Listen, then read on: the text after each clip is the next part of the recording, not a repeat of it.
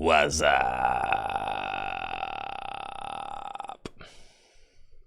Good morning. How we doing? Welcome to the gym. Thank you so much for being here. Hopefully you're having a great day so far. Thank you for the subs, RPM Kid, for the 3 months in advance. Thank you.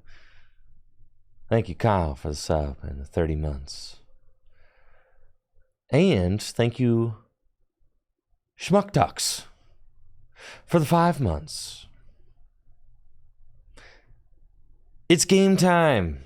I know I'm starting late today. I'm still getting caught up from the time change from Japan, all right? It's a lot. It's a lot to get back accustomed to. For sure.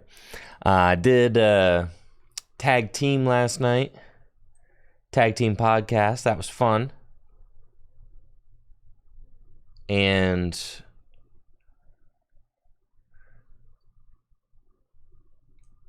that episode should be live wherever they post their podcasts. Yeah, I don't know. I'm such a terrible friend and member of the podcast. I don't even know where they upload them things, bro. But I'm pretty sure they upload them to like all podcast platforms. That's what they always say. They always say like you can find us where I don't know. I don't know, wherever you find podcasts. Listen, man, I don't listen to podcasts, okay? But if you listen to podcasts, you can check that out. Also, this is exciting.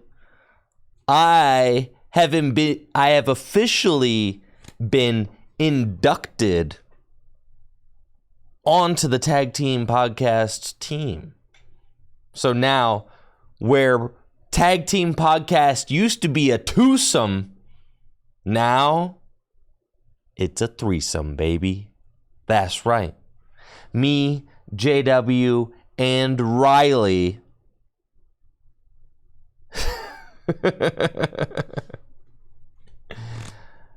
The Tag Team Podcast trio. You know, and it even makes sense. Some Tag Team Pokemon, most Tag Team Pokemon have 2 Pokemon on the card. But some Tag Team Pokemon, they have 3. And so now I'm going to be doing the Tag Team Podcast with those guys.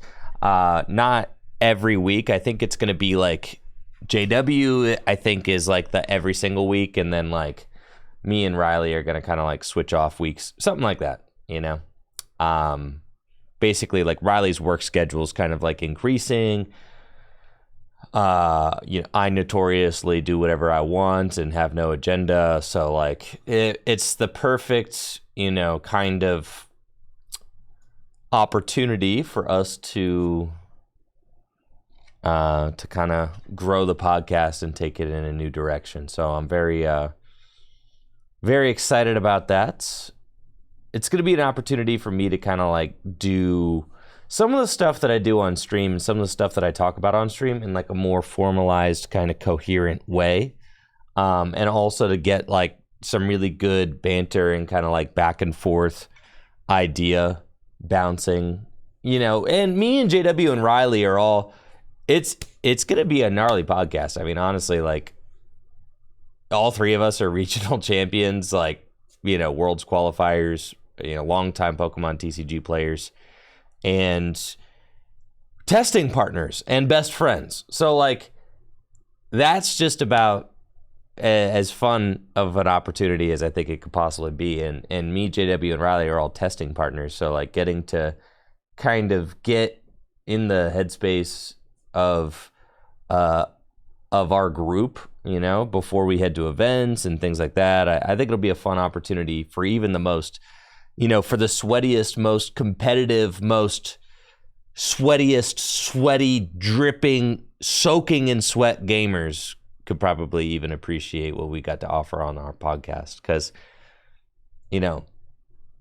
that's kind of what you're going to get. You're going to get fun stuff. You're also going to get the sweat, And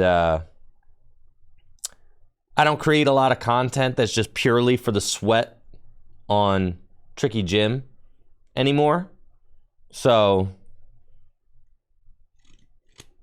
because it's just that's not the audience that I like am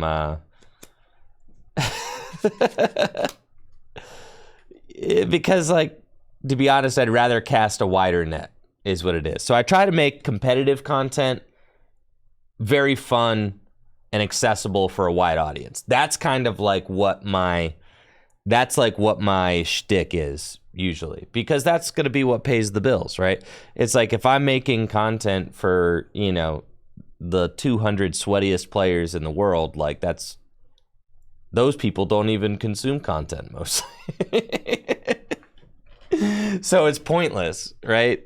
That's kind of like the end game of like all Pokemon TCG content creation is you realize, like, the sweatier you make the content, the less people want to watch it. So, like, then you realize, okay, I need to dry off.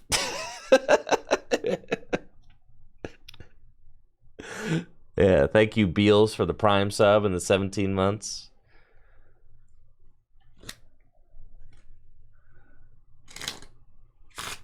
So, yeah. So, the podcast will be fun because I feel like the podcast is, like, a really good way to kind of bridge that gap, right?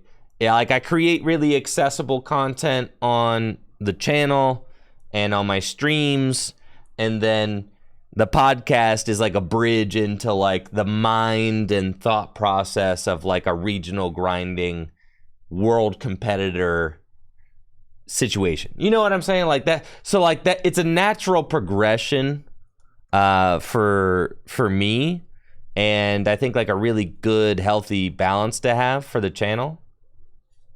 So I'm stoked about that. Yeah, and that's the thing, JR. It's like we create content for the vibes. That's why and how we do what we do, right? Half the people who hang out here barely play Pokemon cards. That's what I'm about. That's what's up.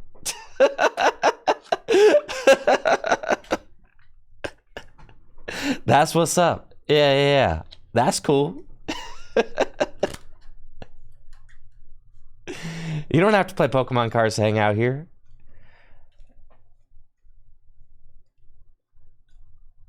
But yes, the Pokemon cards are more about the vibe,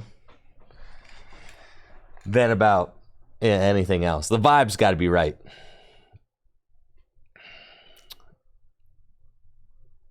But yeah, and I think eventually we're going to have, like, full-on video components of the, like, there's going to be a full video array for the podcast, and I think I'm going to eventually be releasing the podcasts on Tricky Gym, the weekly podcast. I think that's because they just should be on YouTube, honestly, about hour episodes. And so long, and, like, with me being featured on the episodes, it just makes more sense for them to be featured on Tricky Gym's channel. So I think, like, that's kind of the future that we're envisioning for the Tag Team podcast. That the Tag Team podcast will still, like, yo, Bella VGC. I know, I left you guys with a big kind of cliffhanger with the MCN that was scamming me, right, the other day. But guess what? It's gone. I'm free. Shortly after I went on that tirade about the MCN, it's all gone, baby. We're totally free. They've removed themselves from the back end of my channel. After much kicking and screaming, they've finally done it.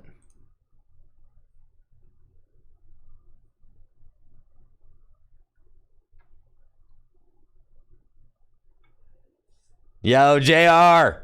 The 5 gifties in the chat. Thank you, JR. Thank you. I appreciate you. Thank you. Let's get some hype going for JR. Yes, they are no longer here. The other day I showed you the back end. I know, I showed you my back end. Inappropriate. Highly inappropriate. The other day I showed you my back end And the scam MCN was right here. The network. They are gone, baby. They are gone. I'm linked up with Google AdSense now, and we're all good. So, yes. Yeah, I appreciate you, JR. Thank you. So I'm very, very thrilled about that. I know. So now I'm free to release my content. It's all good. I was worried about it because they seem to be kind of really dragging their feet with doing everything, which is exactly what they do because they just are a scam company and, you know, don't offer any services and make their money by trying to just, you know, basically scam content creators out of their cash. So, yep. But I'm out of that now. Completely out of it. Gone. No association whatsoever. Everything is freed up. My YouTube channels are both linked up to Google AdSense now, and I'll just be earning my revenue directly through Google AdSense. Huh.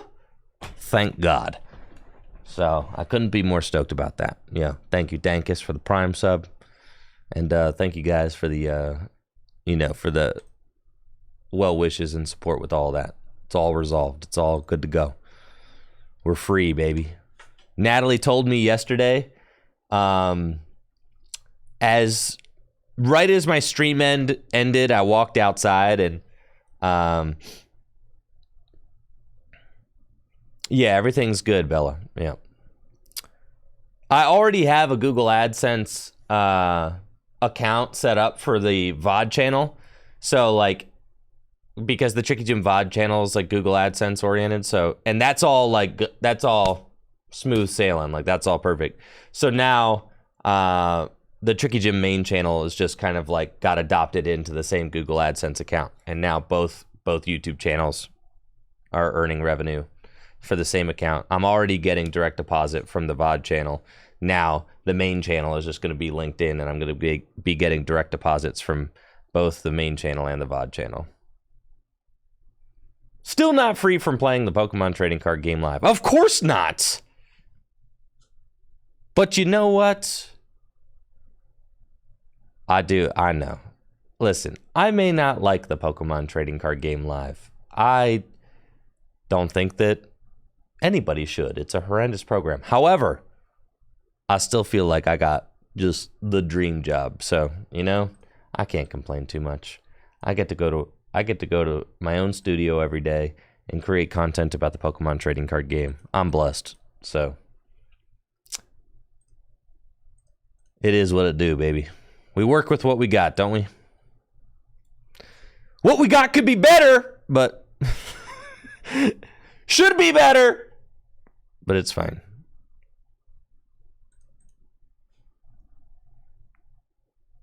Larvitar.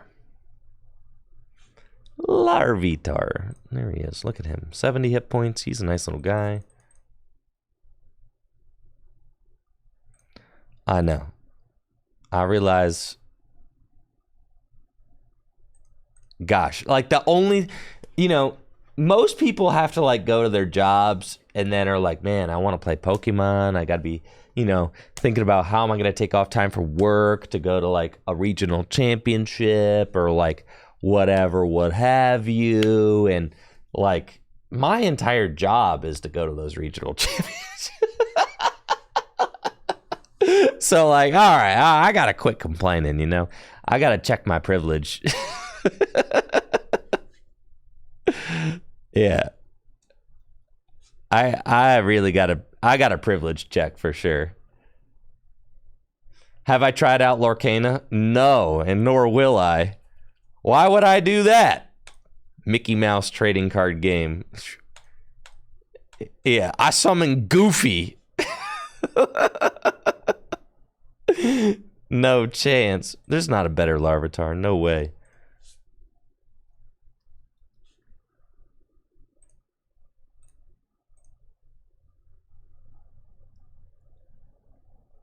They're all pretty cute. All right, there is a better Larvitar. Fine.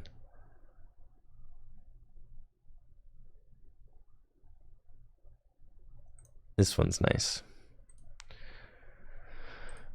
Oh my, this is insane. All right. It's fine, it's fine, it's fine.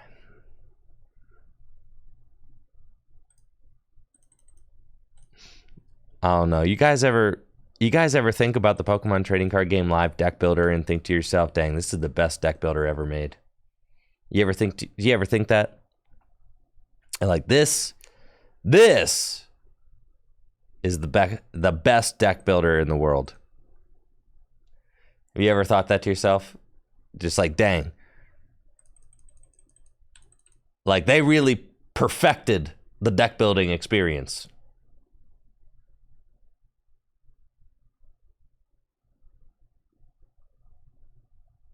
Yeah, for sure, JR. Yep.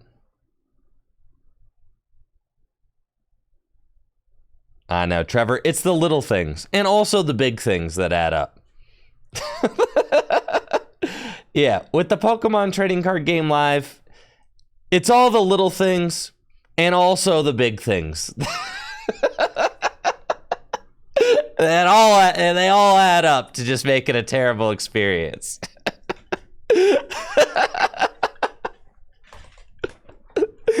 Everything about it. Yeah. Every little thing. Yep. The big stuff, the little stuff, the stuff you thought you wouldn't notice.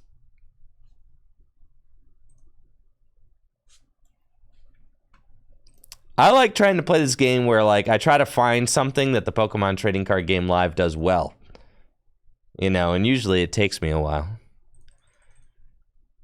But that's like a fun game that I play. It's like, try to find something I like about the client. It's a challenge every day.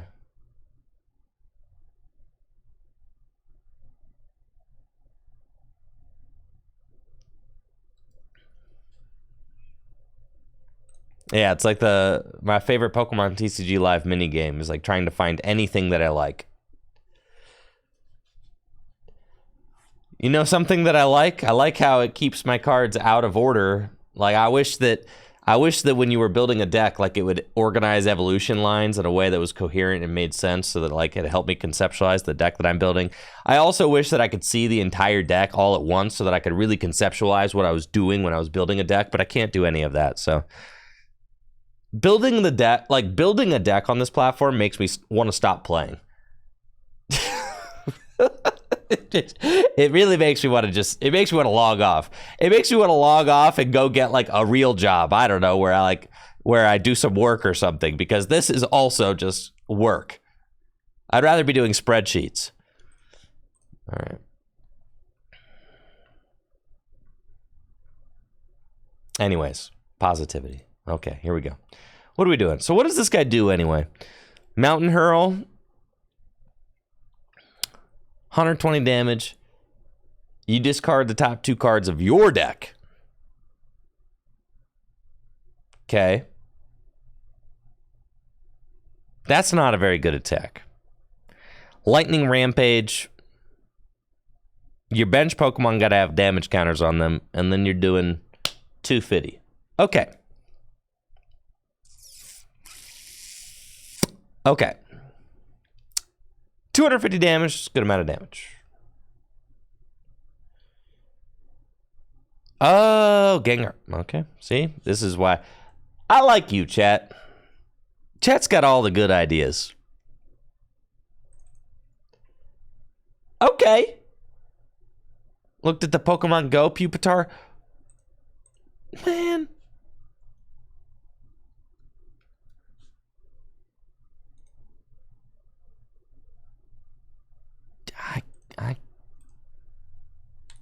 I guess.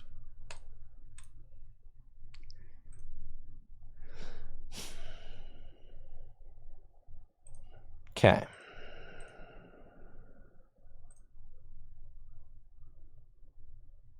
Could play Bog and Swamp. I'm not trying to damage any of my own guys. Why would I want to do that? How is this better than Miraidon? Nobody said that it was. Do I need to put it in the title? We are playing bad decks today, okay? We are playing bad decks. You know, thank you, Spring Channel, for the Prime sub. Spring Chanel, let's go. Appreciate you.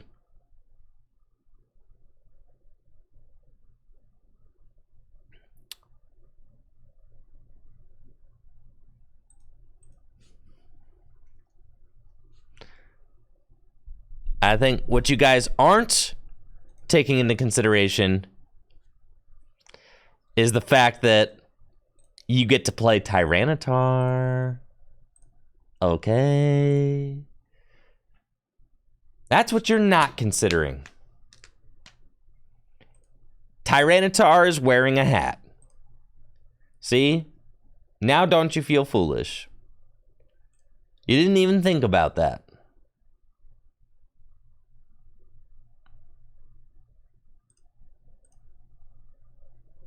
Okay. What's the best way to get a stage 2 Pokemon into play?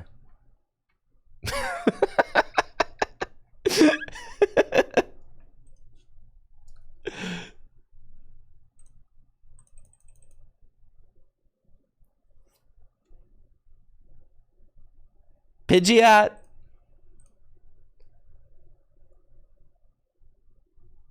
I was thinking about playing Paths.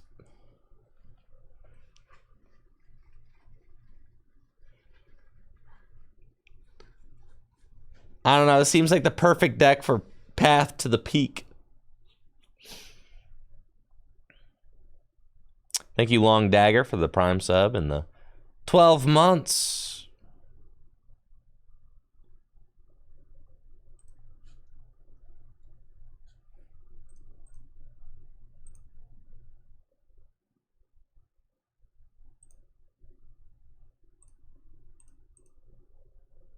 For Frost with the 30 months. Thank you, For Frost.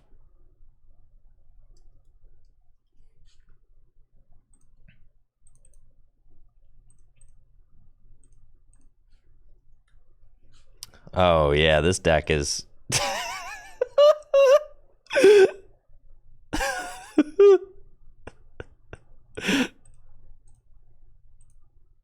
This deck rocks.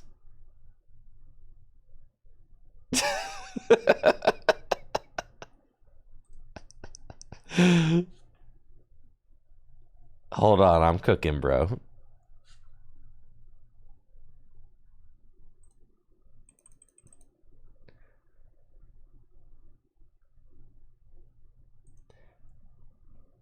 I'm cooking.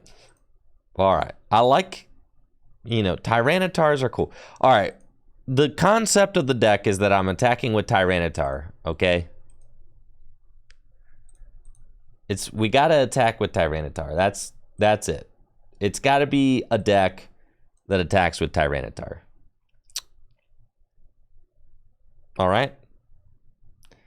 Okay.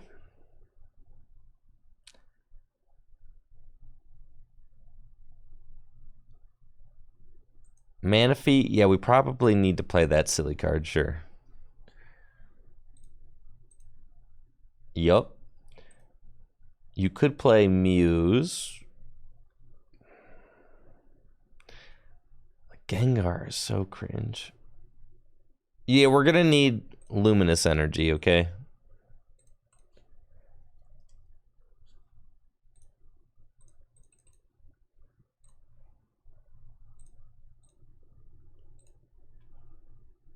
Why Gengar? He damages himself.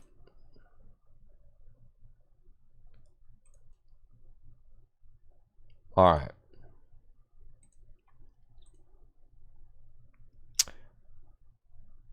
$340 HP. A lot of HP.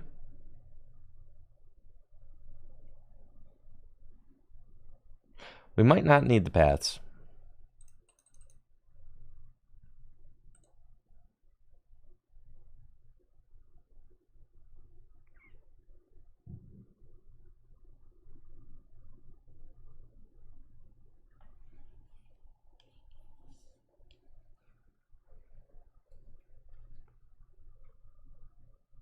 I can attack with Gengar. It's true. Not enough people talking about this.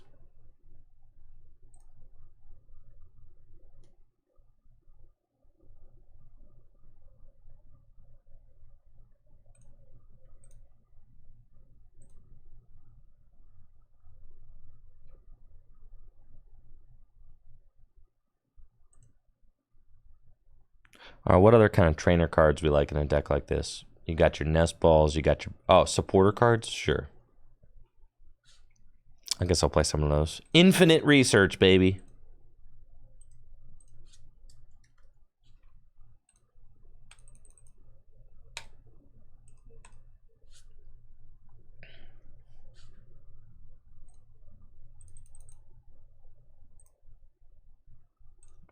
Something like that. Right? I mean, it could be whatever, but yeah.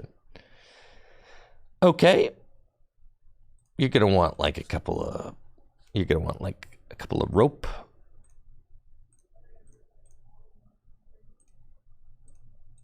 Maybe a switch.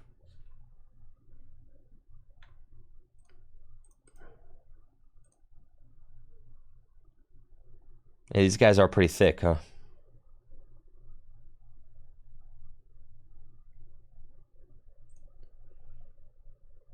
Man. Radiant Greninja.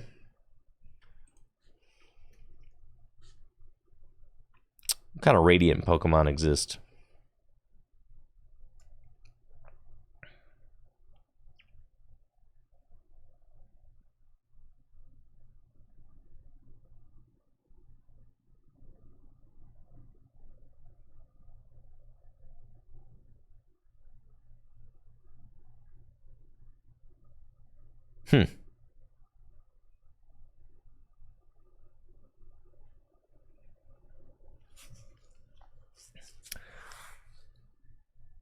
Yeah.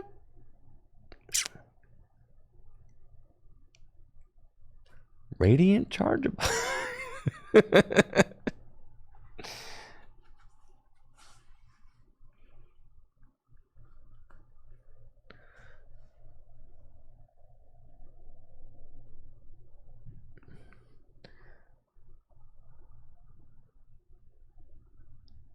Are we getting to the point where not every deck is just going to play like Radiant Pokemon?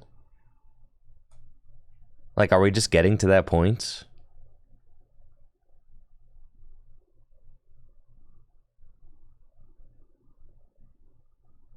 Alakazam's not awful. The question is it worth the spot?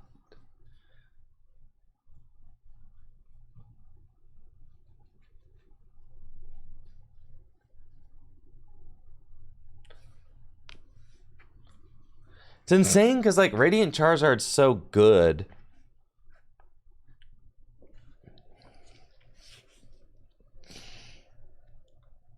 I'm not putting the Radiant Jirachi in the deck, okay? Halucha from you, it doesn't help you to hit the number that you need. You'd have to go 150. You'd have to play, what, a choice belt and Halucha. But then you're already knocking out Mew with this guy. Thank you, Brazy, for the Prime sub. Yeah, you already one hit KO this. Mew with that.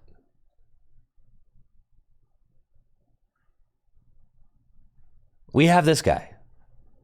We don't need to do it with Tyranitar EX. How does this help with Arceus?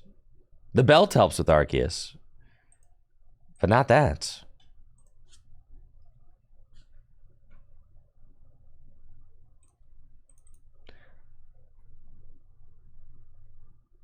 Radiant Eternatus summons VMAXs. I don't think there's any VMAXs we want to play.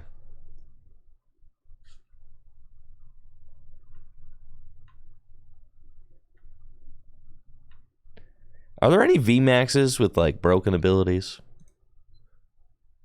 Yo, the Revenge Buster?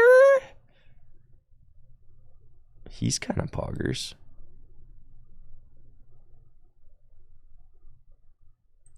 He combos with Gengar.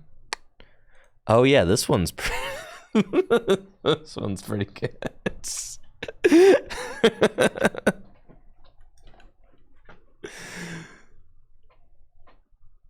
Yeah, this one's not bad.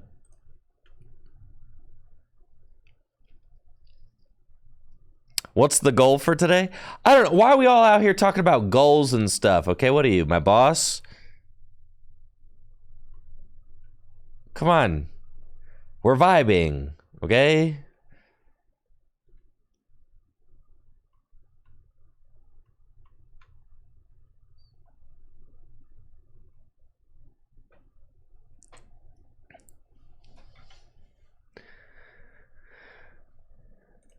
Sandaconda VMAX. Gonna need those TPS reports to vibe on my desk, please. Riley tried for days to get us to play Rillaboom VMAX. See, Carry On gets it. Alright, I don't think that I'm vibing with any Pokemon VMAX.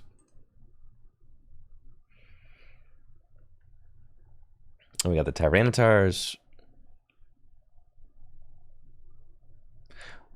I mean, I guess we should play against like an Arceus deck. You just go in with Tyranitar EX and you just say, all right, we're just gonna knock you out, right?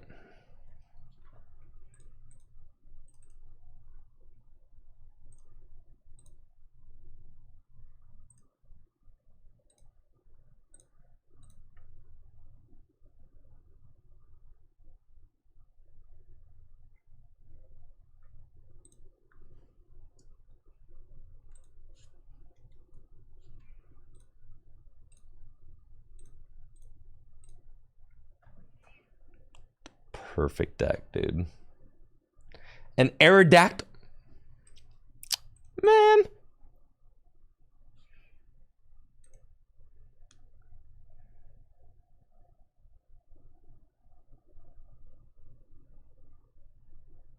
Thank you, Earn Brew, for the Prime sub. I got Luminous Energy. I'm chilling.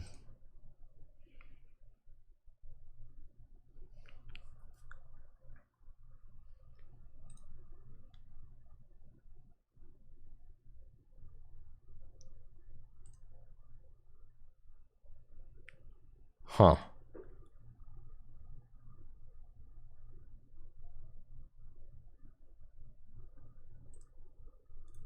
I figure you're just using the route attack to knock out Pokemon that are weak to dark. That's like what we're doing, right? Why do I need to Dread Mountain? You think I want to discard the top 4 cards of my deck? You just route. All you do is route. That does 180 damage. Times 2.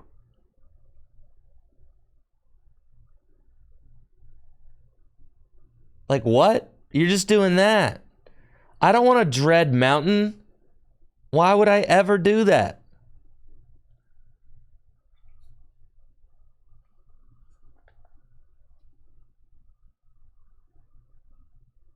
$230. This guy does 250.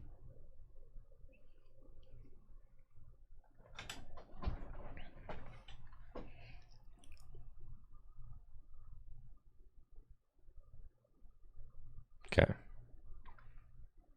Let's see. All right, this deck is shaping up to be incredibly poggers. It's not. I could go 2/2 Tyranitar with like a rod.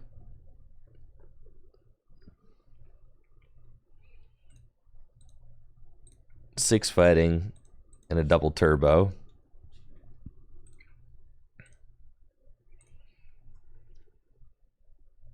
Why not Pidgeot?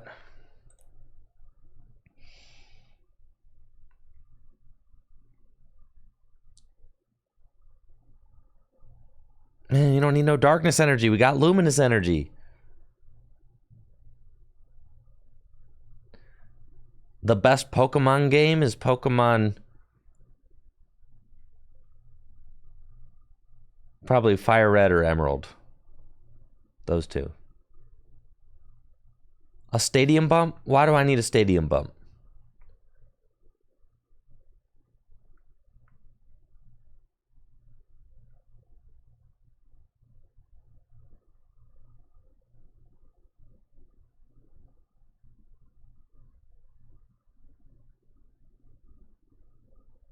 I know I could play Path, but why?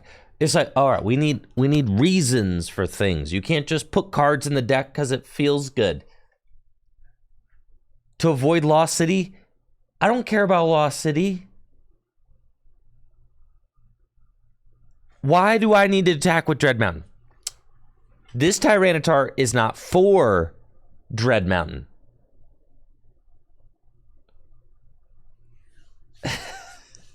It's for routes. I don't want to use Dread Mountain.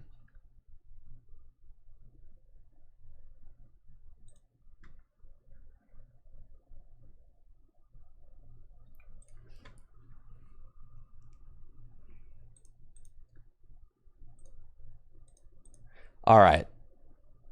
Fine. You guys have pushed me to the edge.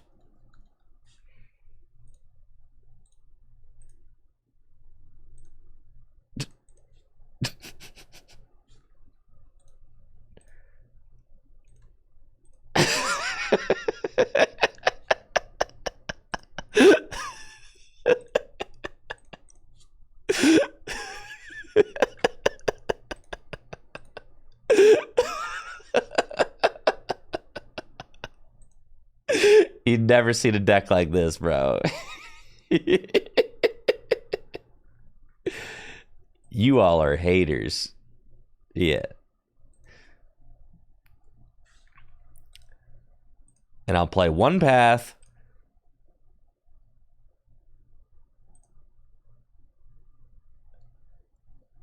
I'm going to play...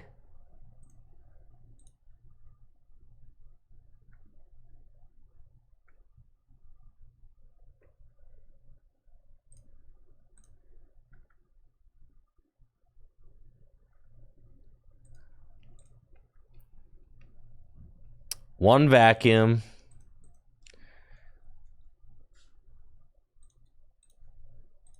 Oh, yeah.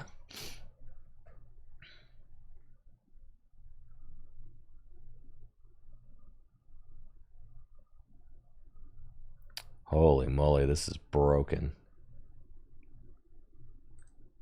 Sheesh, look at this absolute beast mode of a deck.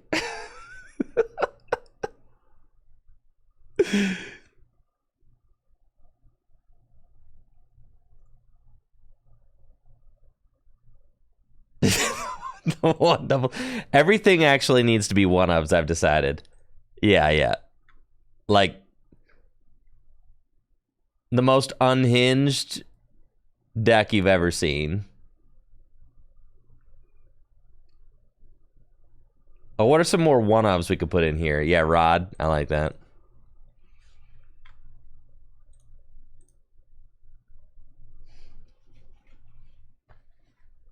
I'll put one Artisan in here.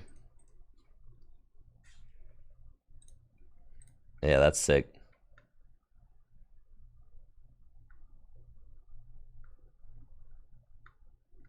Just one battle VIP? I'm open to 3.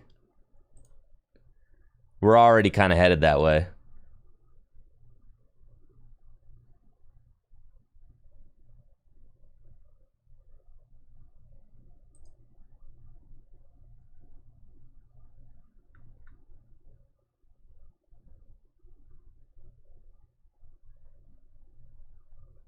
Is there any other way to get bonus energy into play?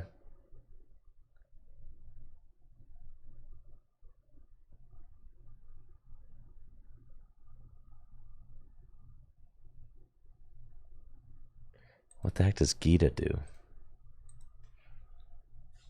Oh, man. But then I have to pass. Yo, the one of Gita, though?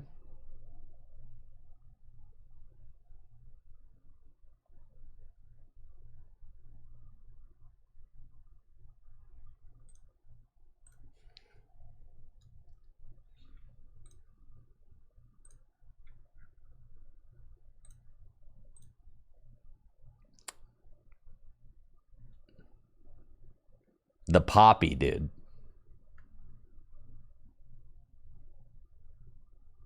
The Poppy's sick.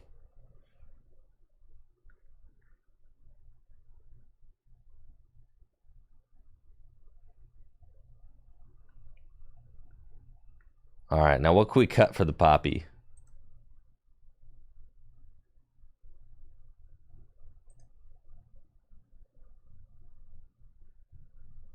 We go to one Gengar, just like don't prize it, right? Yeah.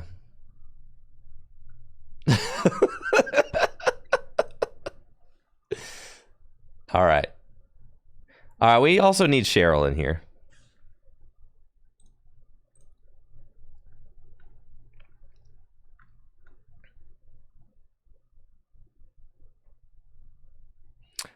All right, what about Energy Switch? Is that card legal? Oh, yeah. All right, I think Energy Switch is better than Poppy.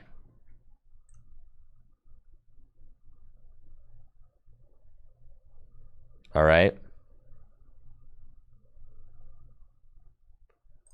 And we go to 3 Iono.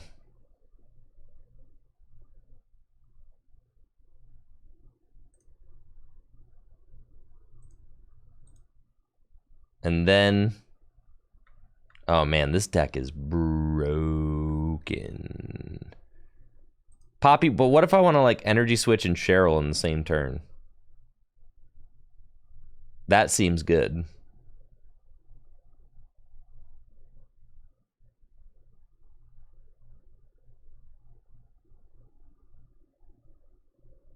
A 1/1 Aerodactyl?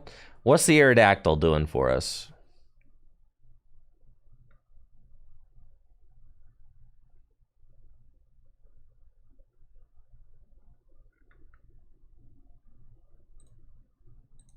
All right, fine. Poppy's back in. All right, and then we go to 1 Boss and Palpad.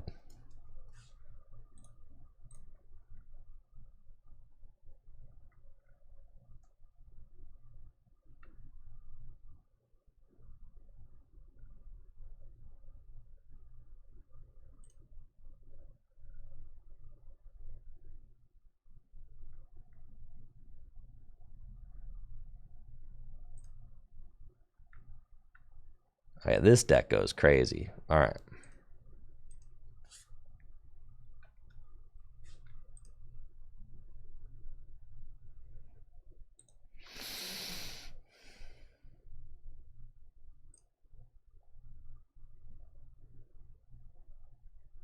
Well, see, today's the day we play terrible decks because I'm at 600 elo, and you can't go lower than that.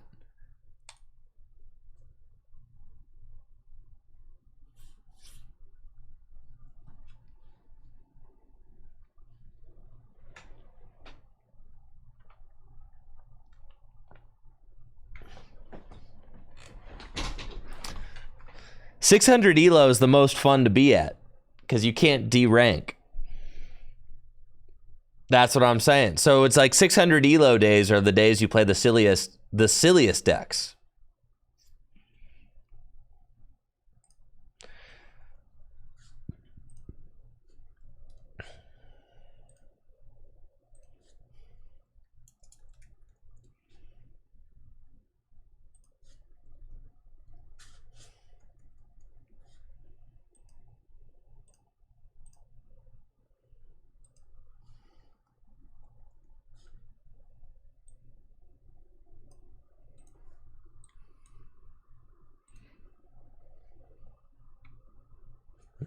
Okay, we're up against Chen Pao. It's fine. Easy matchup.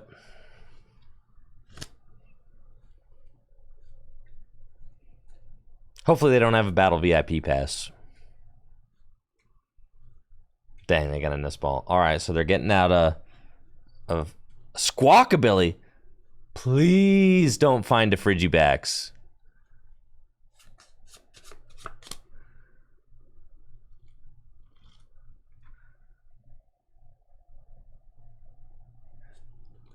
Never lucky.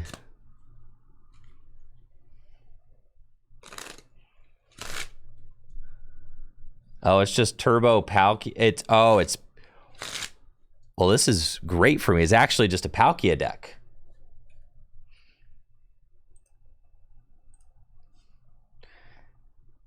See, everybody thought I was going to lose when you thought it was a Baxcalibur deck. But now that you know it's a Palkia deck. Whew. The Bidoof off the top. Okay.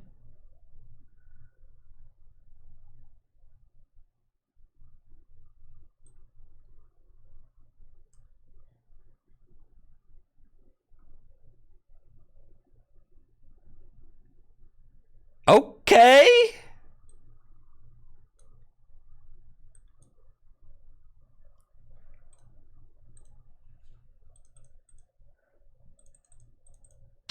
All my one-ups are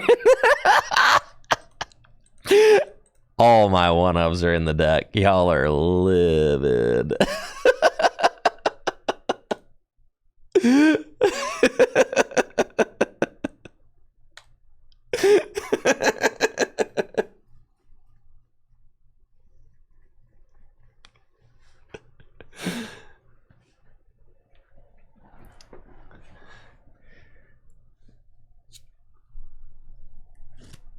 Might need Manaphy.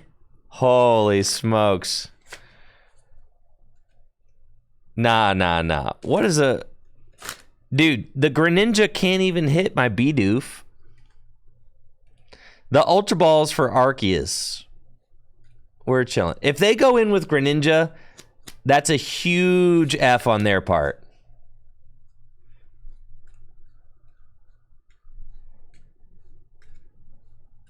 That's the bait. That's the bait, guys. You haven't... It's the bait. The Greninja's bait.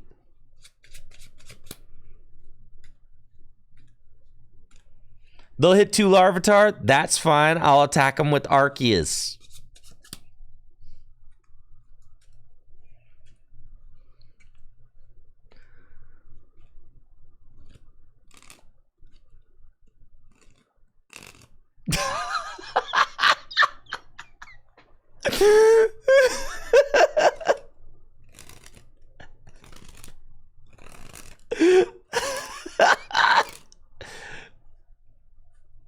No, we're so good, bro. We're so chilling.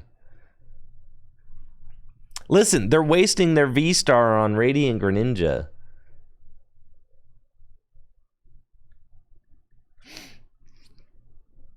Easy dubs. Yeah, they're taking the bait right now.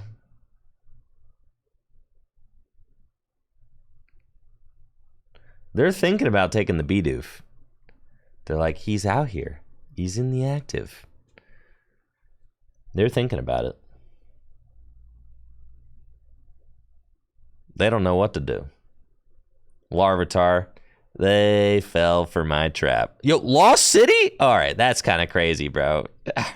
I really wish they wouldn't have gotten Lost Zone, but that's fine.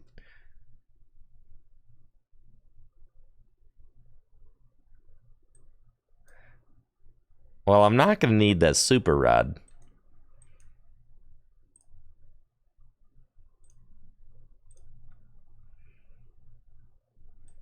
I'm telling you, this is their loss.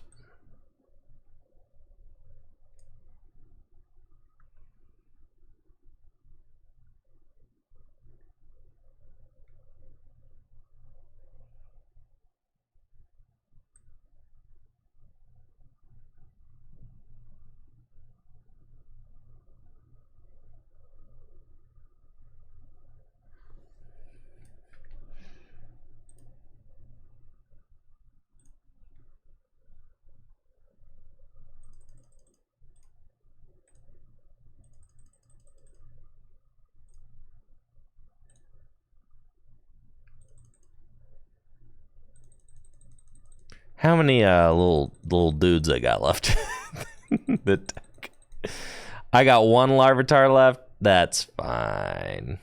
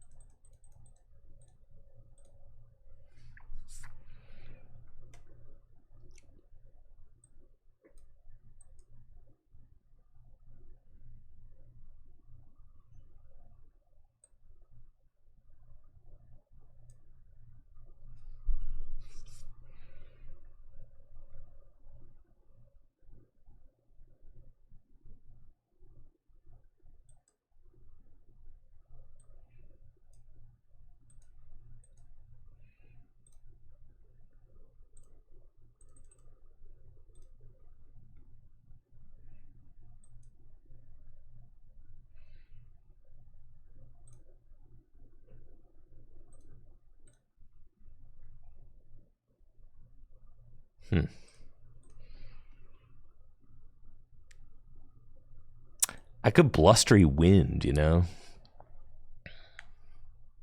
I guess, but if I'm just start attacking with Tyranitar, I do just kind of win, so we should probably just try and do that. Yeah, quick search.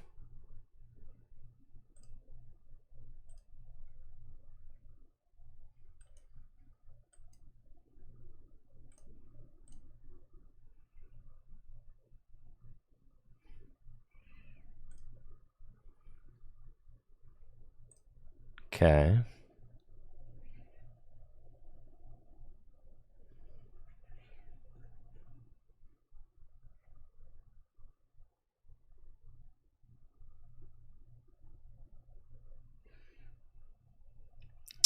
And then I think I'm chilling.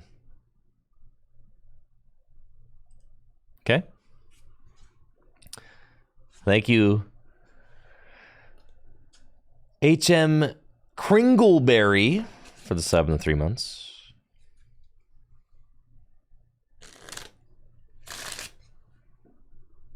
I'm not gonna lie, playing a deck with Pidgeot, Bibarel, and Arceus feels incredibly powerful.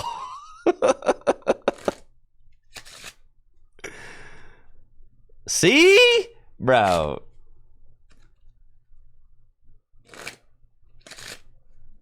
Look how broken this is.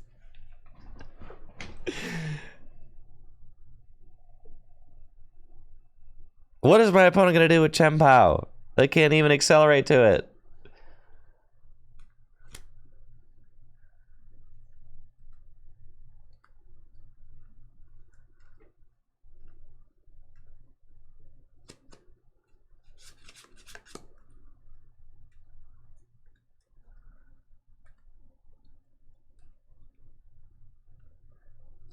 I'm telling you, it's all coming in together. You all were haters. You thought I put together the most preposterous pile. Listen, I've got so many consistency cards in here, it can't possibly go wrong. They think they going Hailblade. Okay.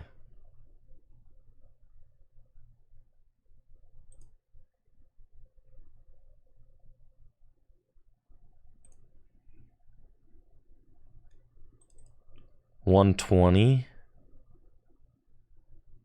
1, 2, 3, 4, 5. Yeah, they can't do it. Oh! No! Frick! Frick, frick, frick, frick. I meant to get rare candy. No! God, that would have been so good if I had just done that. All right, that's fine. That's fine. We're chilling. All right, I don't know if there's any coming back from this.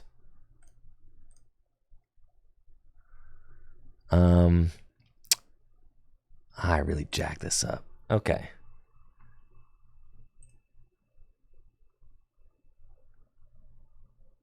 Four prizes left. All right, I can still do this. All right, I just got chill for a turn.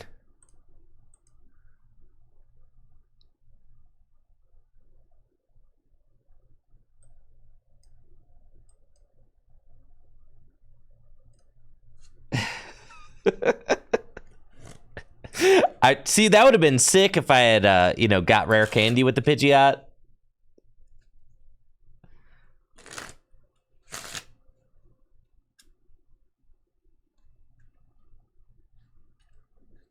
Why would you do that? All right, I'll quit. It's over. Well, it's pretty over. All right, let me see. I know. I really messed that up, guys. I'm sorry. All right, here we go. The believers are in shambles right now. The candy would have been very helpful, yes. I agree. Yeah, and I prized my other guy. We'll just concede. All right. Next game. That's not the deck's fault, for sure. I feel more empowered after that. Not less.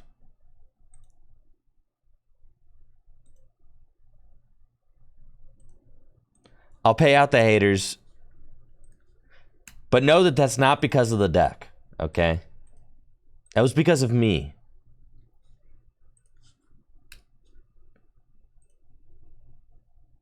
Double or nothing, okay?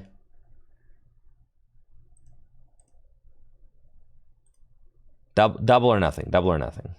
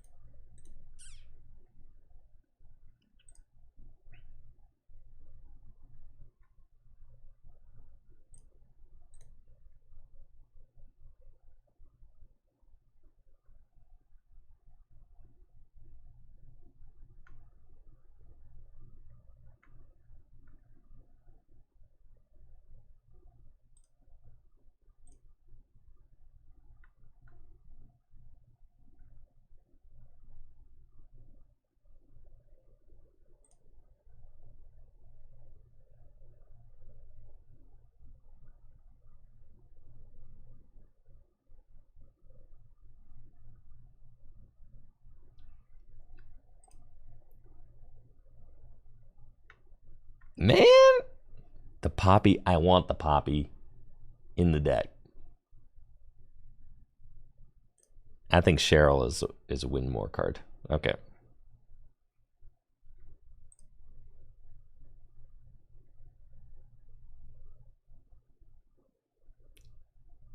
Yeah, Poppy better than...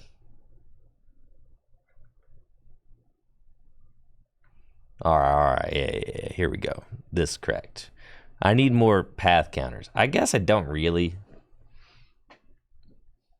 I've got 2. What about, like, you know... How do I edit my deck, please? God. Okay. What about, like, 1 more path counter? Yeah, you don't need that nest ball, dog. 3 Artisan.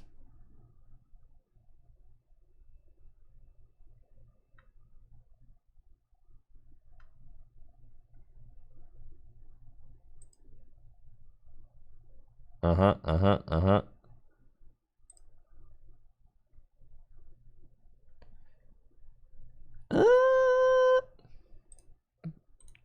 2 Artisans, all I got. Okay, here we go.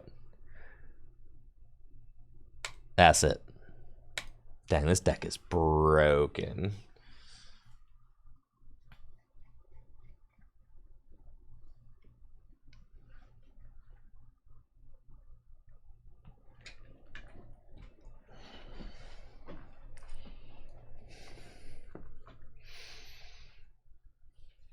I guess... Yeah, we probably don't have a very good... Well, Charizard can do what? Max 330? Can't knock out. Can't knock out Tyranitar.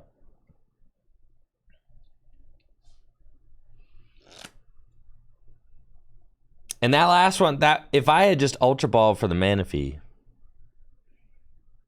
like I should have,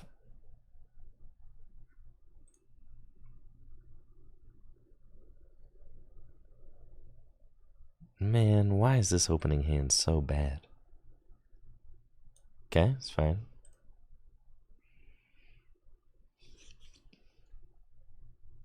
Am I going first? If I'm going first, it's okay. Man. Why am I playing against the Lost Zone decks? Can't I just play against... I don't know. Give me Palkia again. I'll win this. I'll win this time.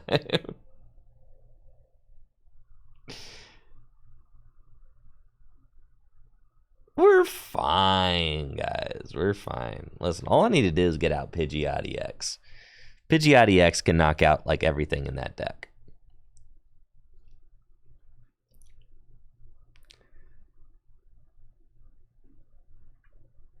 Turn 2 Moonlight Shuriken. They wouldn't do that to me.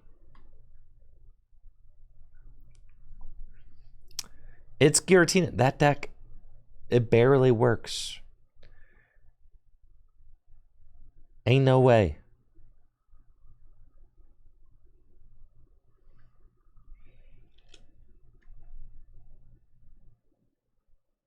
They should change the rare candy rules so you can rare candy turn 1 again. I don't know. What do you guys think about that? You should be able to rare candy the same turn you put a Pokemon into play.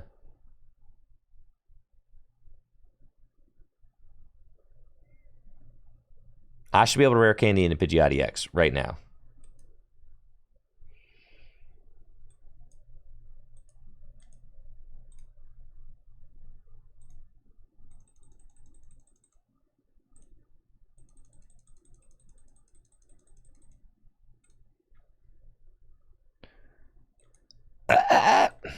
It's fine.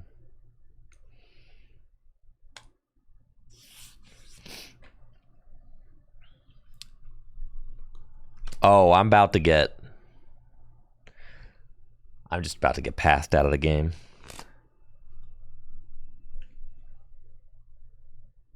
They should ban rare candy? No!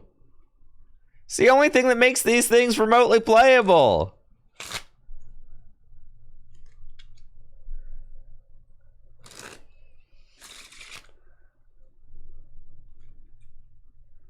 There's no way they put a Path to Peak in play.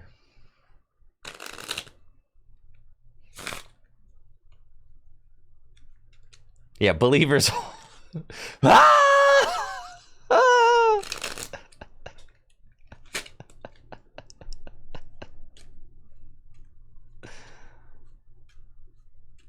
All right, no more Pidgeot.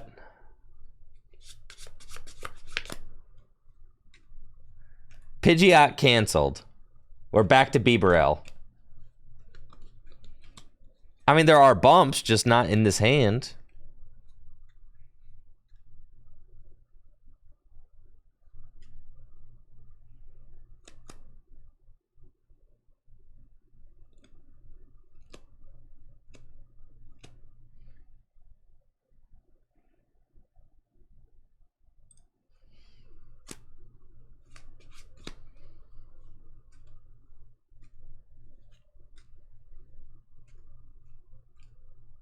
They ain't gonna do anything.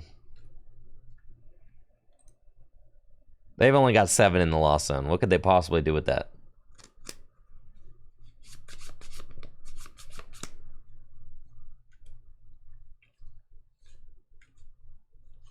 They're about to bit. Told you. Okay. Come on. This deck stinks, I told you. Stinks almost as much as this one does. That Pidgeot top deck would be super good if I...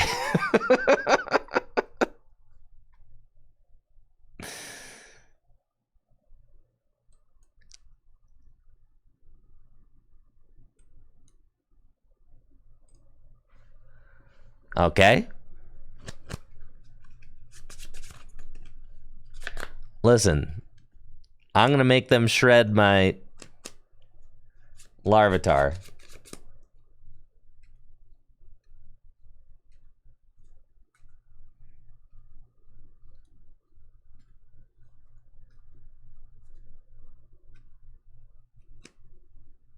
Holy moly, that's a lot of energy. They're going to Lost Impact.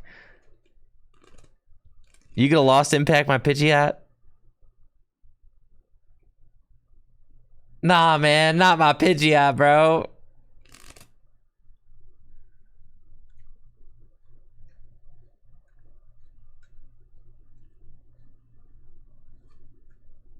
Oh, I'm starting to feel pretty bad.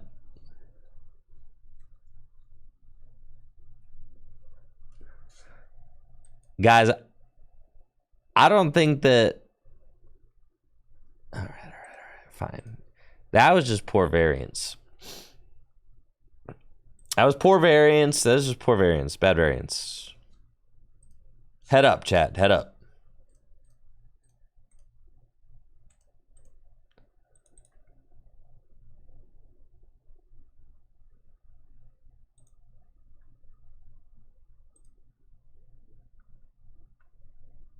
No. Hold on. The problem is we've got too many Arceus. Not enough Bibarel.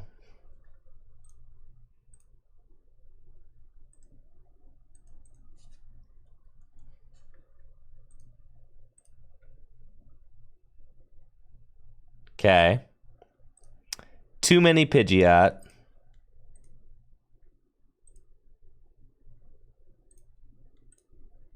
Not enough supporters. Done. Send it. Triple or nothing.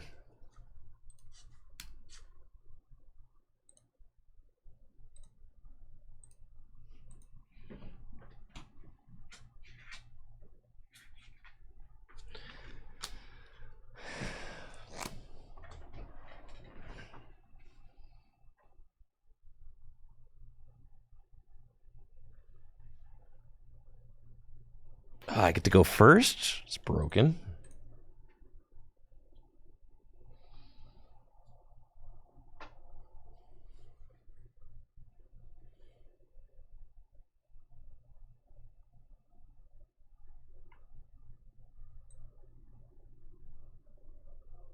Okay.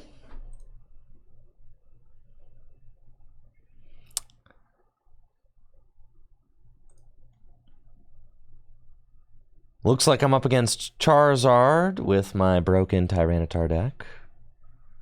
We've got an okay looking opening hand with options.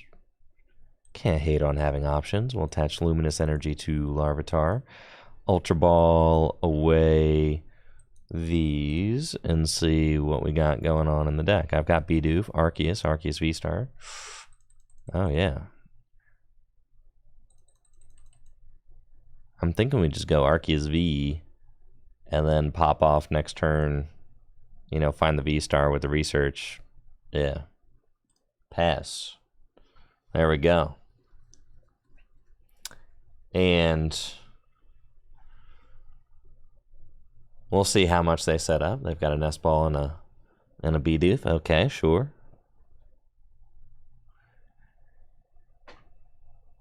And Mew from Celebrations. I can retreat. Mysterious Tail. Look for a Battle VIP pass. And they got level balls too. Cool. And a research. They're researching away a rare candy, so that's -1 rare candy for them. Which is cool with me. And they tail for an Ultra Ball, sure. Any Arceus down? No, it looks like maybe it's just Charizard Bibarel. Research. Oh, baby. Oh. Okay. Well, let's go. That's what I'm talking about right there. My dudes. All right, and I'm doing 150 damage. I've got my V-Star power. Huh. I could V-Star for the Pidgeot. I think that just makes sense, yeah. And we get Pidgeot, not you, and Rare Candy. And then we go Rare Candy, Pidgeot, and Quick Search for another Larvitar. Okay. And, sure. Lightning Rampage for 150 damage. Take my prize card. It's Fighting Energy is pretty good. And now we've got a pretty solid setup with Tyranitar, Pidgeot, Arceus. They got to go for their Bibarel. Hope that they draw into rare candy Charizard, and they're not gonna. They already discarded a rare candy, dude. No way. Max rarity, nothing. You're gonna have Ultra Ball for Charmeleon looking deck over here. Is what you're about to do. Nah, Pidgey. All right, so you do need to get Pidgeot into play. Okay. Research. Charizard would have liked to have that rare candy, but they didn't. That's why you need Arceus V-Star. You need your fixer, dude. You gotta play Arceus V-Star in these decks. The rare candy and the stage 2 Pokemon, they never get into your hand at the same time. They just don't. It's impossible difficulty. Yo, the Heat Tackle, actually, that math matters, but...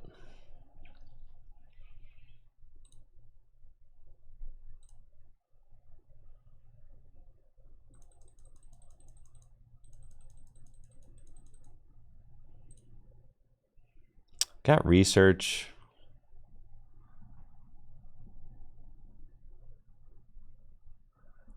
I guess having like a single prize Tyranitar is like not the worst thing. So I'll evolve that one up. And then I can attach the double turbo to Arceus. Just research, it's fine. Okay.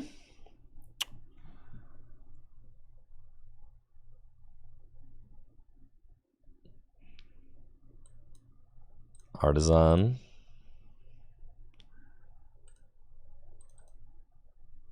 Get another Larvitar down. And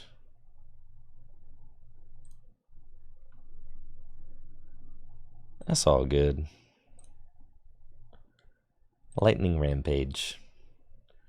Take another prize. We're cooking. Thinking about setting up Bidoof, yeah. It's not like totally necessary yet. I think I'm good to do it next turn. Pupitar is a good find. Charmeleon, bro. You're gonna need a Charizard this turn. I'm telling you, it's impossible to put the rare candy and the stage 2 Pokemon together without Pidgeot or Arceus. It's just it's so hard.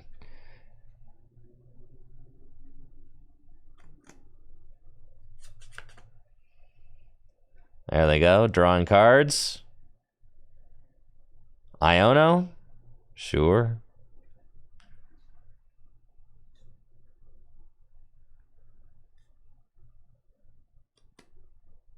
Still looking for the rare candy Charizard? That's a scoop.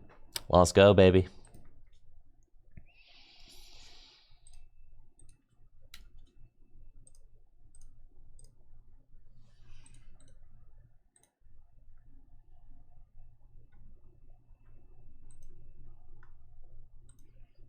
I can smell the rank up from here.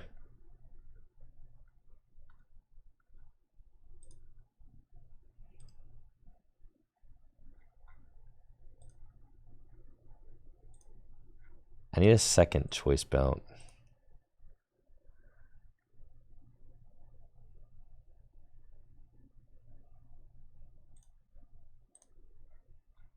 Fine. All right, there we go.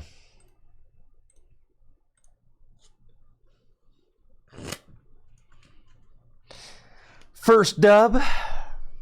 Now, my opponent didn't do much, but... Do I ever play paper format? What do you mean? Of course. Like, do I ever play paper cards? All the time. It's like the main thing we do.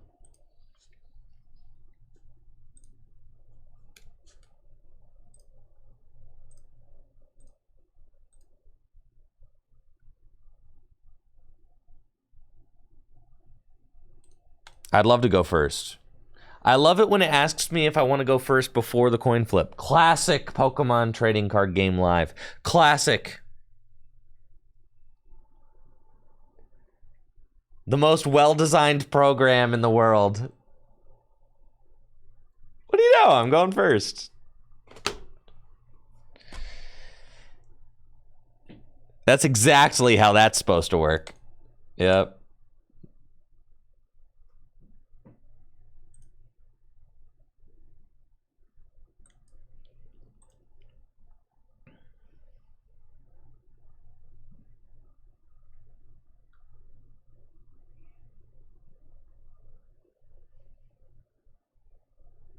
Looks like I'm potentially up against Lost Tina. I've got a pretty mediocre opening hand, and I'm just hoping that I can survive the opening turn. I've got 2 rare candies in the hand, and a choice belt, and an ultra ball, and a lot of cards I don't want to ultra ball away, right? So let's see. We've got Pidgey and Pidgeot. We've got 2 Tyranitar EX. We've got the Bibarel and Arceus. I mean, so all the major players are here. Let's go get Pidgey.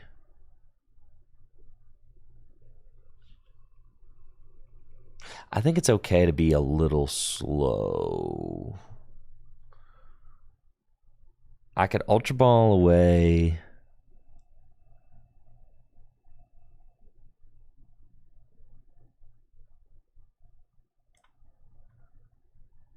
Rare candy. No. Well, it's not good, right? Could Ultra Ball away. Choice Belt. No, it can be rare candy in research. That's fine. For an Arceus V. And we kind of just say like, okay, I'll get, yeah. We'll get everything else out next turn. That's fine. I want to keep the choice belts because I can knock out Giratina V-Stars in one hit with those. That's pretty good. We're hoping my opponent doesn't get a turn 1 knockout with Cramorant. That'd be sick. But they probably will.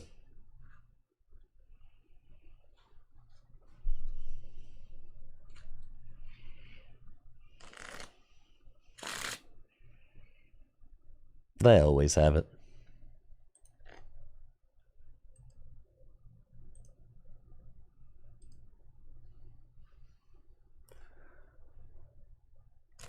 Rope. That's fine. We'll send up Arceus. So that way if they do have Cramorant, I can just feed them that.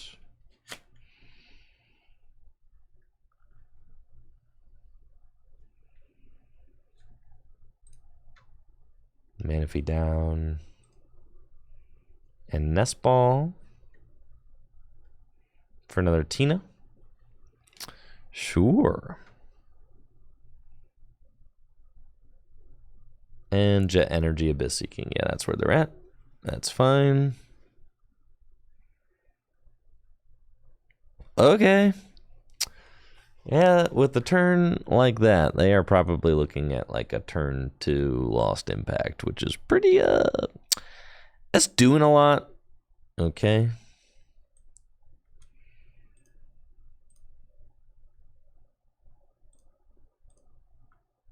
It is. It's doing quite a bit.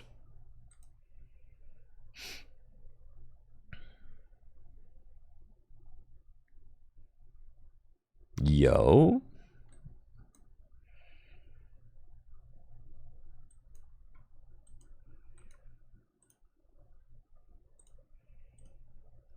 Okay. And then that's fine. Doesn't really matter. Just do that to draw an extra card. Cool. Want that. And we can Starbirth for Candy Pidgeot. candy into Pidgeot. Luminous Energy to Larvitar. Quick Search for Gengar. Okay. End turn. Okay. Come on, deck. Yeah, thank you, Jesse, for the Prime sub and the 55 months. Appreciate you. Come on. Come on, man. Everything's clicking.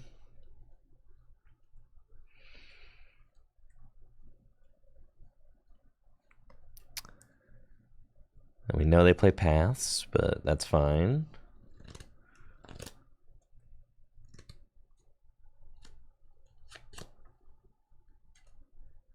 At this point, I do have, what, 2 rare candies down, so it's a little sketch. I only have 2 more rare candies to work with.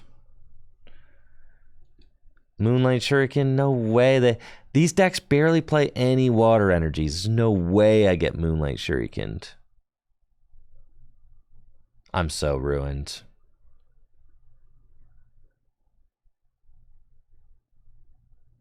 If I get Moonlight Shurikened, I am deleting the deck. Okay, see? They don't even play any water energies, bro. We're chilling.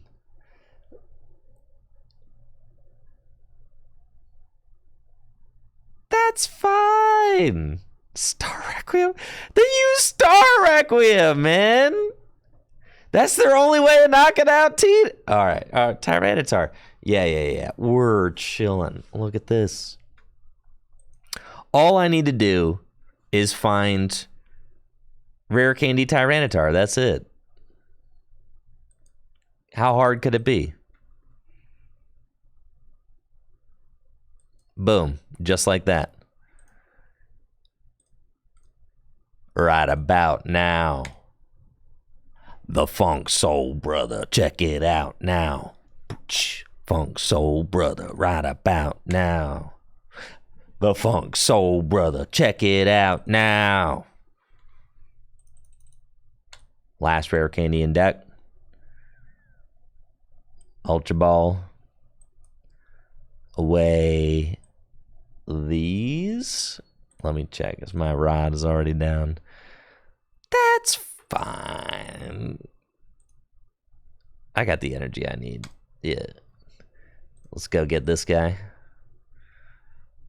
Yo, rare candy into T-Tar, baby!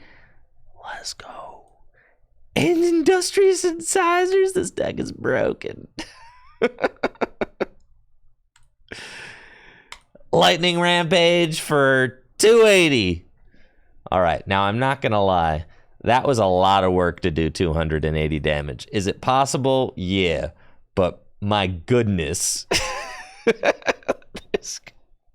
There's gotta be easier ways.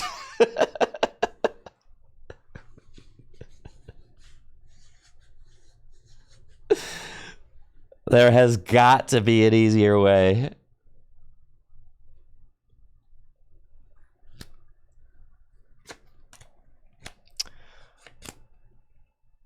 But we do have 340 HP, and for some reason they used their V-Star power last turn.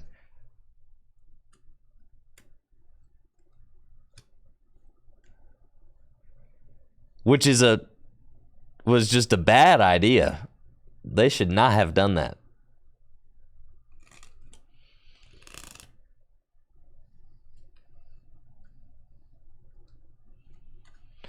Right, they wanted to save the energy, but I mean, they really just played into this.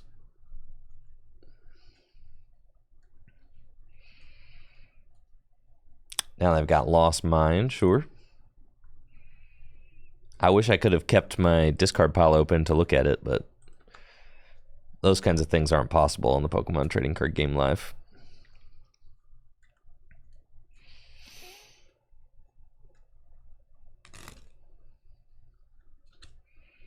Okay, they're building up the backup Tina, and they're going to boss and attempt to stall my Bibarel while they lost mine stuff.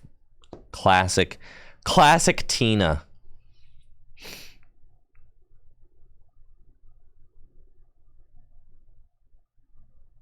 Too bad my Tyranitar is straight hosing fools right now. Uh-oh. Yeah, I don't like that you softened up my guy. I wish you hadn't have done that.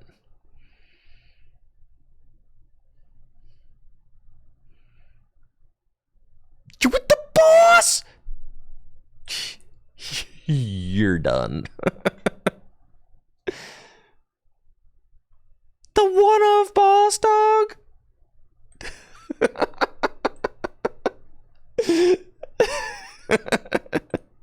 Free matchup.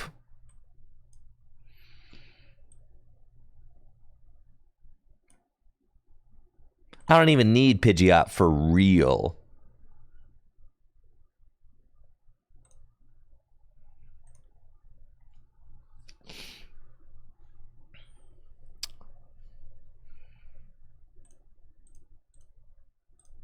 Take out that Tina. 2 prizes left. Feeling pretty good.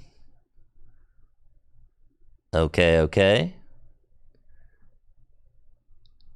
And Culver's experiment, that ain't gonna do it. That's right. No way, hose way. They would have had to boss up Bibarel at the very least, maybe, but if they lost mine, then I could Raihan retreat Bibarel. So, non-issue.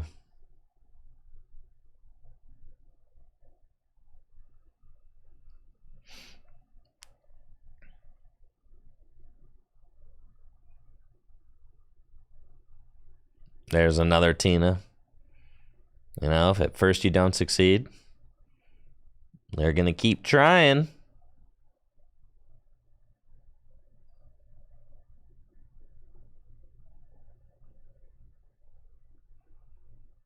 And what? Sableye again? That's fine. You can knock out my Larvitar. Yup. Okay. So I'll Iono to 2.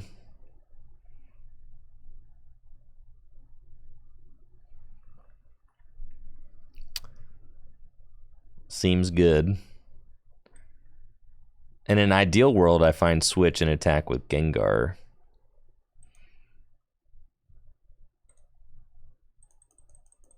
And there is a switch in the deck. Palpad's in there too. I don't think it actually like really matters to bench the Larvitar. That's fine. So we can do that. I don't think I ever want... Oh, I can Raihan? No, that doesn't matter. We Iono here every time. So we'll attach that there in Iono. I was thinking about Raihan for Switch, but I think just Iono them to 2 is like the best thing that I can do.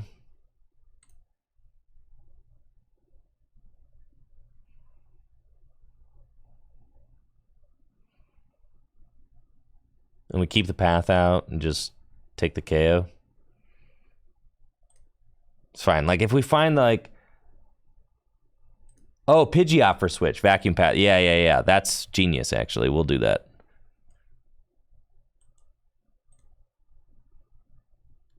Yeah. Genius! Okay. Let me go there. They can use Ninja, but they have to find Boss and... They have to find Boss and Tina V-Star and... Like, there's no way they're finding all that.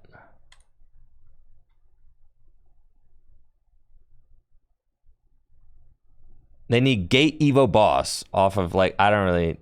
Yeah. No way. Ain't no way, dog.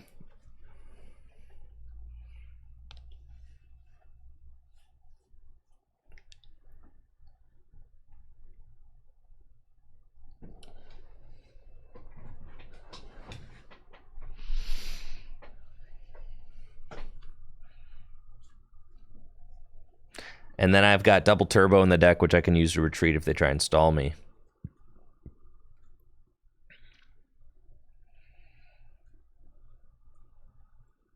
Now, the Gengar attack kind of poggers.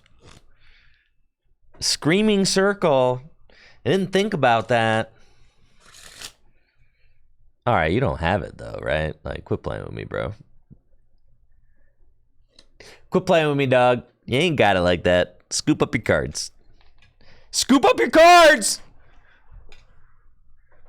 That's right. Scoop them up!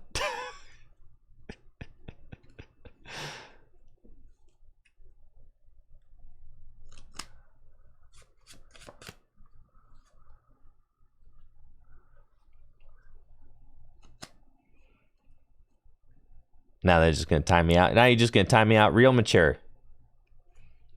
GG's. That's right.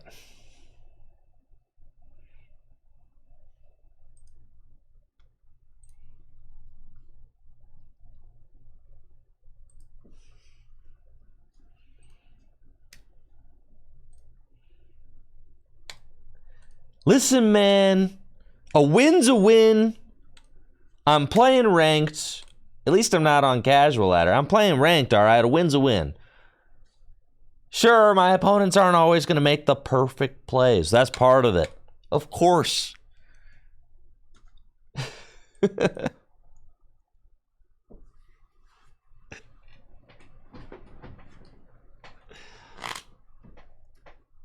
We ranking up, baby.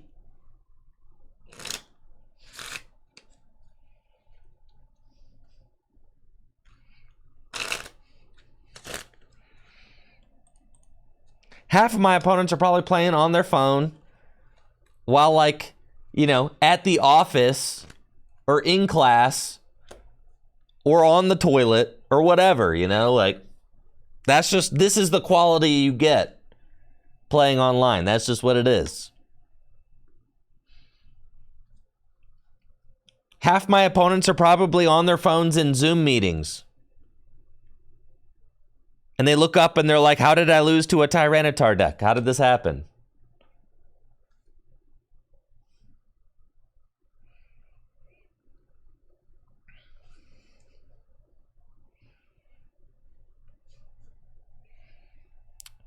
Looks like I'm up against Bax Caliber. I've got a real solid opening hand. I like what I see. Battle VIP Pass, Nest Ball, Ultra Ball feels good. They've got a single Nest Ball. And they're getting a Chimpow. Sure. Hoping that they don't have Battle V. Why? Tell me why. Why do they always have to have a Battle VIP Pass? Can't you just not have a Battle VIP Pass one time? It's one of the reasons I like playing Miraidon so much. Is because you don't have to rely on that card. It really does. I don't like this card. I do not. But that's okay. They've got Shivery Chill. Shivery Chill. They can conceal cards. Draw 2 more cards. Sure. Gonna have to get down Manaphy because, you know, God knows I'm not trying to get Moonlight Shuriken. So that's fine. I'm probably going to get turn 2 knockout of my Larvitar. Ooh, nice Pokestop. Okay. Wow. Okay. Just 3 items to the hand, huh? It's pretty good. One of those was a canceling clone. Wish they would have given me a little bit more time to look at that, but it's fine. You can barely see the cards your opponent's putting into their hands. Okay. Let's go, shall we? Looks like Arceus V-Star is priced.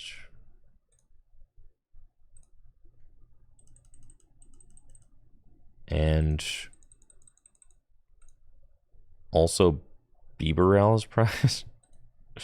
Ah! Oh, that's bad. So we're hoping that we top deck something.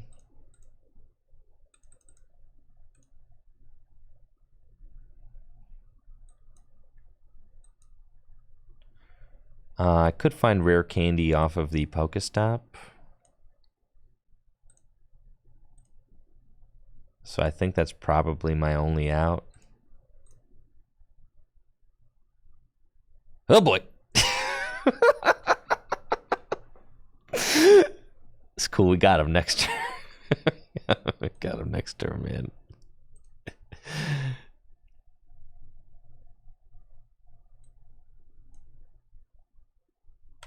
There we go.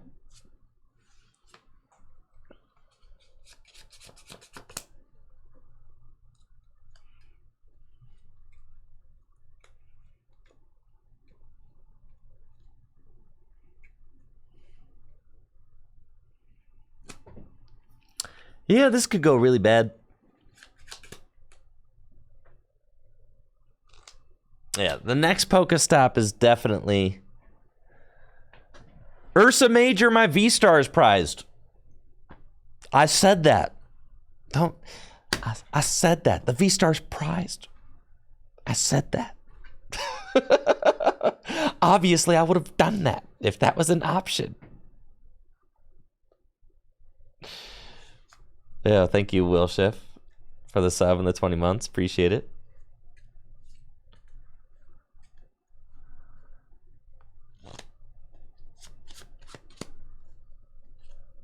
All right, rare candy backs Caliber.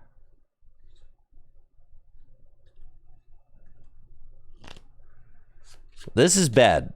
They're probably gonna do like the cross switcher, Manaphy, canceling cologne. I already know that they got the canceling cologne in there. It's just like, man, these pop offs are kind of cringe, man. Listen, I'm just trying to play my Tyranitar deck. I'm not trying to like get popped off on, okay? I just wanna get out my Tyranitars. You just let me do that, please.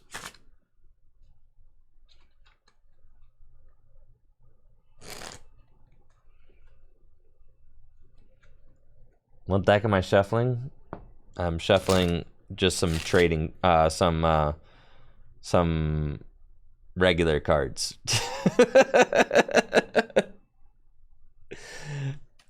Some playing cards, literally. Not trading cards.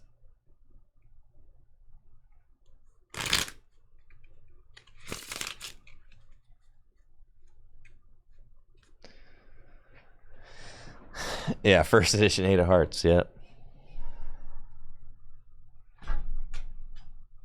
Now you retreat into Radiant Greninja, into Frigibacks, and then you double cross switcher, and then you and then you canceling cologne. And I did register for Peoria last night. Anybody else register for Peoria last night?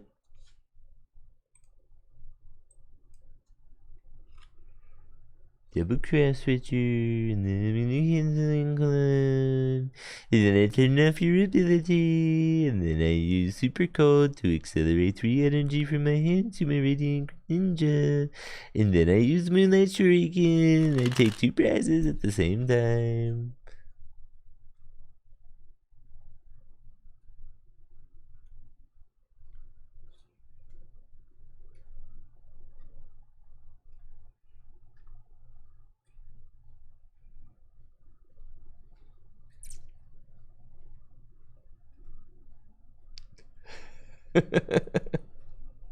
My Pidgey!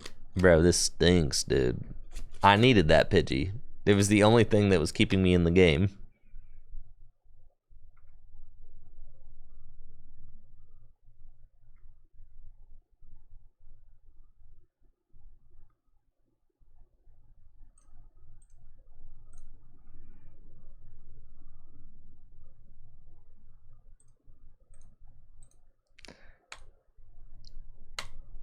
Guys, I'm feeling like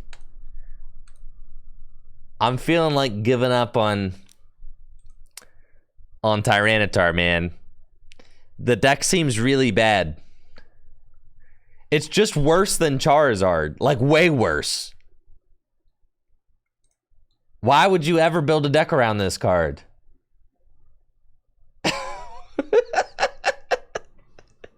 It's so bad.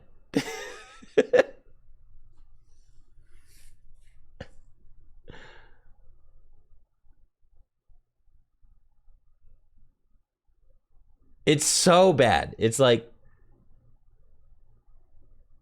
all right, Weird Deer V Charizard EX. Why would we take all of the energy on Charizard EX? Why would we take the energy on Charizard EX, who's like a really big, beefy attacker, and put the energy on Charizard EX is big, beefy attacker who could do 330 damage. Why would we take all the energy off of a good attacker and put it onto a bad attacker? Why would we do that?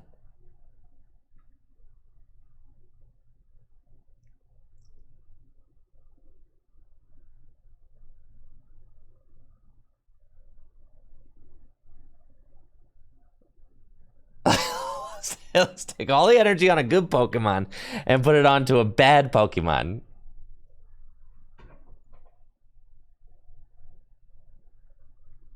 I mean, how much damage do you need to do early? Just go Arc Charizard. Arceus can do 230 early. That's plenty.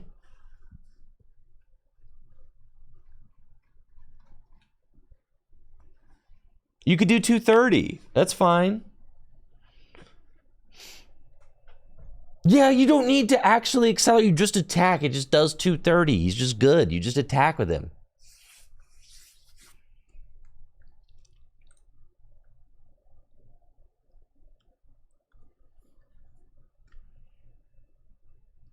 Zard Fortress EX.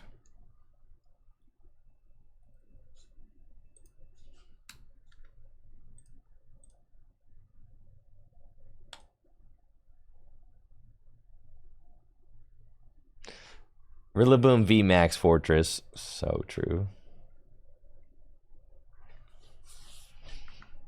Oh yeah, I created the most broken Charizard deck ever the other day.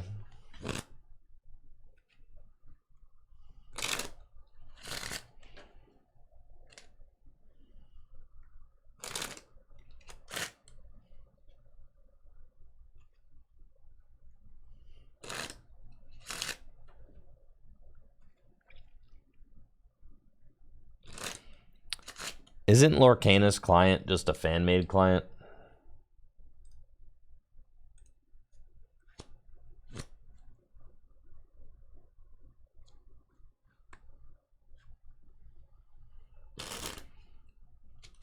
So if it's a fan-made client, then how come people are saying that Disney put money into it? It's just not what happened. And Disney's been less proactive with their legal team shutting down fan-made projects than Pokemon is. So, probably something like that.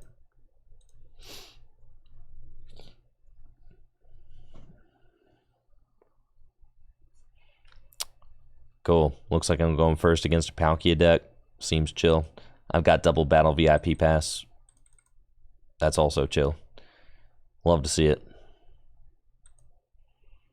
And then, okay. Be it. Grab those guys. And then I'm going basic fire energy on the Arceus. Pass.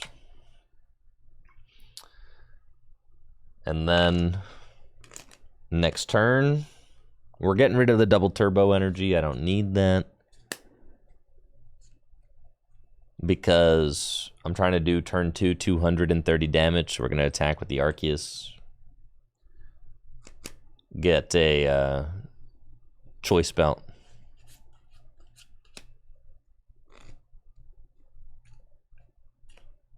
Listen, I don't know how is chat like, listen.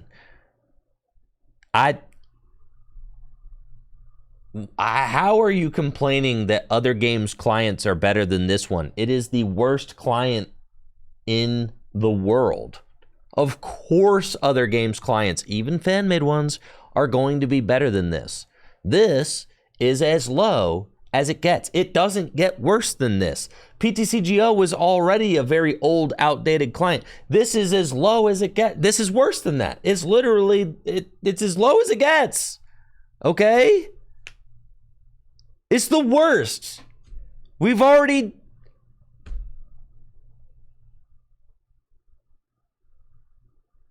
talked about this. Of course, it's the worst.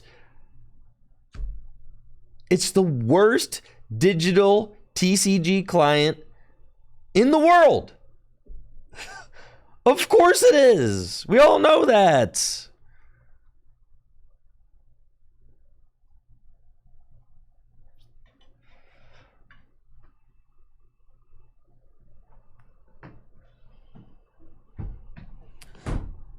So now our job is to simply cope with that.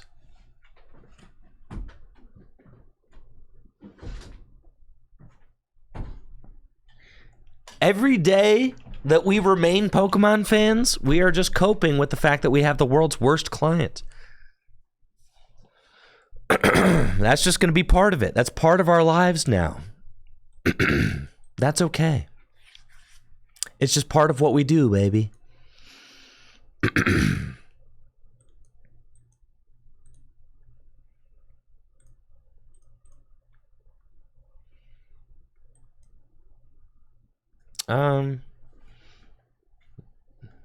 Yeah.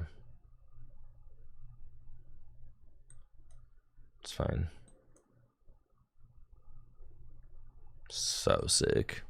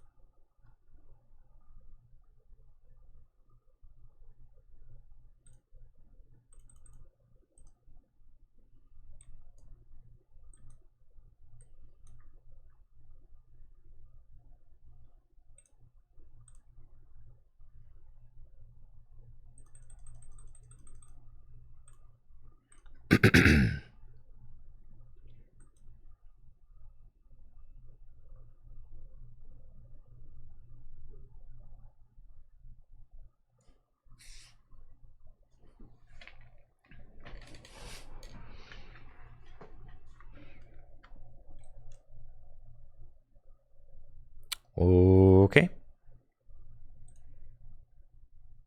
Cool.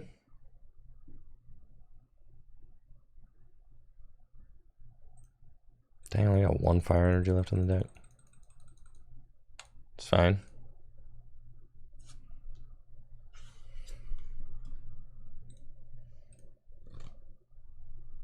There's another. Okay.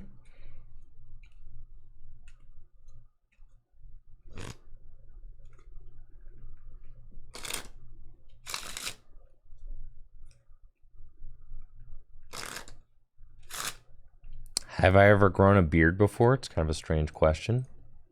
But no, I cannot. I am not genetically inclined to be able to do so.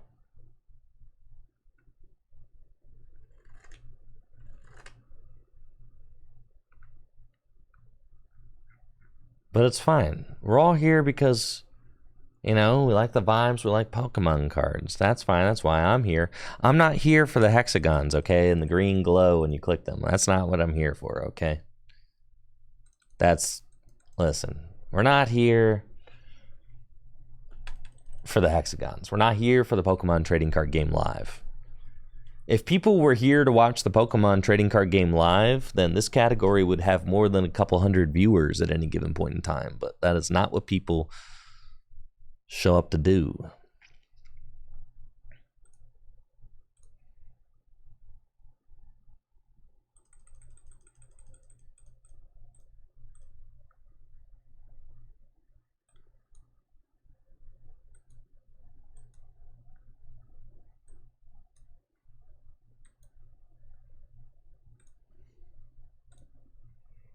Yeah, Arceus crack, bro.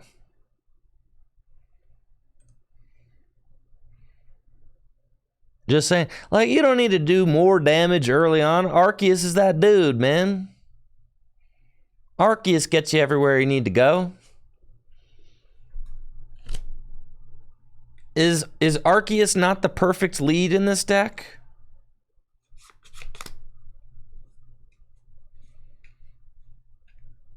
It's 280 hit points. He searches out whatever 2 cards you want out of the deck. He does 200 damage, like 230 with a choice. Knocks out Pokemon Vs. It's exactly what you want.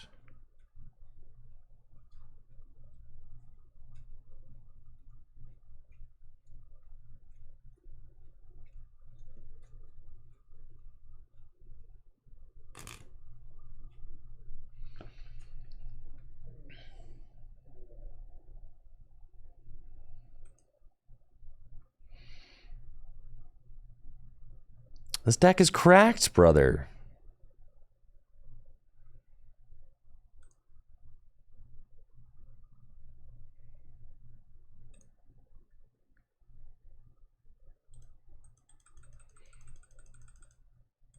Dang, this deck is broken. What the heck?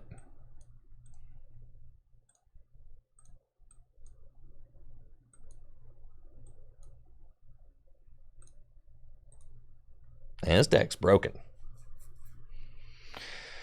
What's the reason for this one? It does 100 damage.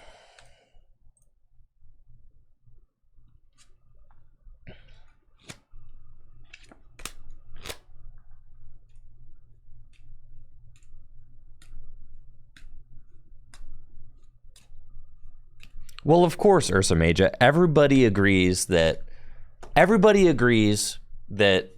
the trading system was outdated and obsolete and needed to be updated to a crafting system. But at what cost? Like, if you're just looking at the game purely from like that standpoint, then sure. But the expectations of any piece of software in the modern day is that it is going to be more than just functional, right? Of course everybody is happy that but that's not anything that has to do with the quality of the game.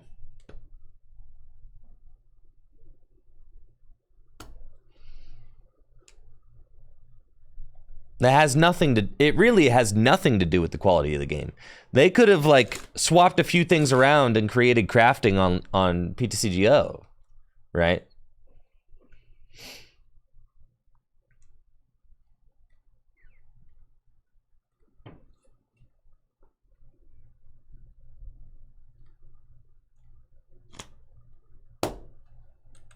Yes, I think the worst thing about live is that it makes me not want to play Pokemon cards. That's the worst thing about it. I had to like numb myself to the live experience. And it still breaks through and makes me like very angry from time to time. Yes, but it's been a lot of work. I've had to figure out how to like basically not look at the screen when I play because it makes me sick to look at. So I have to like look at the screen as little as possible. And I try to just stay focused on chat, which causes me to play worse because I have to look at chat more and I look at the screen less. But, you know, I kind of got the vibe down.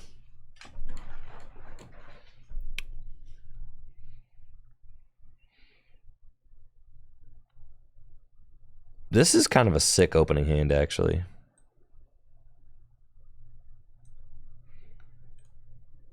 One Charmander? One?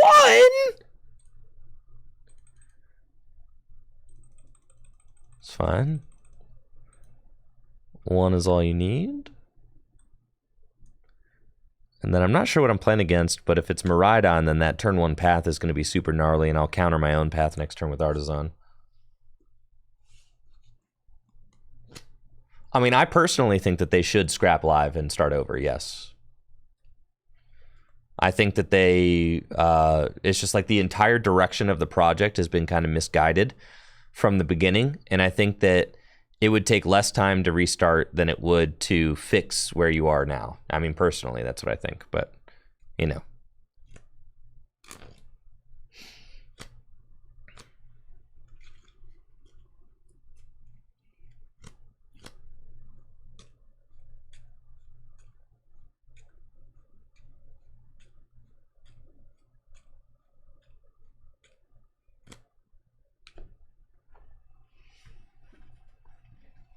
If they did restart, what do we do in the meantime?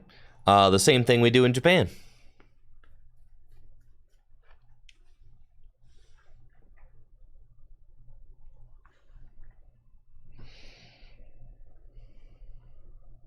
Gosh, I am too cracked at this game.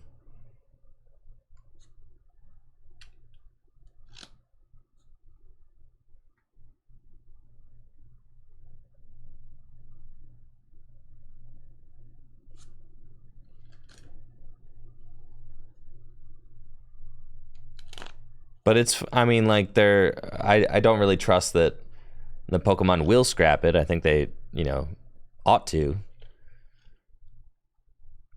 Because I do think that I think that this game, I think that this client negatively impacts the future of the Pokemon trading card game in like a really threatening way. Which is why I think it needs to be restarted and redone. Because if you look at like, online clients are kind of like the future of a lot of like tabletop games.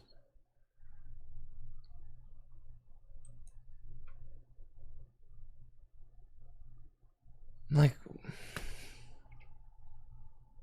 and it's like, if you're kind of like investing into your game's future with a step that's like this far out of, like, look at that, bro, I can't even play. Like, if you're investing into the future of your game with something that doesn't work, then like, what does that mean for the future of your game, right?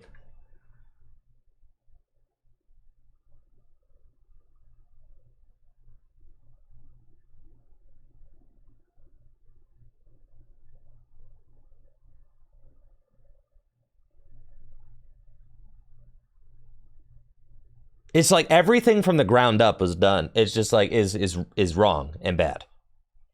That's why it just needs to be redone. It's like I try to find like positive things and there's just nothing, you know?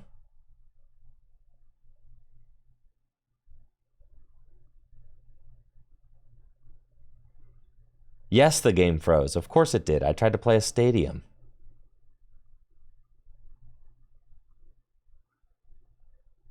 It's like the best thing that a game can do is kind of just get out of the way and let you just appreciate the game that it's trying to emulate.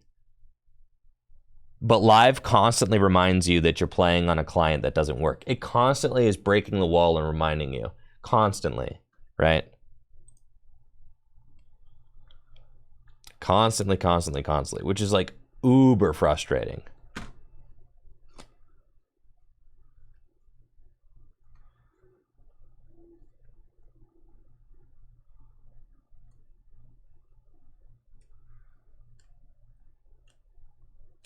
Mobile, the game runs so suboptimally on mobile that it makes my phone hot as lava. And I'm not the only one who has that experience. Yeah, it like actively damages devices when you try to run this game on mobile.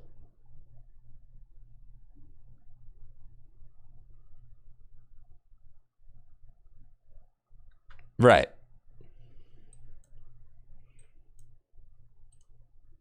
I don't, like, who made this disco crazy colorless? Yeah, it's fine. I'm trying to chill, man.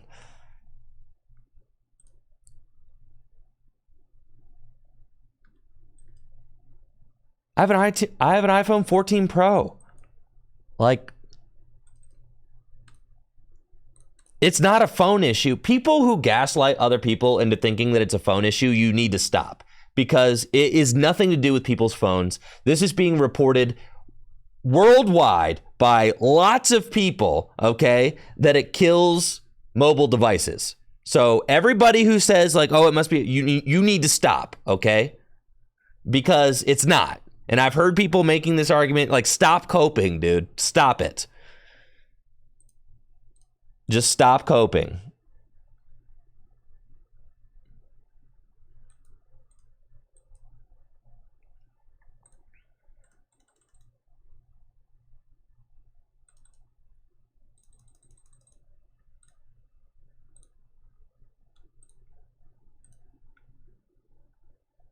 Of course, Bella, but I hear that constant. It happens all the time. People are like, well, on my phone, you know, and it's just so annoying. Yeah, but on my phone, it must be a phone issue. I love it. You know, that kind of stuff is just like, oh my God, please. It's just, it's insufferable, you know?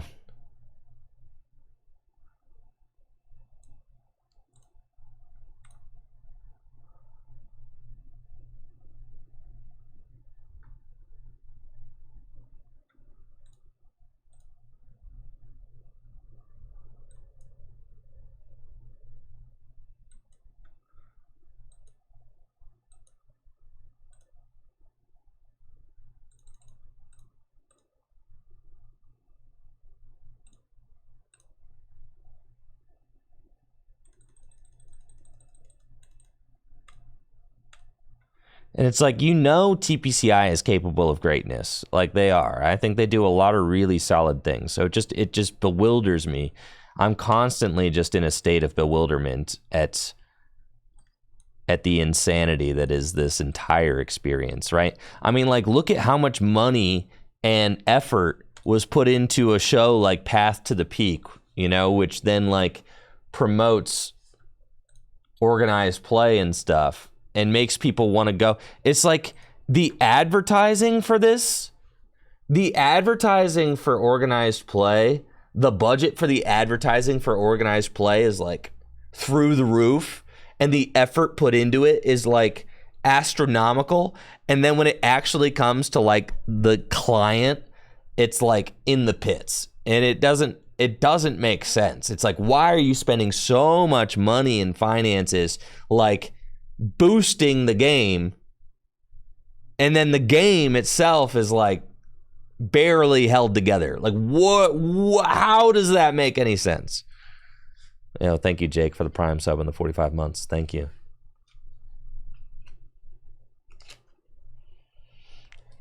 People always underestimate. Of course they did, and that has been this game's downfall, is that it was underestimated how much effort this would take from the very beginning, and now we're going to spend the next 10 years dealing with the fallout of it.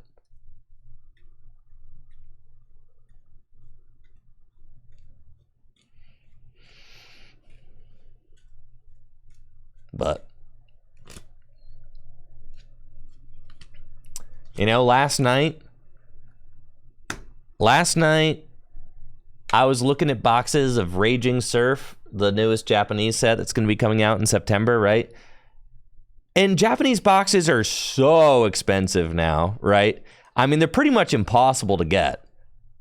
But, like, that's the content that I want to produce, because the content that my other option is to create content using this thing, right?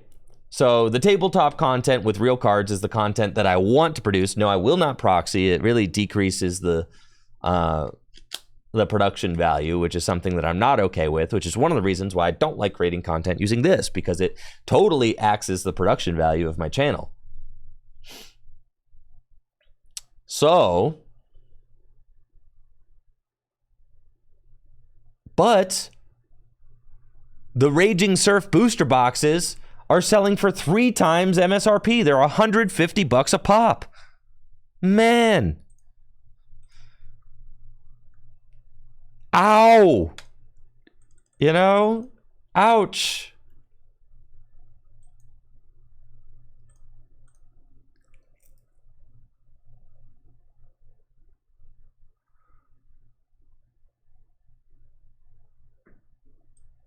I should have saved that. Yeah, it's fine. I was thinking about playing the Messagoza, and I decided I don't want to.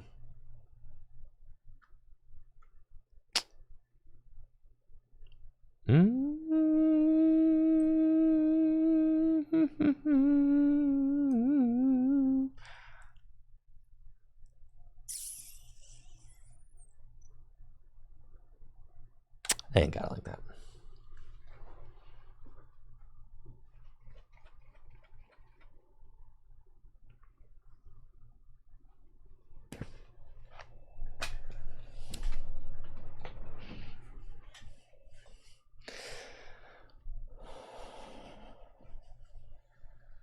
But yeah, so I just bought 4 booster boxes of Raging Surf last night for $600.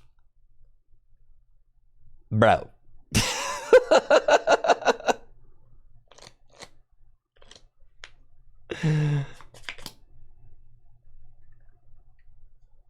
Yeah, man. You think that... Yeah, raging, all right. No, I'm not going to get my investment back. That's just a sunk cost. Nah, I ain't getting that money back, dog.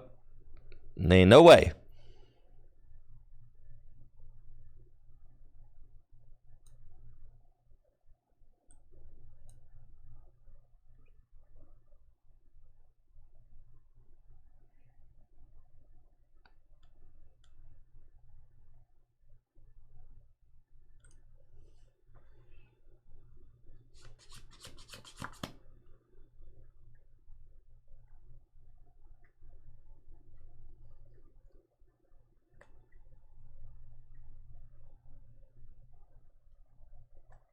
What I think of the new car, I haven't really looked at them.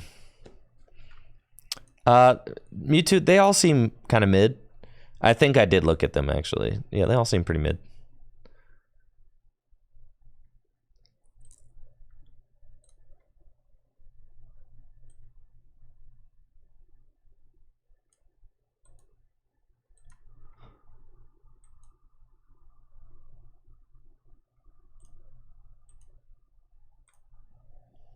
Okay.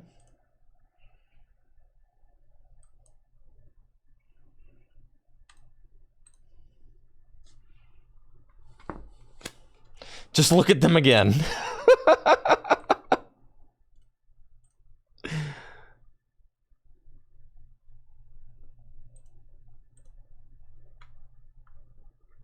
Yeah, I looked at those. Oh, I guess they kind of got revealed when I was in Japan, right?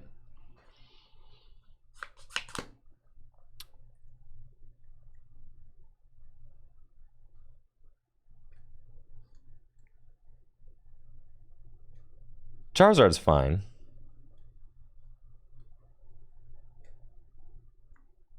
As a deck.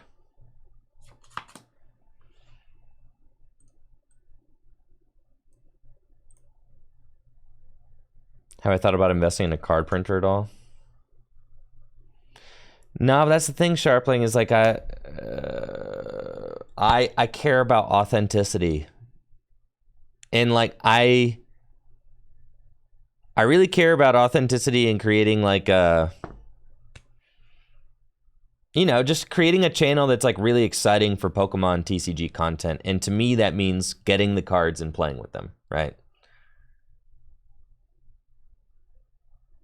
Like, why do I have these nice cameras if when I go to show off a card, it's a fake card? You know? That to me is just, it's not something that we're doing.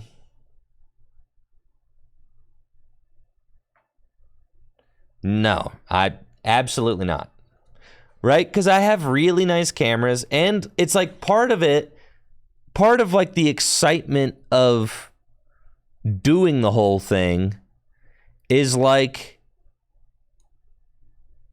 the thrill of opening new products and showing off the new products on the channel too, you know?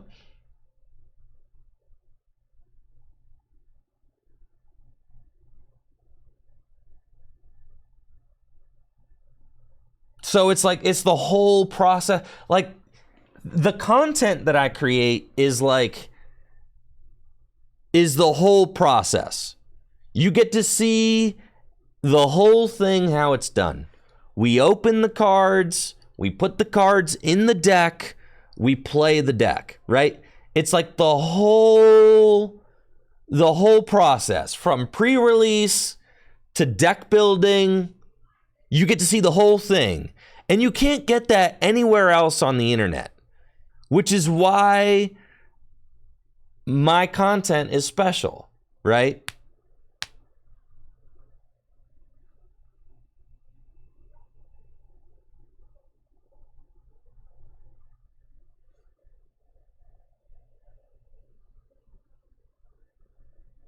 What's my relationship with Full Grip Games? I'm sponsored by Full Grip Games. Woohoo!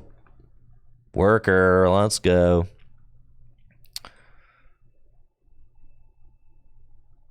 Maybe ask TPCI to send me Japanese boxes. Bro, you know that TPCI does not have access to Japanese booster boxes. You know that, dude. They won't even barely send me English booster boxes. They'll only send me one. I've asked for more. They will not.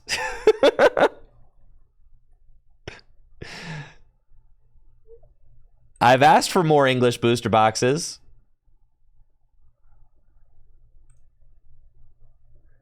I've said, like, look, I'm trying to make content. Could you send me more than one? They're like, how about one? Thank you, Captain Muramask, for the Prime sub in the 3 months.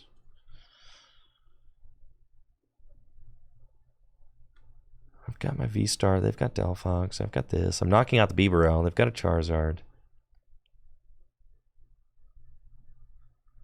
Okay.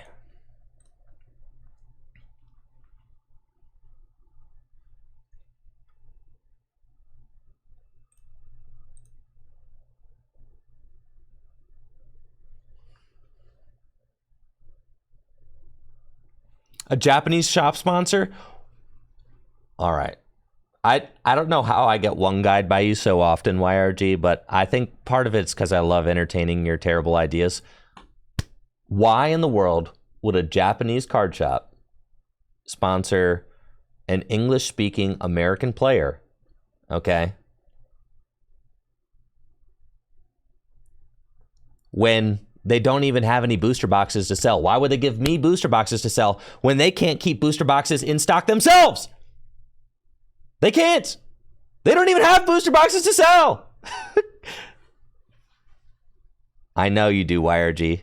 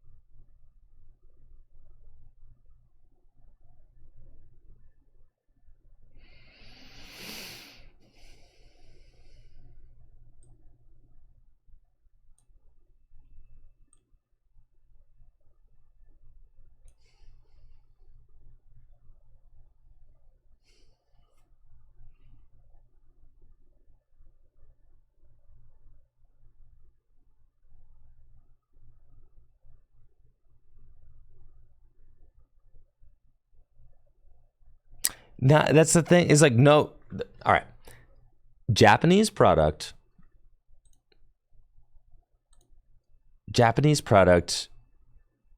is so hot, there's no incentive to try and push it more. Do you understand? Japanese product is so hot that why would they give it away? It's worth triple MSRP right now. Triple! It's not happening. Do you understand?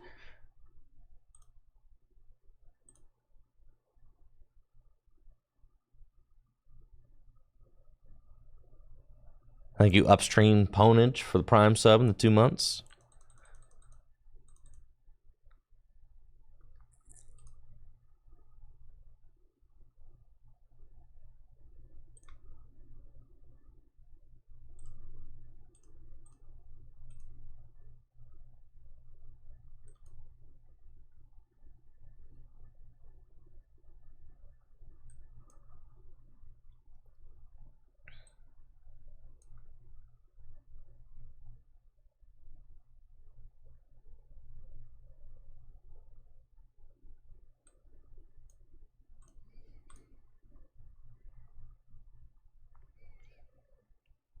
So sick.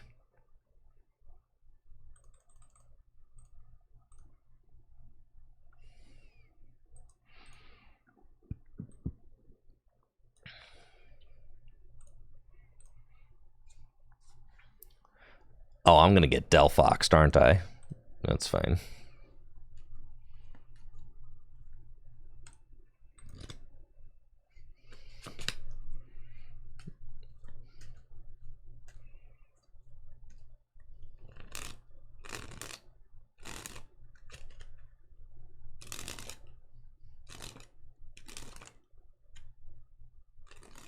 Terra Benchberry. Oh, I always forget about that. That's crazy. I can't believe the Terra is good for something.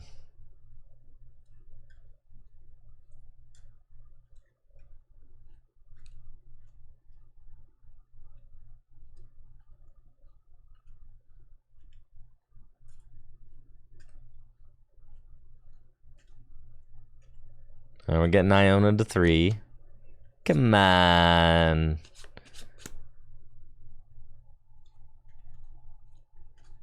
You wouldn't just Iono a guy to 3.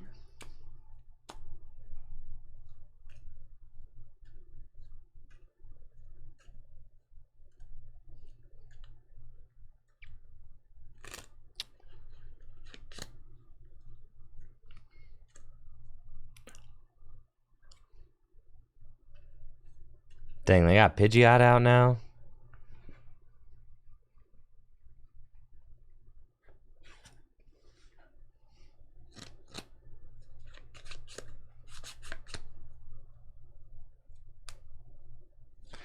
Yeah, you remember how me and my opponent were just sitting there with a path out for like 10 turns?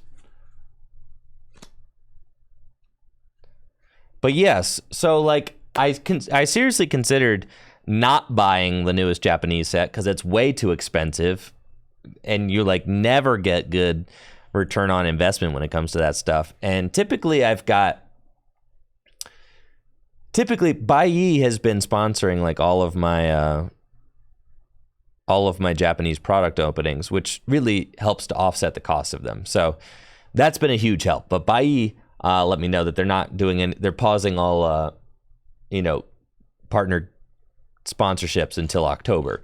So it's like, all right, so Baiyi is not going to do sponsored partnership for Raging Surf. And it's like, okay, well, so then I have to ask myself, because it's always worth it if Baiyi's paying for like the boxes, it's just worth it. Like I'll do that, right?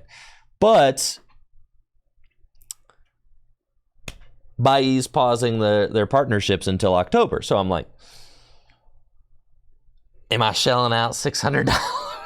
$600 for 4 booster boxes, man? Is that just what we're doing here? Like,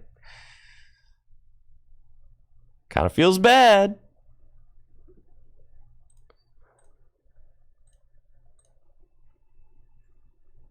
It's a business expense, of course. So I am doing it. It just doesn't feel good.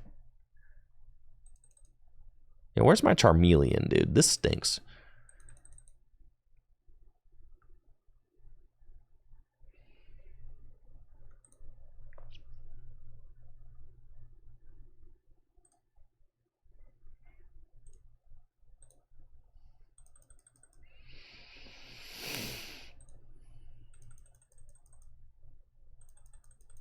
I've got, oh, it's under one of my guys. I've got 4 rare candy in this deck, dog. 4.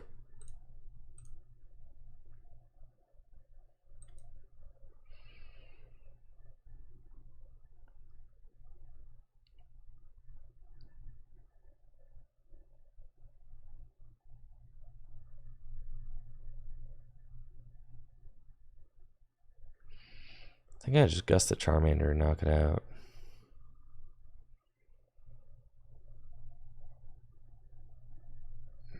It's not. I can get myself in a real. That or I Iono, and I'm hoping to hit, what, a choice belt off 3? That's bad. Yeah, we do this. Go back to even. I think I just lose here, though.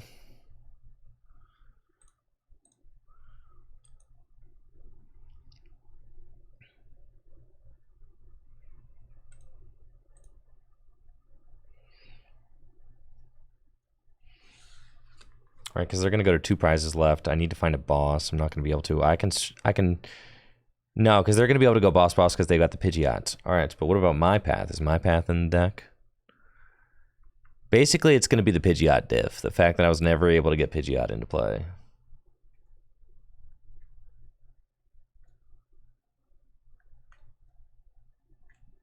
I have to boss Pidgeot next turn. So maybe I should have saved...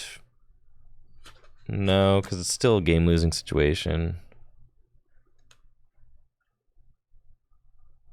I think in order to win, maybe I had to go for the choice belt last turn.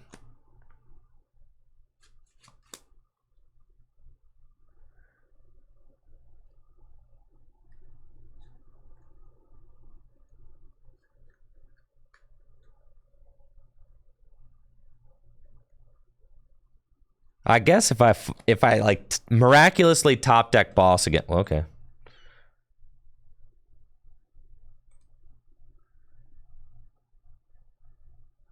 Dang it.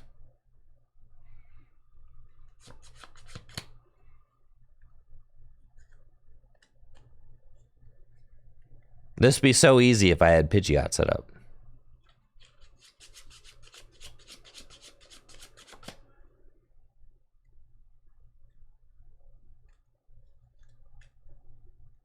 I do think that I probably wasted my V-Star power on a turn I didn't need to. So, that's on me.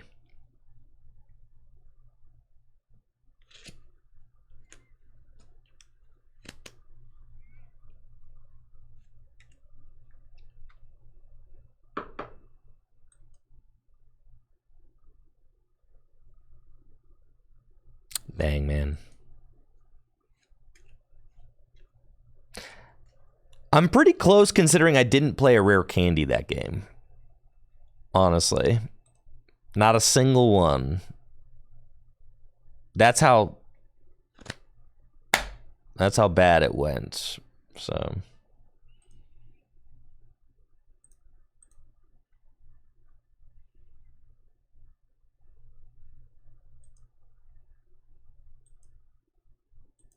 That was pretty tough. We play a lot of path counters too. It's just one path. I don't know. You just assume they've got the boss there. Yeah, we play a lot of path counters. We've got 3 stadium, a vacuum, and 2 worker. I mean, that's like ridiculous. That's an obscene amount of... And you can still get stuck. Just feels really bad.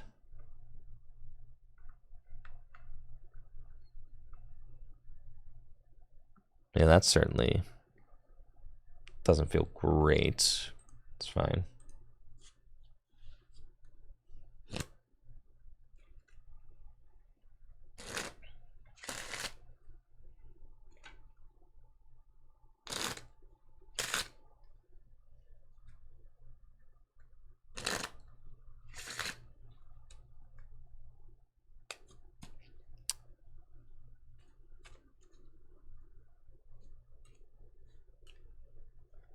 I call tails.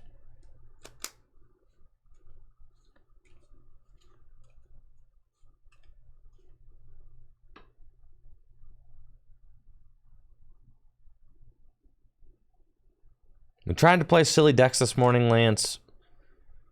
They're all so bad, though.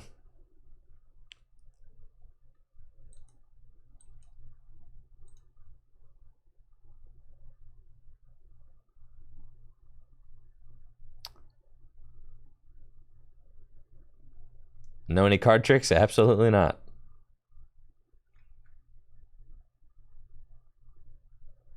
My turn. All right, let's go, baby. Got the broken deck right here. I'm cooking.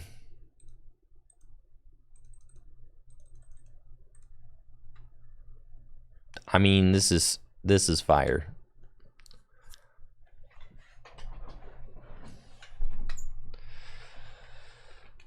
Fortress was shit. Wait. Fortress with Shaman?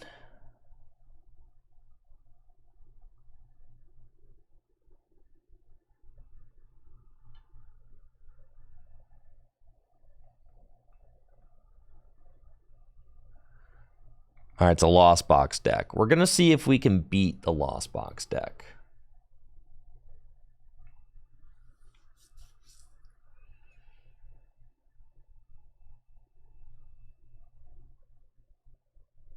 Torterra Fortress?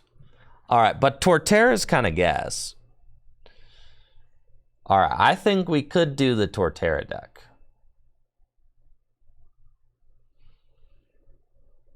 Torterra with Pidgeot and you know, other stuff. And like Luxray and stuff.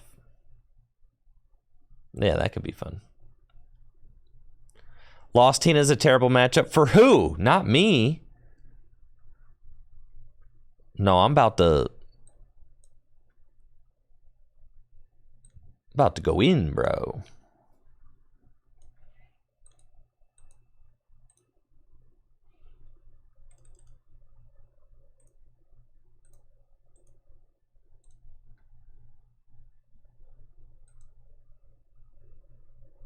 Couldn't be me with the terrible matchup.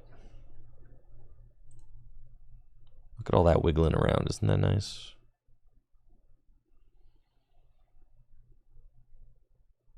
Okay, so I've got Arceus, Charizard, and Pidgeot. I just attack with those three guys. That's it.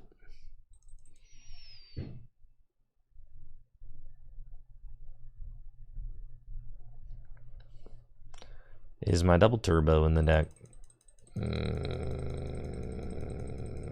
Yeah, okay, sure. So we'll grab these three. We'll go one and then over here. Research.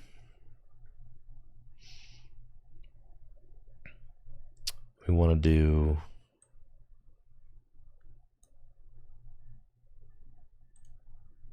Starbirth for rare candy, double turbo,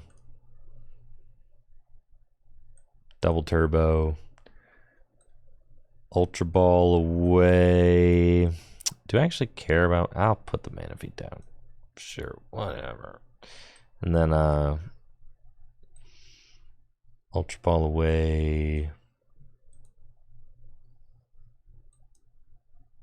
Those two. Get Pidgeot. Rare Candy Pidgeot. Quick search.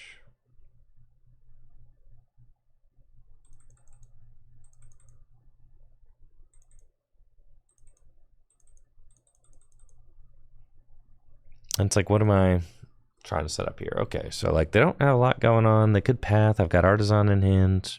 I think I'll just grab a boss preemptively. No, that's not even what we want either. Well, they took a knockout, so sure. I'll grab a boss preemptively. Yeah, it's fine. And we'll just swing. And we do that. If they bench a Tina next turn, I can go boss, choice belt, knockout with this Charizard here. Because I'm doing 210, so with the choice belt I'm doing 240. So that's fine. I assume it's the Tina because of the jet energy, but I guess could be anything.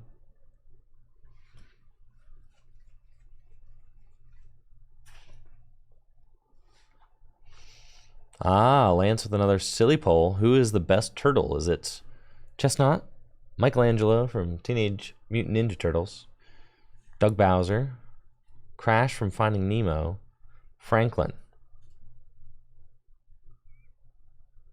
I can't believe there's so many Chestnut. It's the only Pokemon, so I guess it's winning by a lot. But Michelangelo is like way cooler, I think.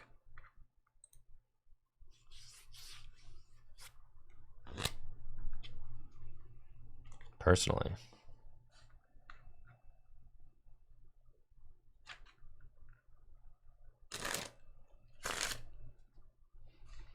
Oh. Chestnut's not even a turtle. Right.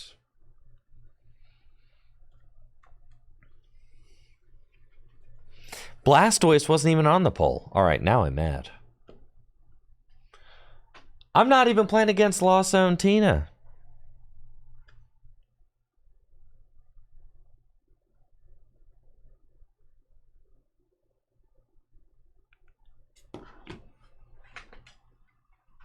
I don't know what deck I am up against.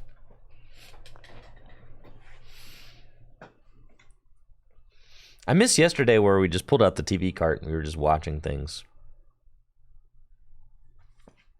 Dang, yesterday was sick.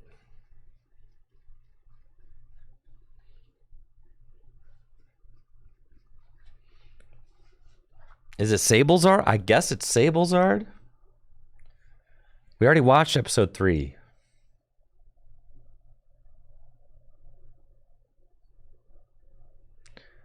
If this is Sablezard, I don't know how it's going to win this game at all.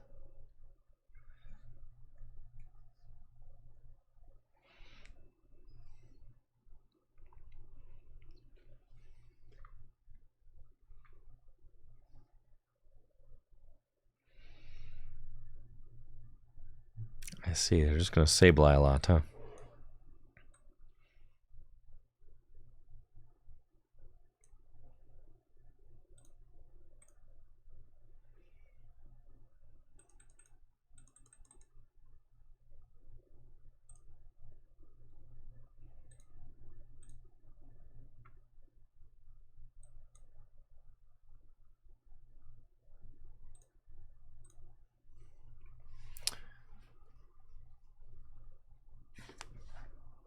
All right, let me get through this game and then we can talk about the new cards, okay?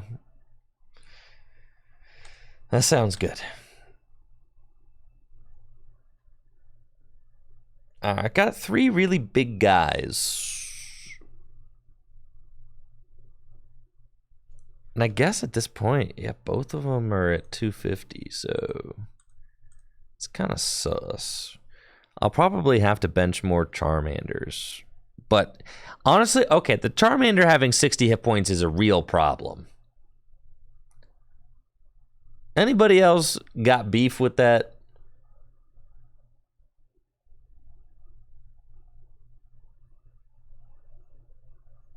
Yeah. Tell you what. I do think, I mean, basically we're trying to Ionopath, yeah.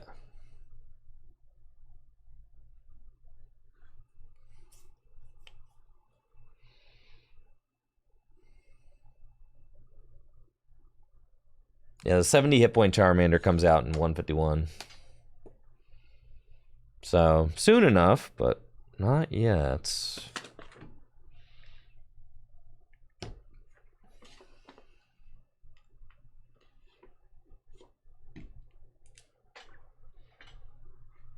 Yeah, it's not great.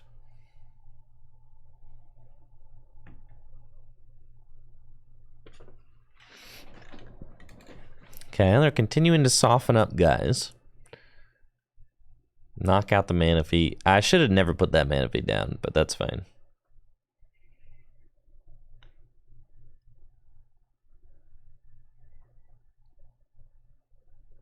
All right, at this point, I can bench exactly 1 Charmander. Well, I guess they probably play Echoing Horn, so I probably don't want to do that.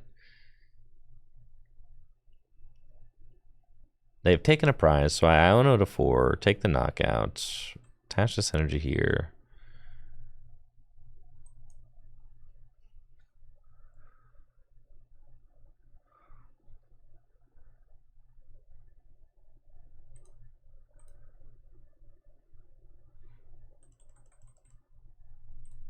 Pretty much just Iono every turn from here on out.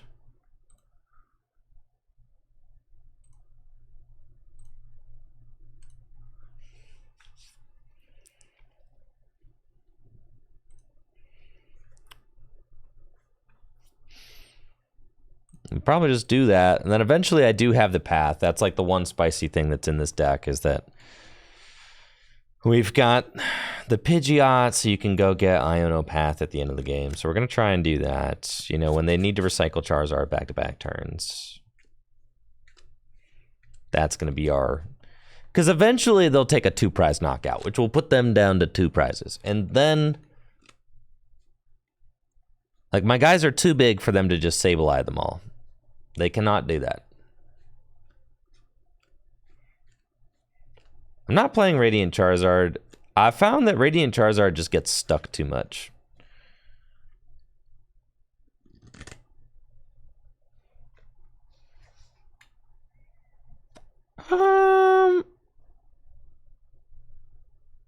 Actually, I think Charizard's fine to send up.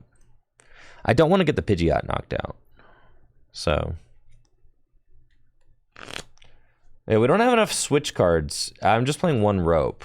So, like, Radiant Charizard just gets really stuck. I mean, you could play Sharon, sure.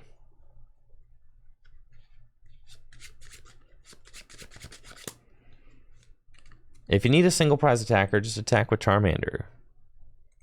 He does 30. And if you need to do more, attack with Charmeleon. He does 100.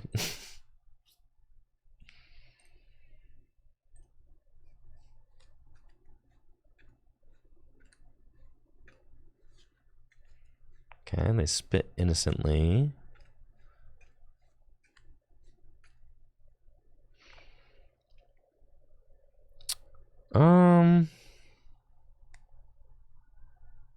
There's like 1 fire left in the deck.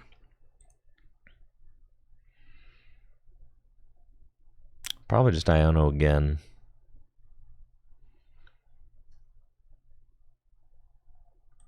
Yeah.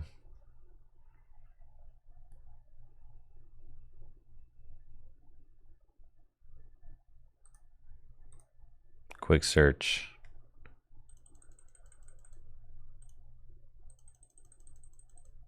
The final Iono. Burning Darkness. It's going down, baby. It's going down. All right. And then... I mean, it's tough. Like, you're going to take a knockout. It's pretty good. I mean, without any healing, that is something that I don't like about decks like Sablezard, though. Is like, if they heal even once, you're so ruined.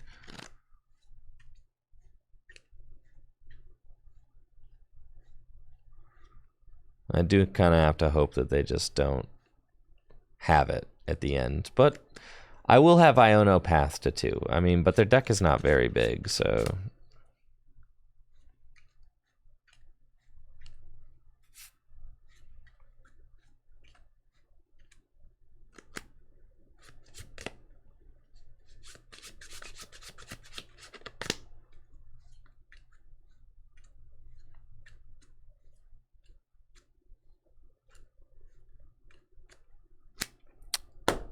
Yes, theoretically, the 100 damage Charmeleon is better against control. Theoretically, which is like kind of the... This would be...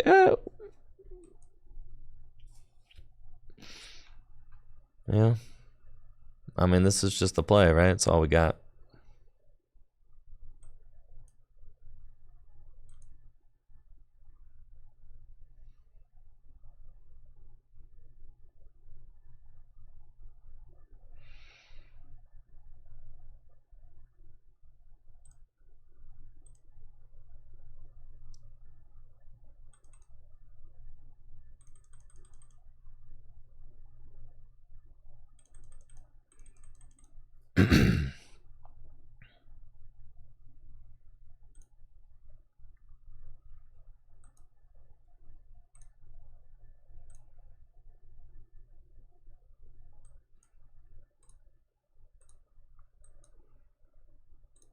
We do that.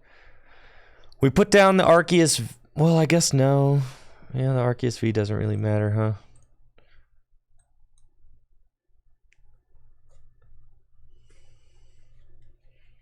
Yeah, I made a video about I've made a video about Charizard EX on my YouTube channel. And that's probably just it.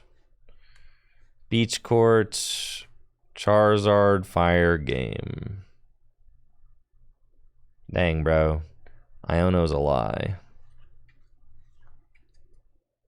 Maybe they flower select into Charizard Fire.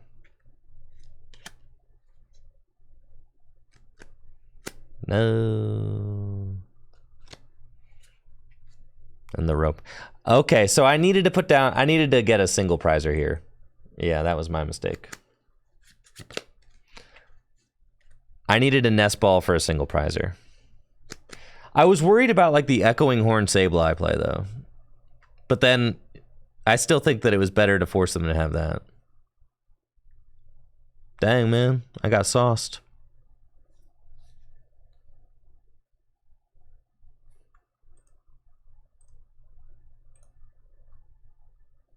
Okay.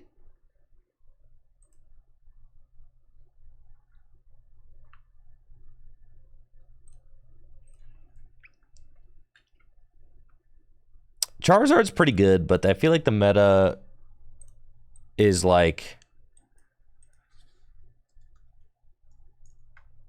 is very capable of handling the deck.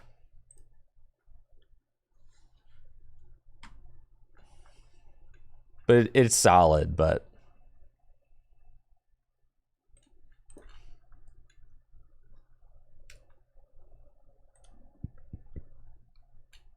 this is the list that I was trying for a little while there.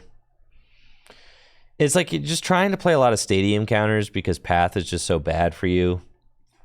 But then you probably want to play like healing cards too, so that you don't get mathed out by Sableye like we did there.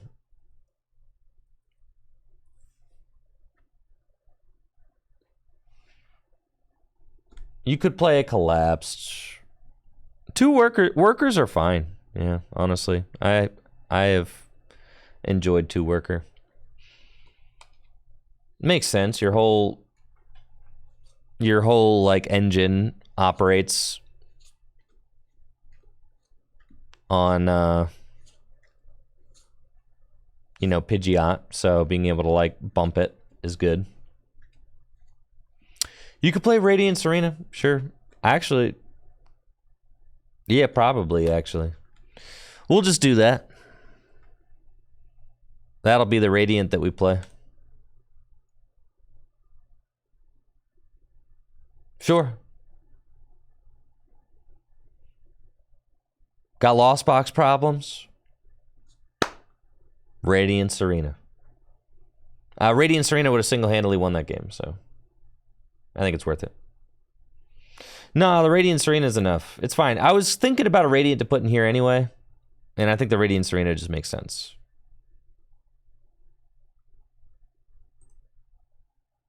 It's not a card that you want to open.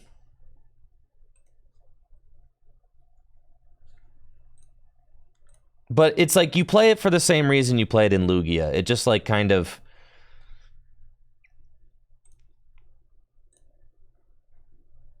just helps over time.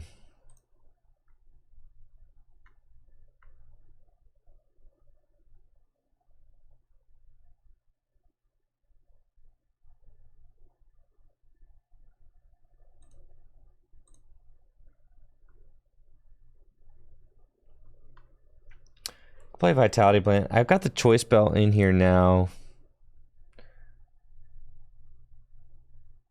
So what? If your opponent takes one prize, you're doing 210. Choice Belt can fix that. If your opponent takes two prizes, you're doing 240, which is enough to knock out basic fees. If your opponent takes three prizes, you're doing 270. Choice Belt can fix that. I feel like Choice Belt just fixes, it's fine. Right? You know, you're not like hitting the right numbers against Baxcalibur. It doesn't fix Chen Pao, sure. or knocking out Pidgeots. It's true.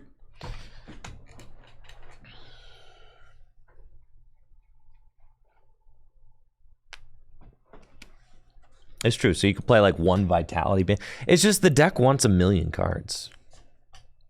It really does.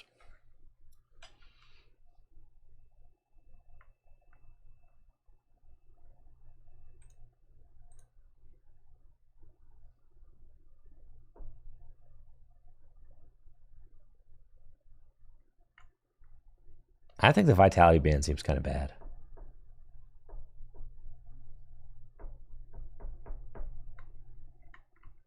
Seems like a terrible card.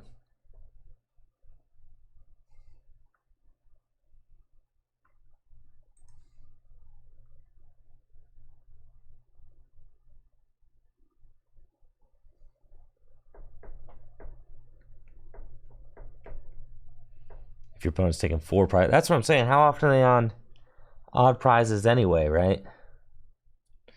If they've taken 4, you're doing 300.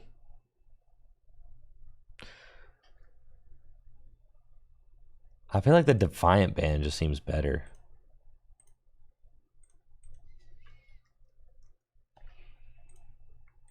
Like being able to go 330 if your opponent's taking 4 prizes seems nuts.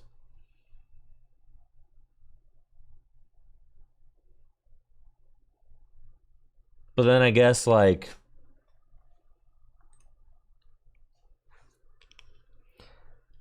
but that would mean that it's actually bad because what you'd have to be a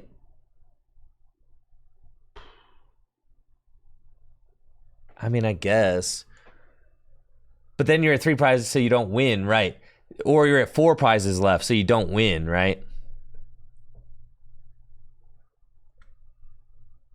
Yeah. So you're like so the way the Defiant Band's only good is if you're at 4 going to 2. But then you also have to play Path at the same time to ensure that your opponent won't. Yeah, it just seems bad.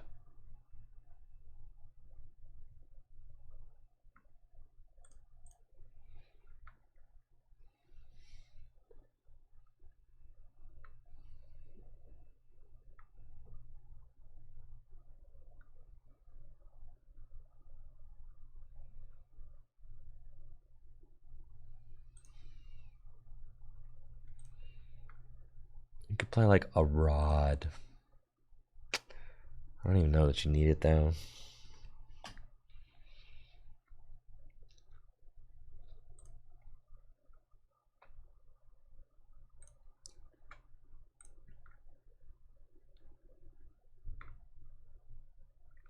Muscle Band reprint, I don't think we're ever getting that.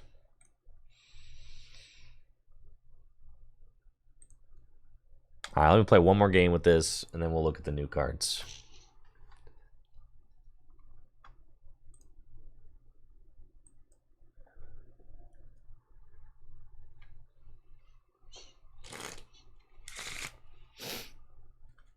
Nah, we got...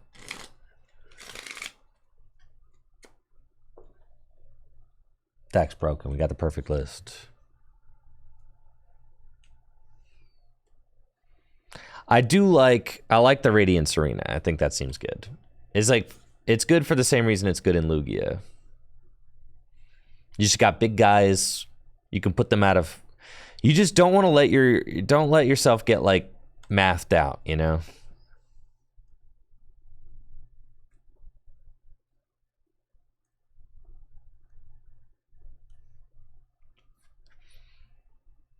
Like Lost Box decks love it when you just don't heal. Artisan? Yes, please. I get my Charmander. I'll get a Pidgey. And you're up, bud.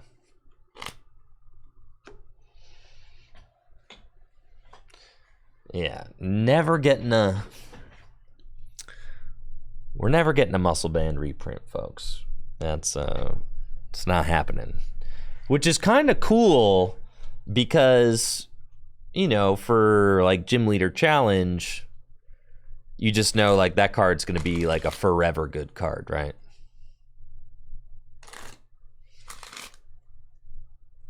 An A-Spec muscle band? Sure.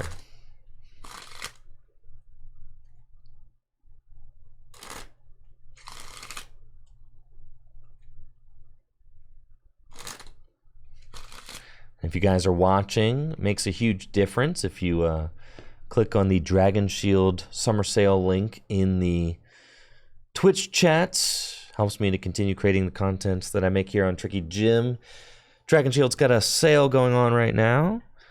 20% off your first order over $100 at the Dragon Shield web shop.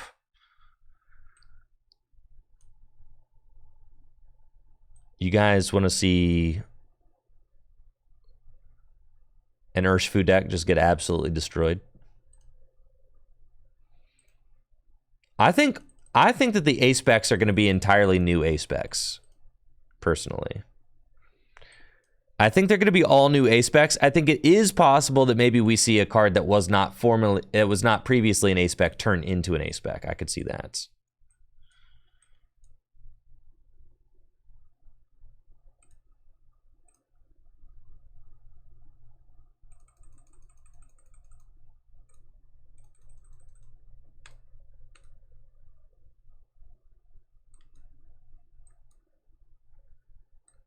Ha!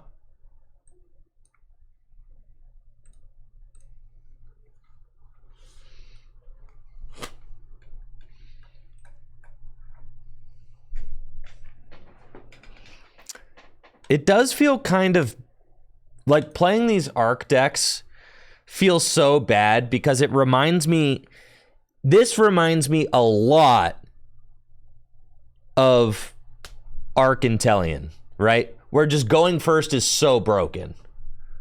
You're like, go first, do whatever you want, turn two.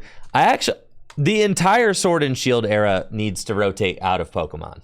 The entire thing. I think that pretty much every card printed during Sword and Shield is toxic. Like, games shouldn't just be like that, where like, I went first, I get to search out whatever cards I want out of my deck, you lose. Which is exactly why Intellion was so, like, Arc Intel was so toxic as well.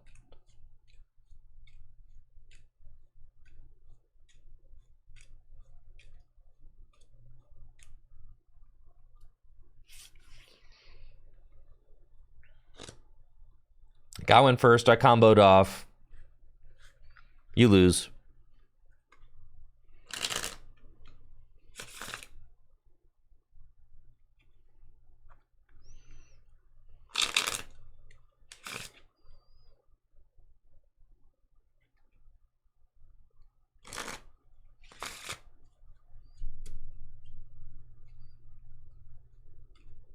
I agree, Goblin Therapy, yes. It was one of the major selling points for Miraidon for Worlds, is that you got to just bop the Arceus decks. That was good.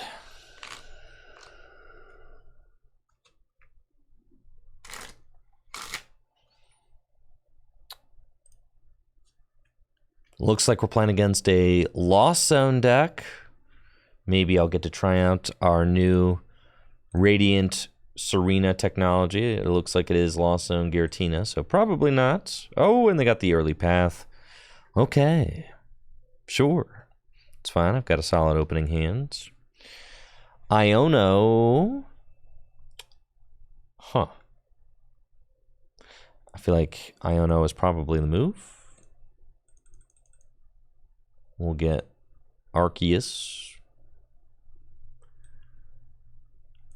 Ultra Ball away these.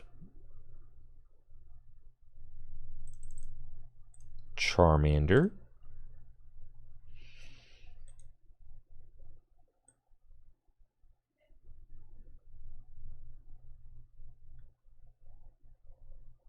Energy to Arceus and Iono.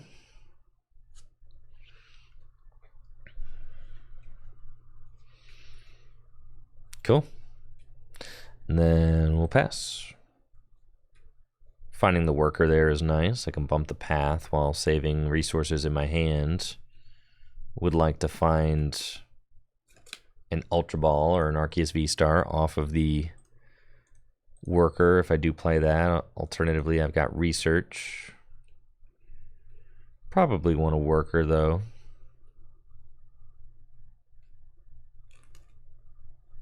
Thank you, Chaos, for the sub in the 18 months. I should be playing the broken Tinkaton deck. Really? Is that what we think? Tinkaton, huh?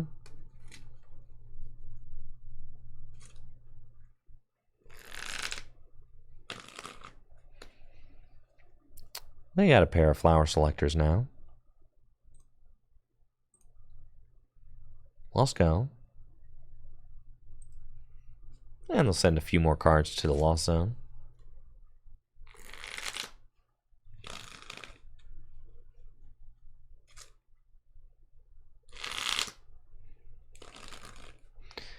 Abyss Seeking. Come on.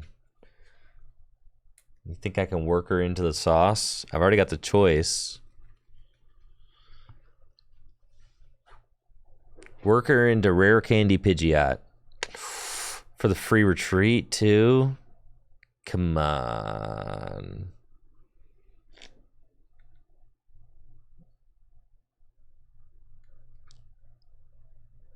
Come on. Or I just let it rip with research. And I actually don't mind that at all. We play a healthy amount of stadium cards in the deck, you know? Yeah, I think we just let it rip. I got an 11 card in. Because if I hit this, it's just so good.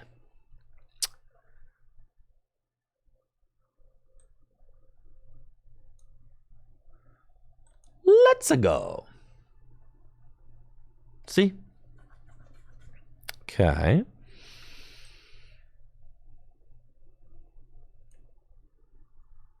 And then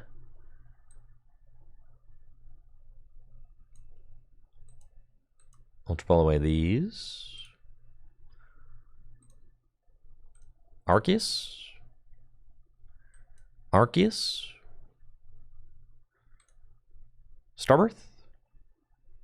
And then I get the Rare Candy Pidgeot.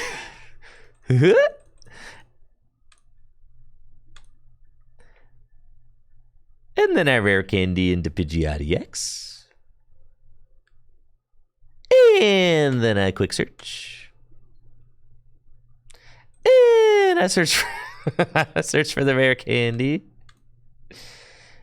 And then I Rare Candy into Charizard. And then my guy bounces around the screen. And I accelerate 3 energy from my deck to my Pokemon in play. I'll do 1 here. And 2 over here. And then at that point, I'm thinking I'll retreat into my Arceus V-Star. And let's take a look at the deck with Artisan. I'll get Manaphy. And then Trinity Nova. Wahoo! And that is why the deck's broken, right? Yeah. Arceus choice, like, you gotta play Arceus in the deck, and you gotta play Choice Belt in the deck, right? You got to. You got to, man.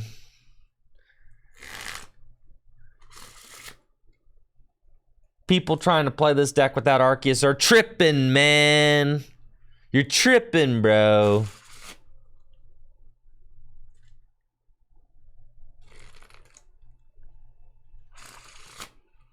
I just got 1 Choice Belt in the list, but you need to play at least 1. I mean, 2 would be sick, but you can't really... I just don't know that there's, like, room for 2, you know? Whiffing the path out, but we play tons of path outs. We were never going to whiff that. 4 path outs in the deck. 4 4. Well, 4 that I can draw into. I got 3 stadiums and a vacuum, and I've got the 2 worker. So I decided to risk it by getting rid of the worker.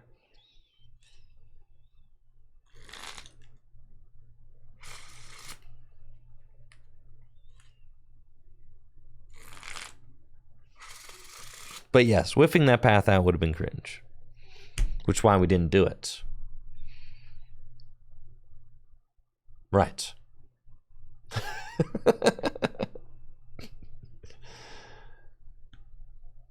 Adding Lunatone and Soul Rock overkill for this deck?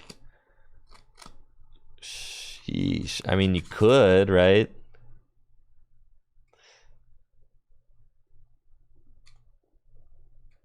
How many hit points do they got?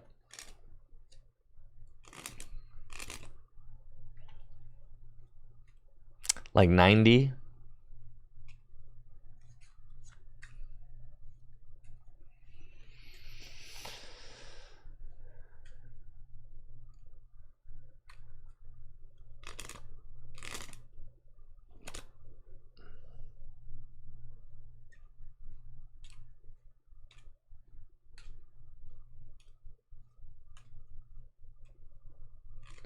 Yeah, I don't think the...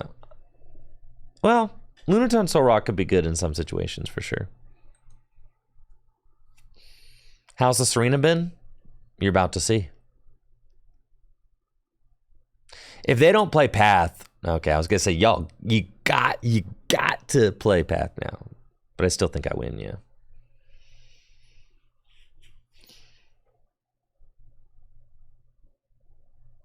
Man, I wish my Charmander had more hit points. But it doesn't.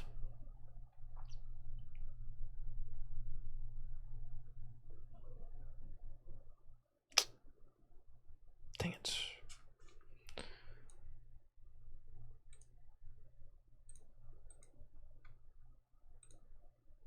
It's cool. I'll blustery wind if I have to.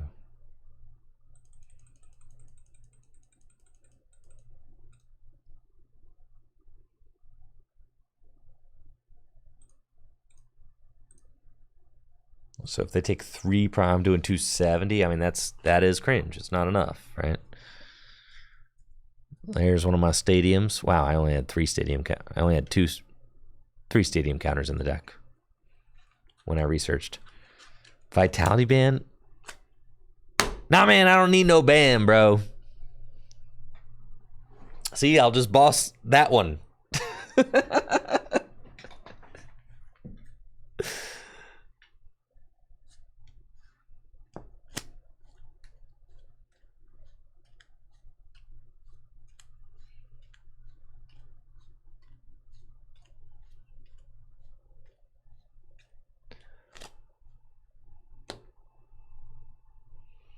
Tina plays like 3 to 4 path.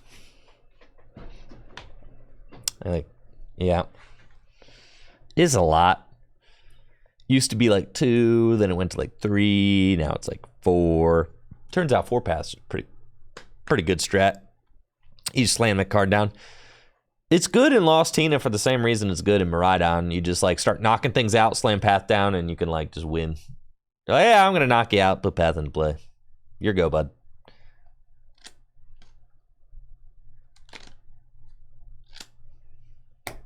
Please use your V-Star on me. Please.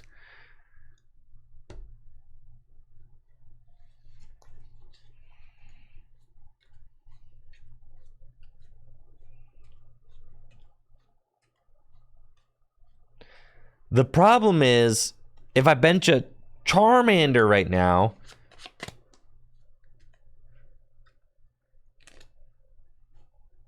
they can knock out Manaphy and Charmander at the same time. Which is so silly. We don't like that. Alright, they use their V-Star power on me. You know what I like? I like how the Giratina V-Star goes behind the Lost Zone animation. Really, contributes to my immersion here. Okay. Ooh. I'll do that instead, though.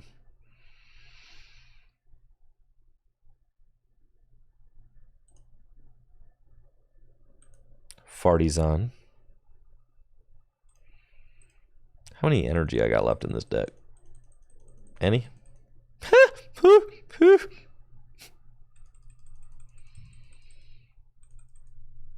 No, sir. One fire. Fire. Okay. So I'm not benching anybody. Scrap that. And then Serena's broken. Yes. See?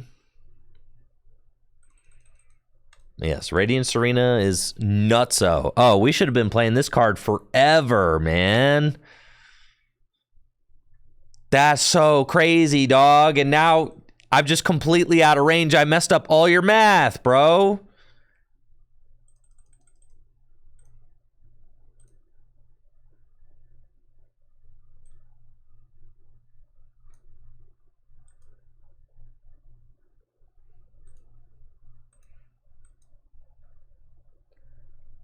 And then I might as well just save the energy. I mean, I guess I can attach it to.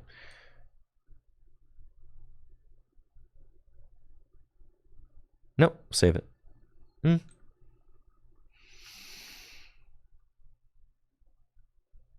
attach there. All right. Burning Dankness. How does the deck deal with Mimikyu? I'm glad you asked. I actually do 100 damage to it with my Charmeleon. Thank you for asking.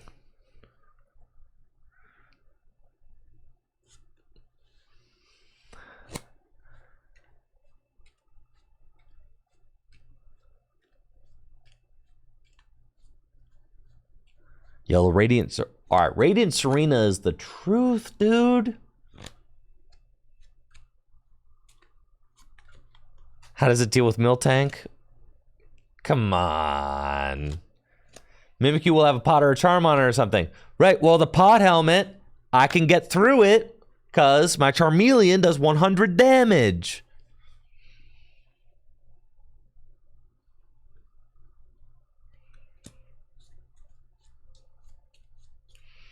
Dude, the Radiant Serena was so clutch right there. That was crazy.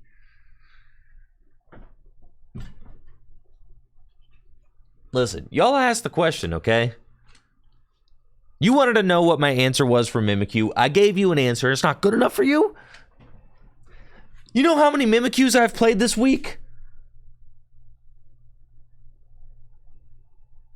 Go ahead, ask me. Ask me how many Mimikyu I've played against. 0! You want to know how many I played against at Worlds?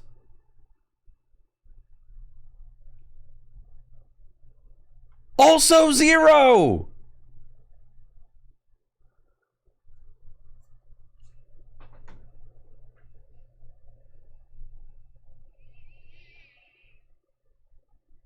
Dang, you're short, bud.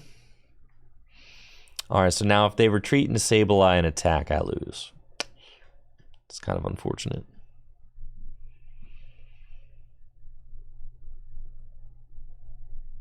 Should have never put this Manaphy down. Oh? To 1, dog? Not the 1, bro.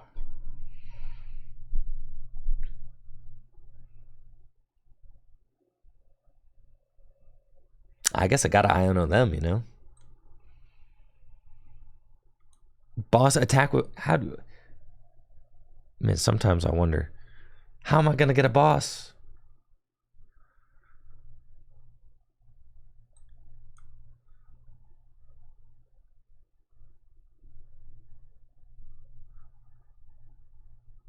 Yes, Pidgeot can attack. However, all right, if I retreat into Pidgeot and attack, right? And then they go Mirage Gate Lost Impact Pidgeot EX, then I just lose, right? So I cannot do that. Understand?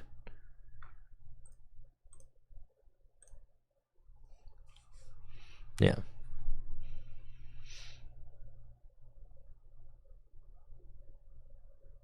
So I have to just do this. All right, well, that's fine.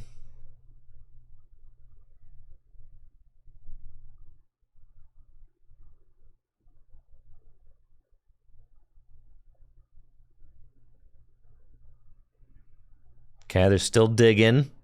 Come on, man. Come on.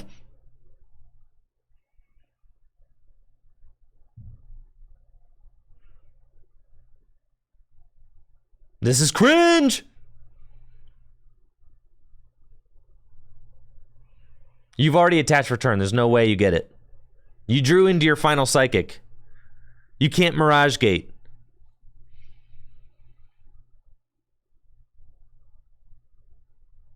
They don't have it.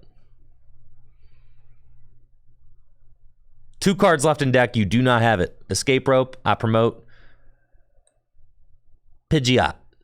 There's no way you have it.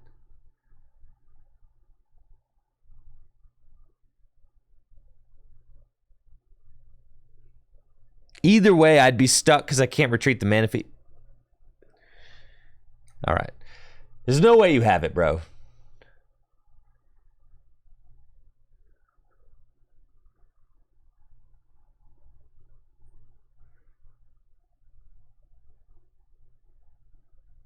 That's 0 cards in deck, dog.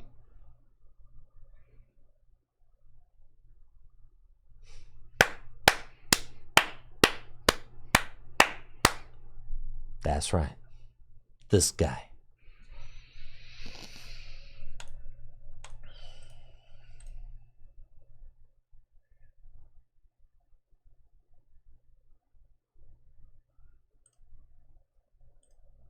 Yeah, dang, look at all these prizes.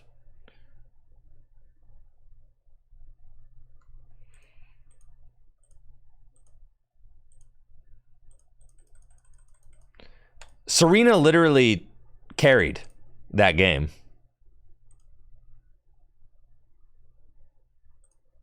Oh, for sure, Guru Games. Yes, absolutely.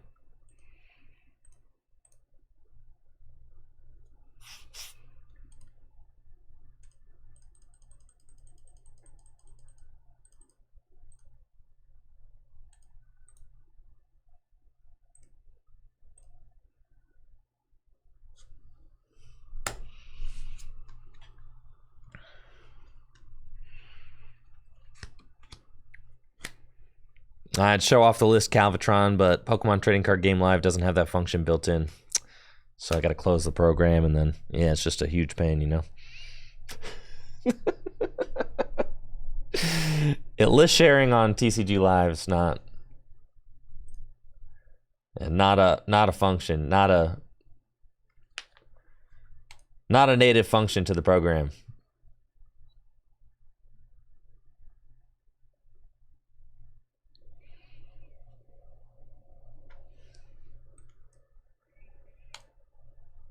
I am thinking about maybe a Pumpkaboo in here. But starting the Pumpkaboo would be so cringe. Alright. Looks like we're up against another Lost Zone deck. We've got a reasonable enough opening hand with Nest Ball Worker. Okay. That's cool. Let's Nest Ball for Arceus.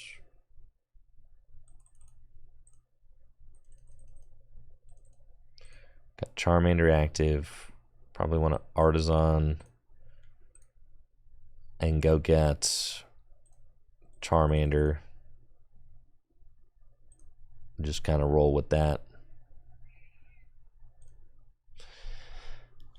Yeah, I mean, I would rather get Pidgey, but if they go turn 1 Cramorant, knock out my only Charmander, then there's not a lot that I can do. So you kind of have to get double Charmander to get started.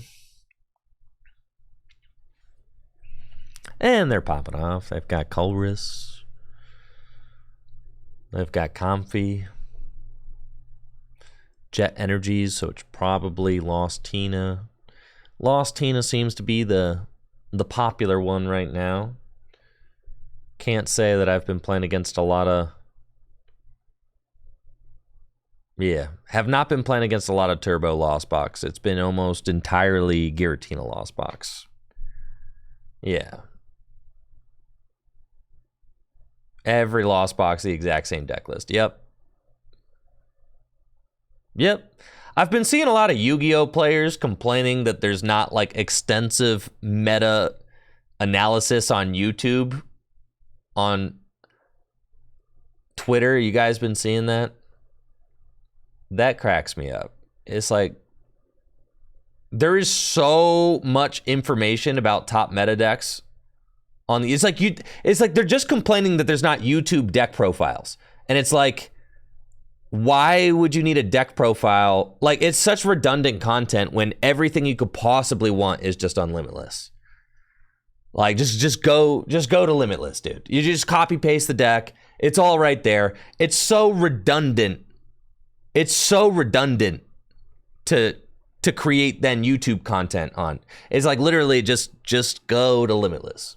And it's like to go into a different game where like the vibes are different and there's different like, you know, ways of doing things, and then to complain that they're not the exact way that you expect them to be is like very funny and kind of naive to me. But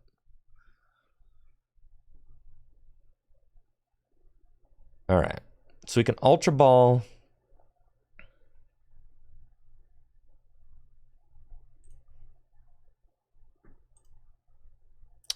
I feel like I'm getting ruined here. I mean, Lost Tina going turn 1, 5 cards in the Lost Zone. Like, I'm destroyed, dude.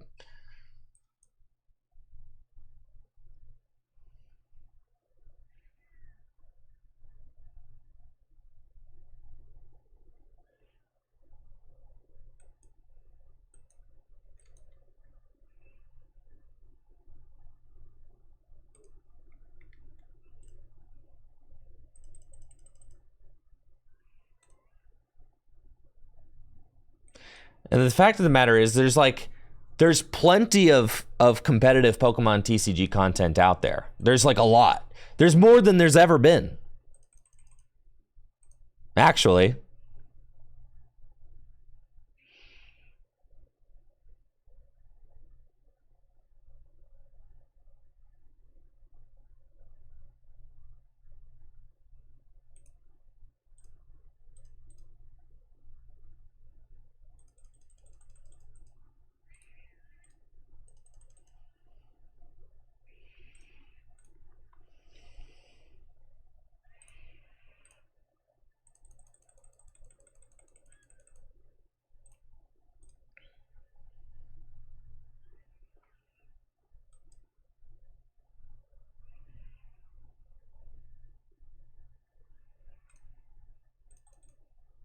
You know, I just think it's funny to like blame a competitive scene for not like being exactly what you expect it to be.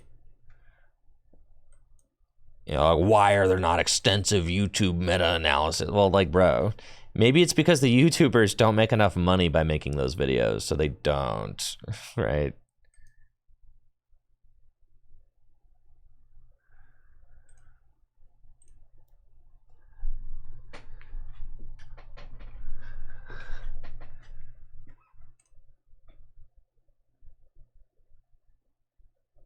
I just find that very funny. Also, like, many of your top content creators were literally in Japan for Worlds during the 2 weeks that you happened to be looking for YouTube videos, right? And it's like, you're looking for YouTube videos. All the best players are in Japan at the World Championships. And you have the gall to complain on Twitter that there's not enough deck profiles for you, while like all of the best content creators are in Japan competing at the freaking World Championship. It blew my mind. It blew my mind. Like, Omnipoke's there, Azul's there, I'm there, Rare Candy was there. Everybody's there competing, man. Like, cause we're competing to be the best of the world. Like, what do you? Yeah, that blew my mind for sure.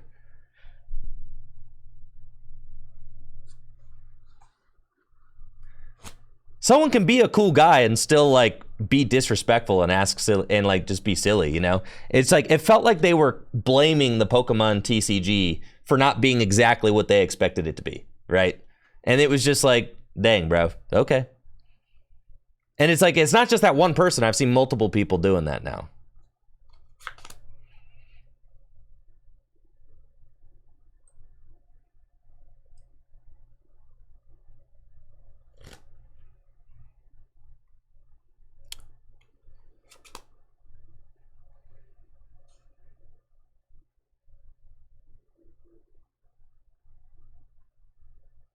I really don't want to waste another energy.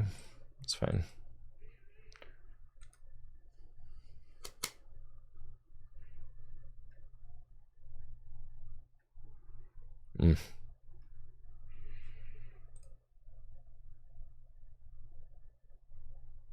Pain. Not getting Pidgeot set up is so bad.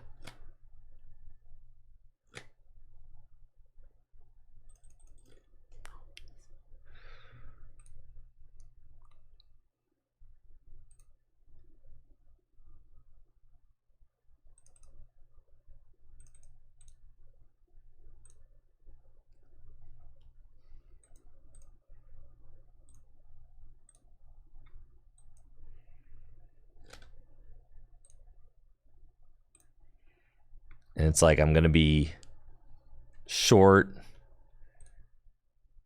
on damage if they... Oh, man.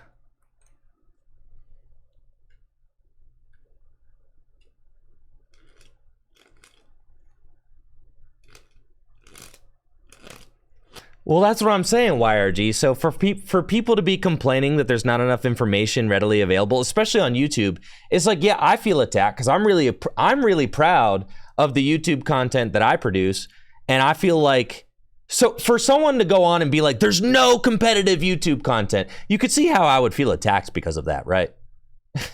like what are you talking about? You know, you could see how people like that's just it's disrespectful, right? Like it's your responsibility to learn more about the community and how it does its stuff, instead of you just popping off on Twitter about something you don't know about, frankly. Because there's tons of information. There's so much information. Thank you, ZemQ, for the Prime sub. There's so much information out there. And there's a lot of really good quality YouTube content out there as well.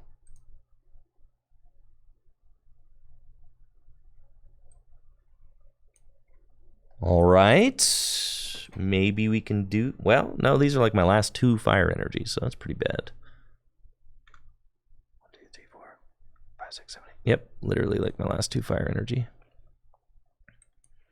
Maybe we do need to switch to... I need to put a rod in here. But I got the choice belt. I'm kind of nuts for that.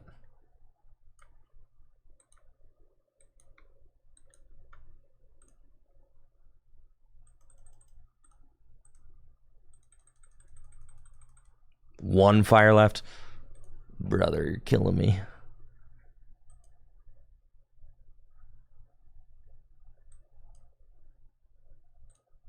I guess I should have done that first. Thank you, Psychedel Wick, for the Prime sub.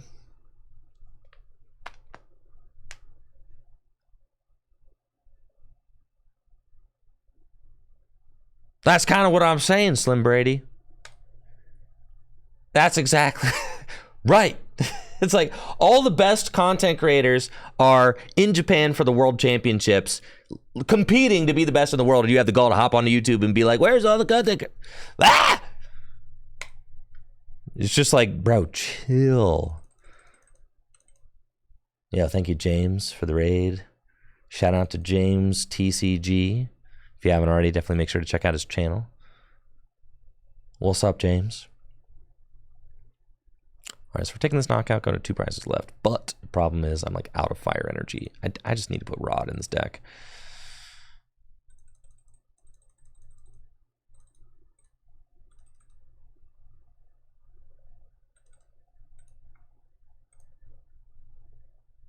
Dang, both my Arceus Vs are down too.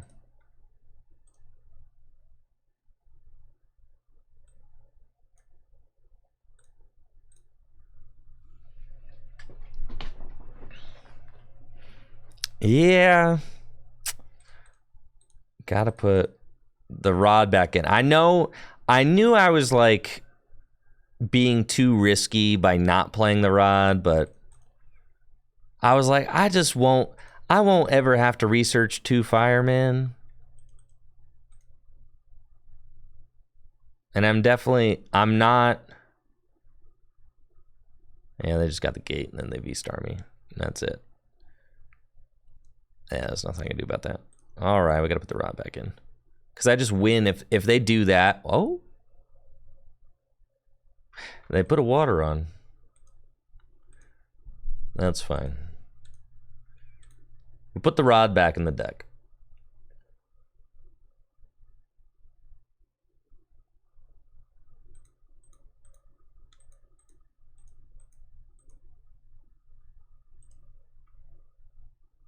Thank you, Louvaise, for the sub in the 2 months.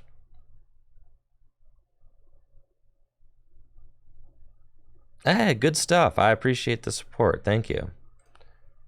I do really... Well, that's what I'm saying. Like, the Pokemon information is just so readily available. Like, I feel like Pokemon, more so than many other games, kind of has, like, the information stuff figured out. Like, your YouTubers and your streamers are kind of like educators and entertainers, right? And then the list dump is just limitless, right? It's like, why in the world do you need YouTubers to just rehash the same exact deck lists, right, that you can just find right here? It's like, we've got streamers, we've got YouTubers, we've got coaches who can help teach you what all this stuff does, right? But all of the information is right here. All of it. Anything you could possibly want. It's here. Justin Basil, great resource. It's here. Trainer Hill. It's here. Pokestats.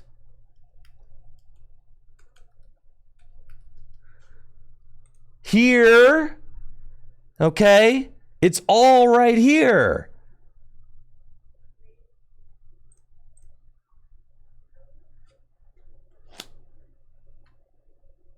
Understanding what the deck does. So, like, you go onto YouTube and you type in Charizard EX deck.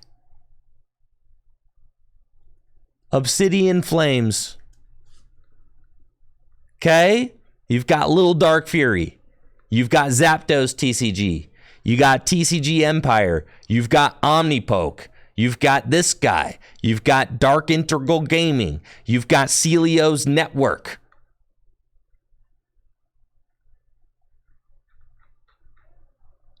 Dang, why does Tricky Jim not show up? That's crazy, bro.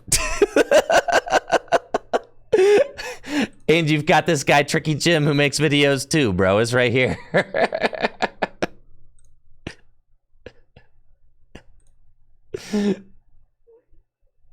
So what I'm saying is, like, what? There's only one new deck from the new set, dude.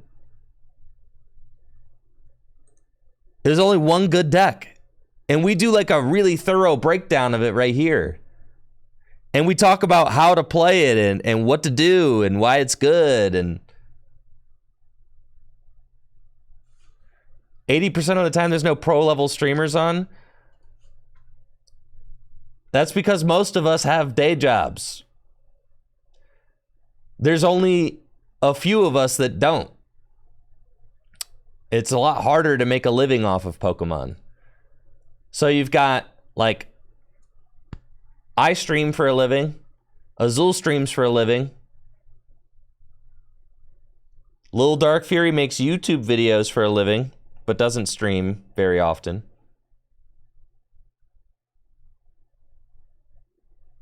So it's like Tord used to stream more, but doesn't as much anymore. Grant, I'm pretty sure Grant Manley doesn't have a job and also doesn't stream. So if anybody wants to get on his case, because that man should just be streaming more, right? I'm pretty sure Grant Manley live at home and don't have a job. So the fact that Grant Manley doesn't stream more is actually kind of crazy. That's what I'm saying.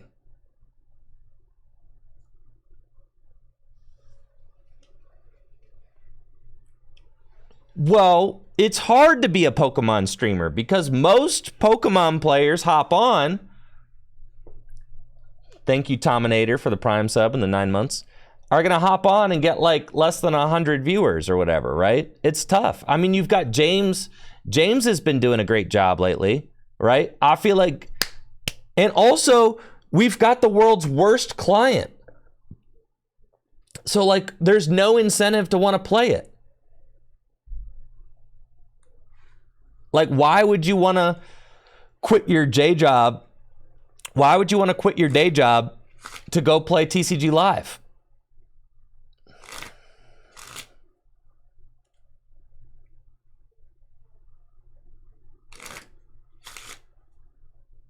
Like, you wouldn't, right? You wouldn't do that. It's irresponsible.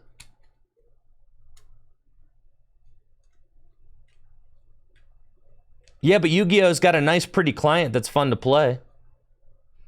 We don't. I don't care about format, bro. They could, if they had a nice, pretty Pokemon TCG client, I don't care what format's on it, bro. I'd play the crap out of it.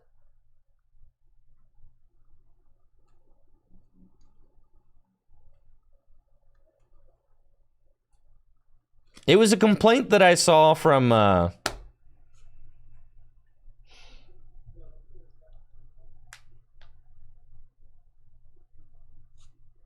complaint I saw from a Yu-Gi-Oh content creator that there's not nearly enough deck list content on YouTube, which seems like absolutely insane to me. And it was also posted during a time when all of the best players and content creators were in Worlds in Japan. It just was like really tone deaf and like and kind of bothersome because there's so much information and the Pokemon community does so much to make sure that the information is readily accessible, right? Whereas in other games you have information behind paywalls and things like that. In Pokemon, the information is all free. But if you want coaching, then that's how most of like the top Pokemon TCG players offer coaching. Because that's how they can make a living. Because on YouTube and Twitch, they're not going to get enough views to pay the bills. So instead, they coach. Right? Yes, Kevin. Precisely. So I'm popping off about that because it was ridiculous, right? It was ridiculous. All of the information is so readily available in the Pokemon community. It's all right here. You just have to ask where to look. You don't need a YouTube video with a YouTuber explaining the same stuff over and over and over and over and over again, right? It's ridiculous. So what we do have is we have the information is all available online in a very concise and like in a very easy to access way. And then if you want more information about like how to play the deck, well then hop on YouTube, watch some people play, or hop on Twitch, watch some people play, or get coaching. I always maintain that I don't need to coach because every stream is a coaching session to hundreds of people at the same time. You can ask me whatever questions you want and I'll answer them, right? Now, obviously, getting one-to-one attention and real hand-over-hand help is like, that's good. But, like, isn't this just the best that it gets? Just getting to just tune in and ask questions and just talk about the game? Isn't that just like, you know, with a whole bunch of other people? In my mind, that's like that's the best way to learn.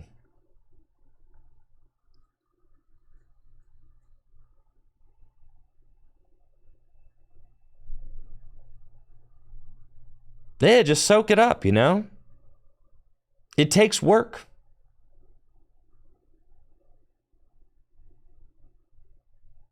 I used to coach and I used to teach.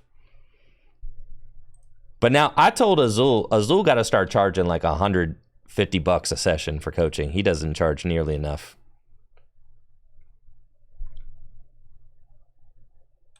He needs to crank that way up.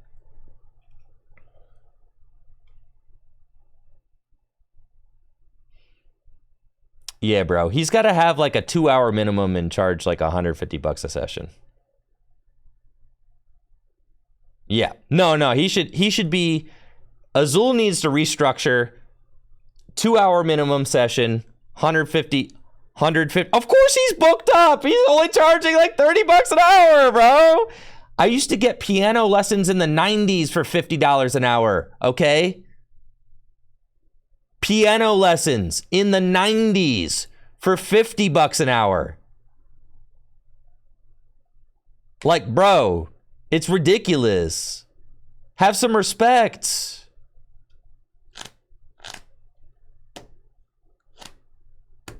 Two hours is long for any teaching session? Well, that's how you know if your clients are serious. Listen, a coach shouldn't need 4 sessions a night. They should need 2 good ones.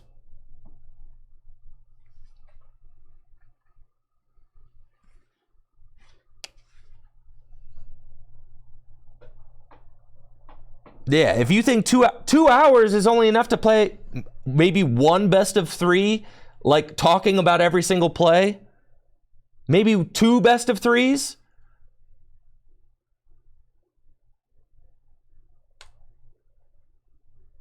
No, that's the problem. Is I told you I used to coach. 1 hour is not long enough. 90 minutes is kind of like the perfect spot. But I feel like you just go to, but charging $150 for 90 minutes is tough. So just charge $150, 2-hour minimum. Bam. That's it. You don't want like 1 million clients. That's so much to keep track of. You just want like the few dedicated clients who are serious. You know what I'm saying? Azul and Tord should easily be charging $150, $200 a session. The first hour is just like, hey, how you doing? You know?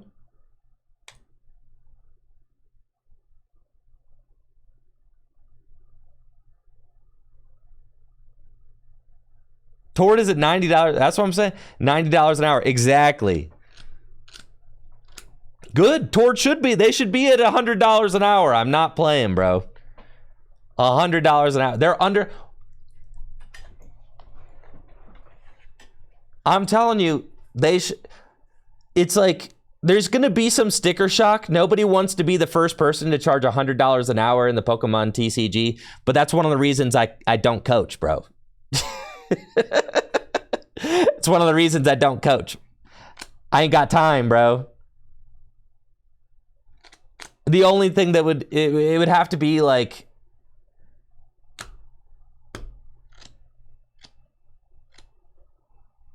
it's one of the reasons the market is like, the market for coaching is so cheap. And then one of the reasons why it's so cheap is because you got a lot of teenagers, right?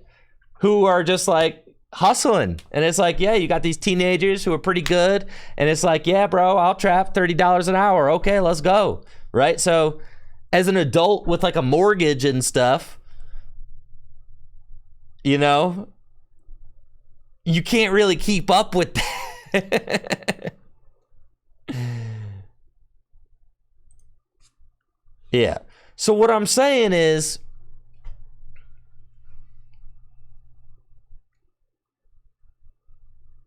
that's what I'm saying is like every coaching session for a player of that pro quality should cost a couple $100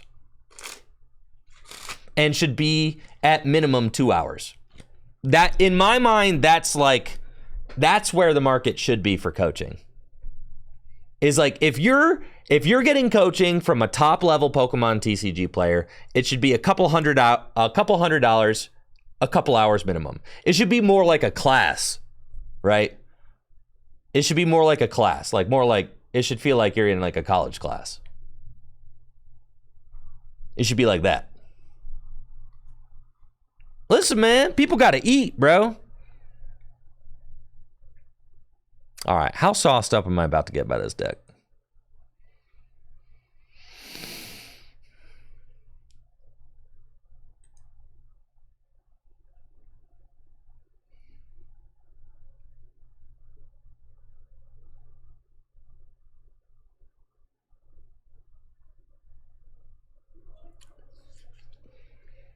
Well, like, yeah, so I used to coach, and I felt like coaching was really cool for like younger players, getting to like, you know, kind of help them, like especially juniors and senior players. That's kind of what I thought was really cool.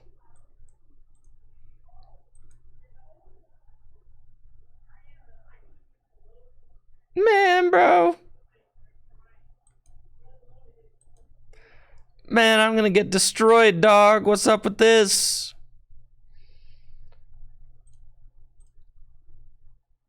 This deck stinks, man. Holy smokes.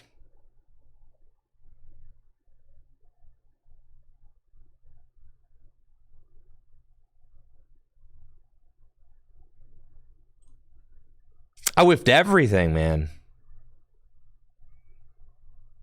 Whiffed it all.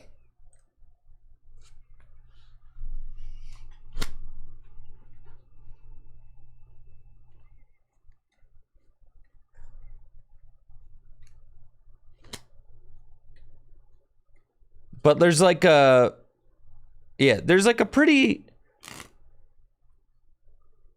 it used to be like articles were kind of like the big thing in the Pokemon TCG when I started. And I used to write articles too, right? For Poke Beach. Articles were a big thing for a while.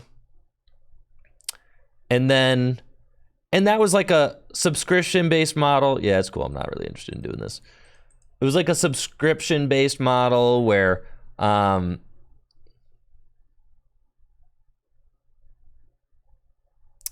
you know, where people paid for information, right? It basically was like kind of pre-coaching coaching. Did I not concede?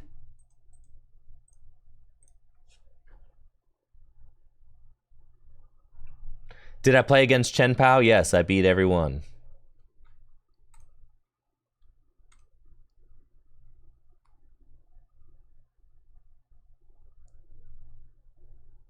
Because the deck is not very good.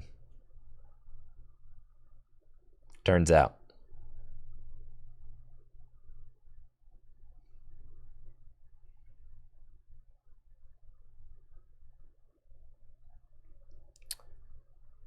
So yeah, articles used to kind of be how top players kind of you know, gave out and got paid for top information, right? I mean, because the thing is, if you create the sweatiest YouTube videos about the sweatiest content, it's not gonna get enough ad revenue to realistically pay your bills, because there's not that much viewership on that stuff. People prefer silly decks. That's just what they want. People want to see silly decks, all right? Is Metafy a legit place? Yeah, that's pretty much where everyone lives on Metafy, yeah.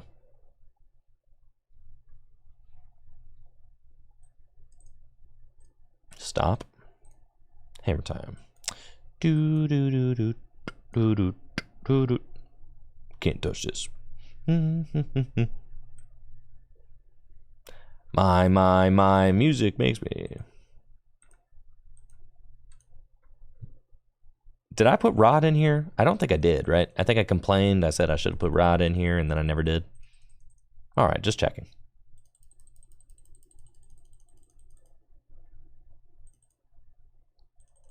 I was like, oh yeah, I'm totally putting Rod in here. Enough playing around.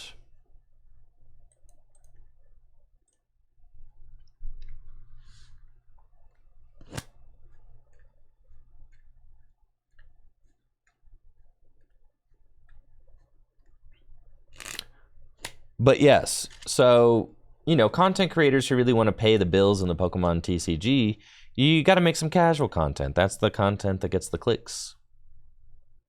And so long as you're using clicks to make a living, then that's just what you have to do. Now, I kind of have that set up to that, like, the casual fun decks kind of get you in the door. And then once you get in the door to the Tricky Gym streams, then you realize, hey, I'm actually pretty good at this game. and I can teach you how to be very good at this game if you listen. Yeah. I think a lot of people just see that I'll make like casual deck profiles and just think that I'm not very good or something. You know?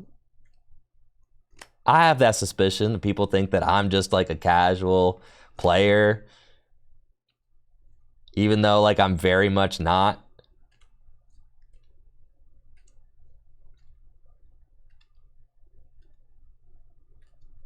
Never have been.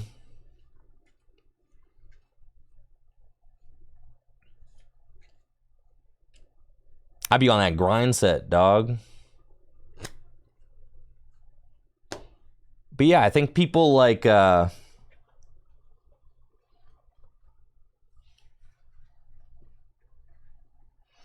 Thicky Chew, we got released from the MCN yesterday, so I'm free. YouTube videos are coming out. They're on the way.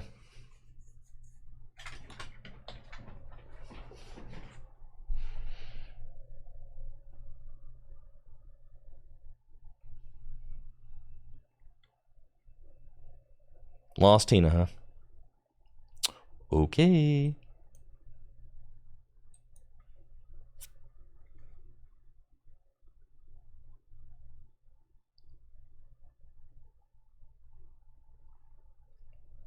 Ugh. Why are the Ultra Balls all so cringe to play always?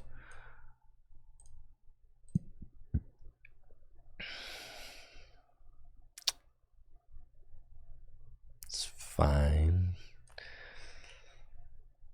I really want that bounce. It's fine, it's fine, it's fine. It's gotta be these. It's okay. Get that.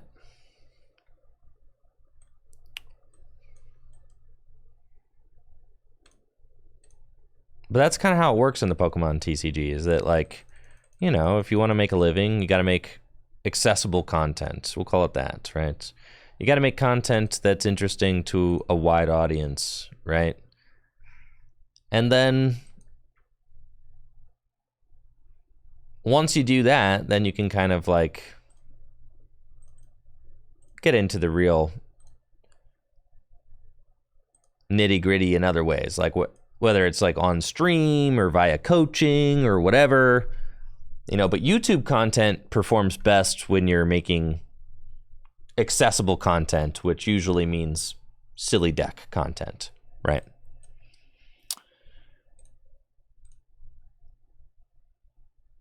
Because the YouTube audience doesn't want to see the same meta decks. They just don't. They've made that very abundantly clear.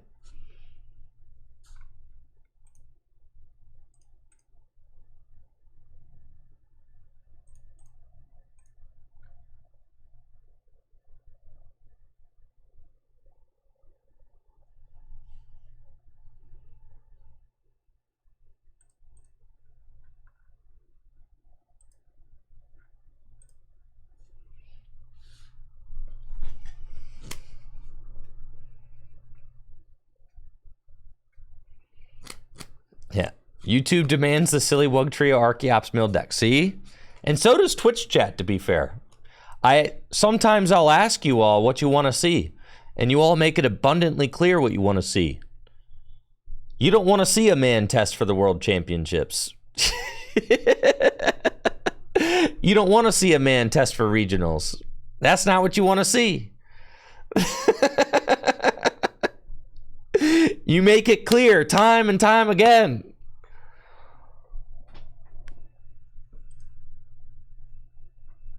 So, you know, you got to play to the audience, of course.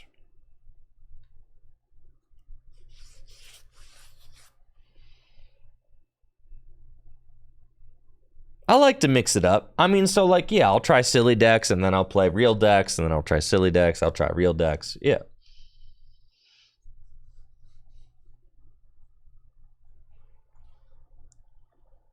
I'm not going to lie. I get bored of grinding the same decks over and over again too. So it works for me. I feel like this situation that we've got works perfectly for me because I also get a huge kick out of playing silly decks. I do. It's fun. So I get it.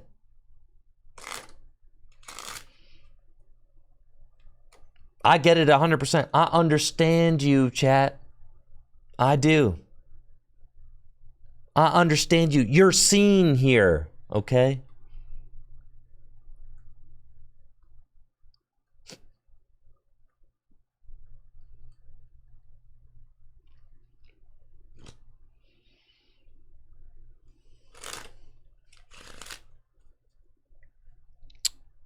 Okay, they're pathing. They're not really doing too much. That's Charizard number 2 down. It's fine. See ya.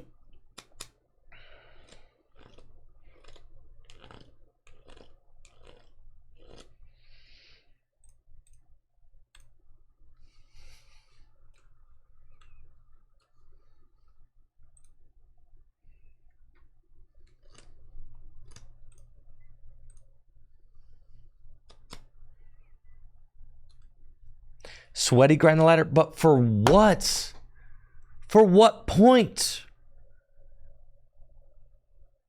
All right. I don't know if you guys know this. I'm someone who hates to do stuff that I don't want to do. That's how I ended up here, okay? I didn't want to work anymore, so now I just play Pokemon cards. Sweaty grinding the ladder? For what?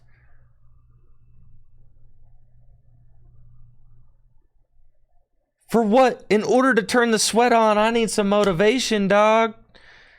I need a carrot at the end of the stick. I need something to play for, man.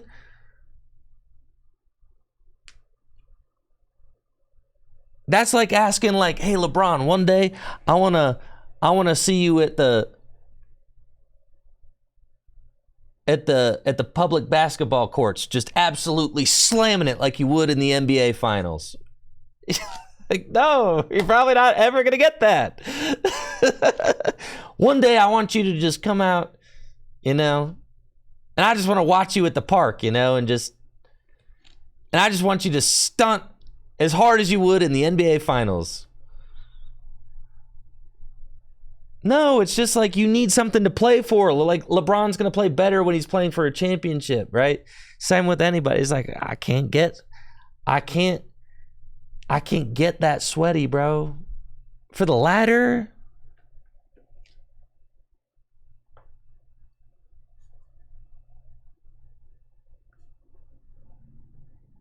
For what? I'm just saying I need something to play for.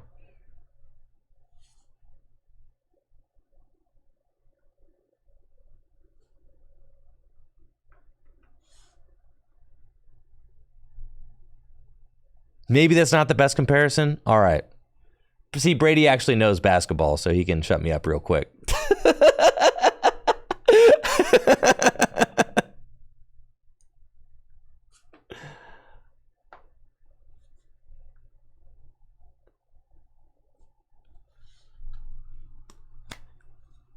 It's also not a good comparison because basketball is basketball, even if you're playing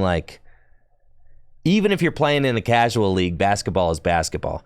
Whereas like playing Pokemon cards can be a whole bunch of different things. You either you could play casual decks, you can play sweaty decks, and it's going to change the kind of experience you have.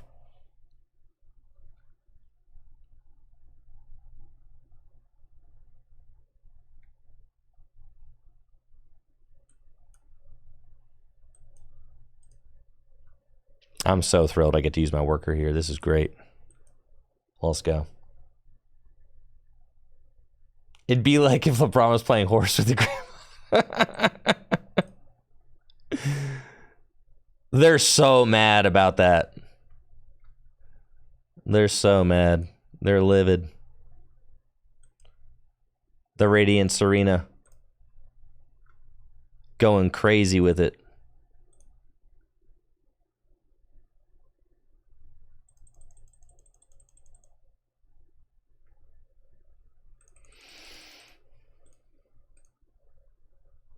All right, so like what? I probably get Rock Sand, right? So I might as well just grab the Stadium because it's all getting shuffled anyway.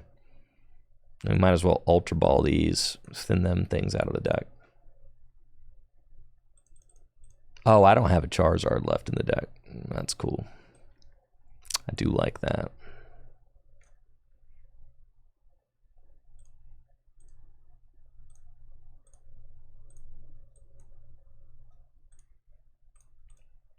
I mean, I feel like also to say, I feel like it's not totally fair to say that I haven't like sweated out on the online client before. I've gotten kind of sweaty. I've at least like, I've broken a sweat before. But like, I can't get like amped up to try my absolute hardest every day because why would I? It doesn't make sense, right? Like, I'm obviously going to try harder at Worlds or at Regionals than I do at... You know, I feel like in, like, the couple weeks leading up to Worlds, like, I was definitely just grinding, right? Anybody who watched those streams, I was just grinding. I was just playing good decks, right? I wasn't really playing around.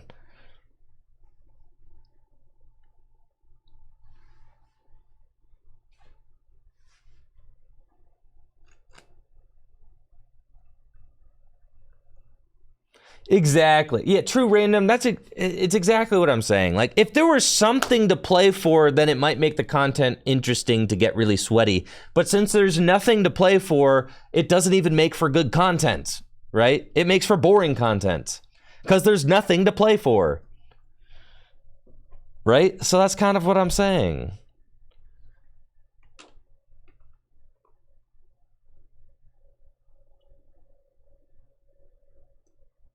Exactly, Brady.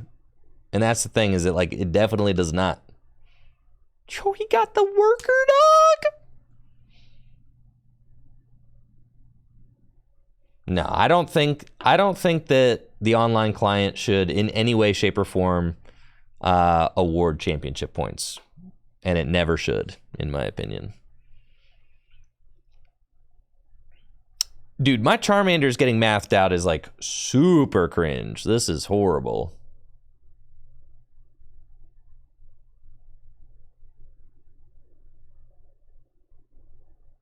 Oh, it's like that?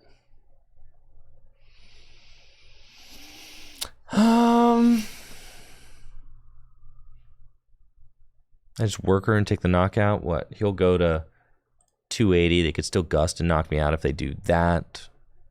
Then I kind of just lose. So I guess I just have to Artisan. Elegant Heal.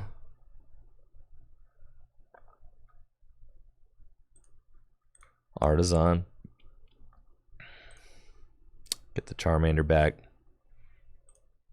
Quick search. Oh yeah, dude.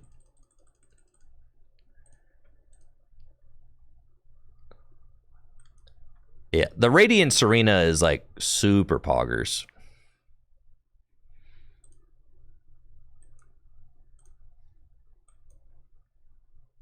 Burning Dankness.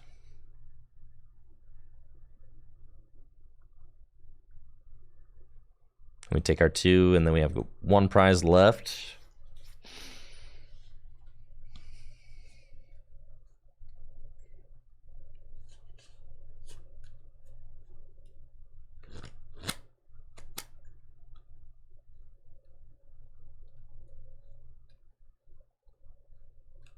It's pretty good. Yeah, the Radiant Serena is good. I think it's better than Charizard. Radiant Charizard, yeah.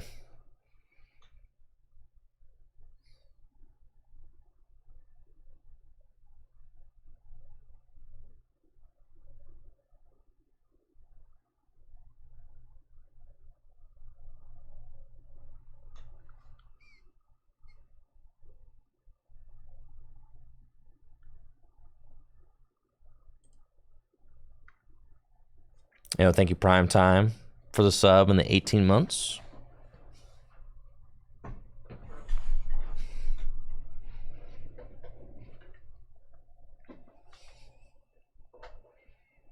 You got Boss. Try to boss up this arena. If they have, I mean, I got Worker, so I'm out of that. No problem. Yeah, dog. Let's go. Broken Charizard deck. Saying this has felt pretty good. I do need to find room for a rod. Probably, but whatever. All right, tell me I've still got the rope in here, right? Yep.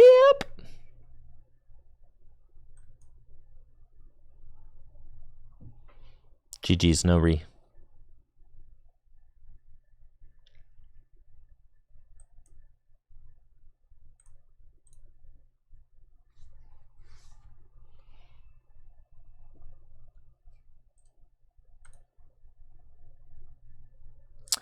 Okay, energy.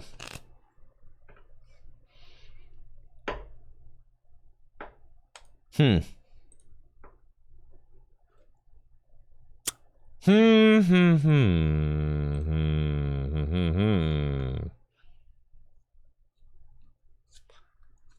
a rod. I don't know where it goes. Yeah, because I got to 3's RDX without putting the rod in. I think that was like a misfire on my part. I was like planning on putting a rod in and I didn't.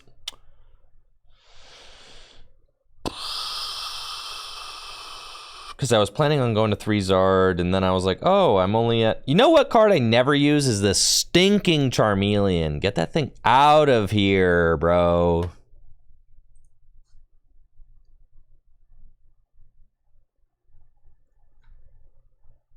I've not actually used the vacuum yet. Cut the path. No, the path is sick. All right, fine. We'll put the Charmeleon back in. Rod back in. But the Mimikyu! The Mimikyu matchup! I agree Charmeleon stinks. I've been saying this.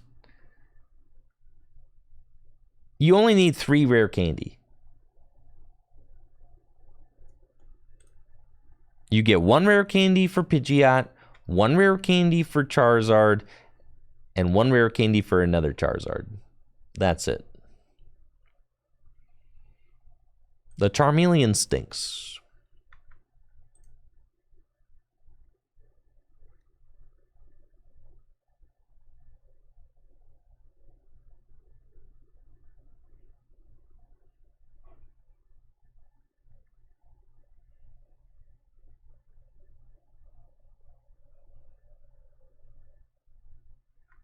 You don't need Radiant Charizard. Radiant Serena is better.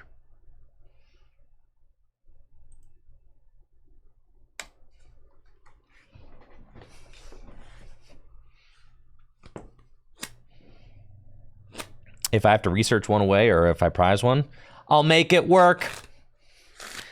But what about this? What about this? What about this? What about this?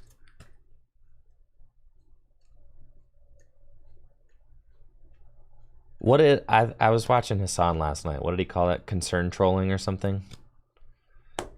I think it's something trolling. I don't know if it was concern trolling or like. But in effect, it was like, it was funny. I was like, dude, that happens to me all day. People concern troll me all day. What about the Mimikyu? What about the Mimikyu matchup? Huh? Well, what about when you do this? Or what about when this happens? What about the Mimikyu? You haven't thought about the Mimikyu. What about the Mimikyu? All right, but what if you... Yeah, but what about the Decidueye? Right. Holy smokes. Not thinking enough about the Decidueye, Andrew. What about the Decidueye?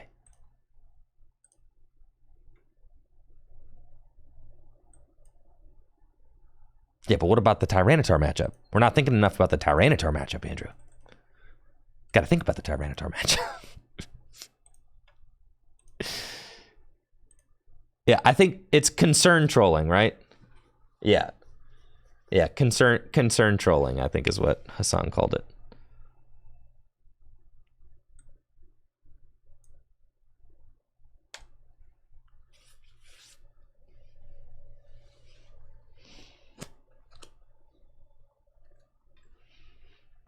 It's like you can't beat everything, all right? You can't beat everything. You can't beat every situation. You just can't. It's not how it works. It was never going to work that way. You just try to do the best with what you got.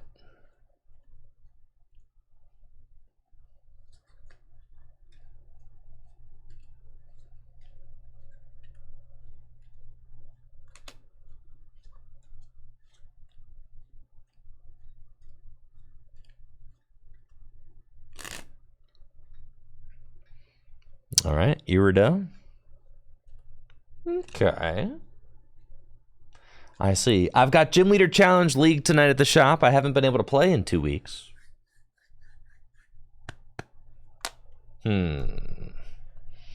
What do I bring, chats? I've got 2 decks with me. But no leaks as to what they are. I've got 2 types. I've already won with Grass and Darkness. I've won with those. No leaks, no leaks.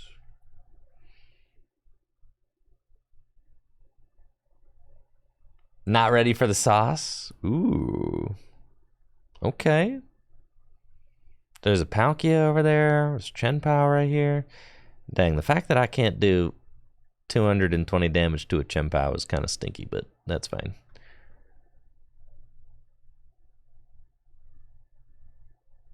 I can just Iono them to 6. Research this hand just feels so... Well, I guess it's the difference between 1 card. Yeah, let's just Iono.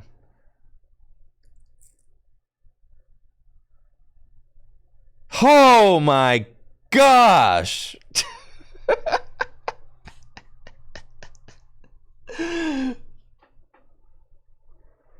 Ah!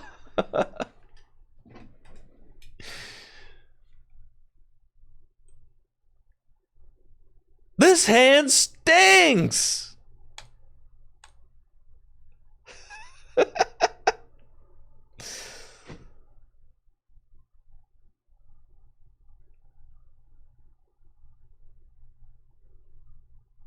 Is it worth it making a trip from... Is that California or Canada? I guess it could be both, right? I'm guessing Canada. Of course it's worth the trip.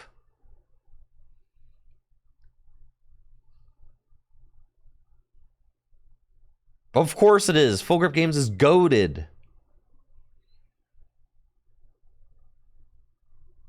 This stinks. How come my opponents got all their rare candies and stuff?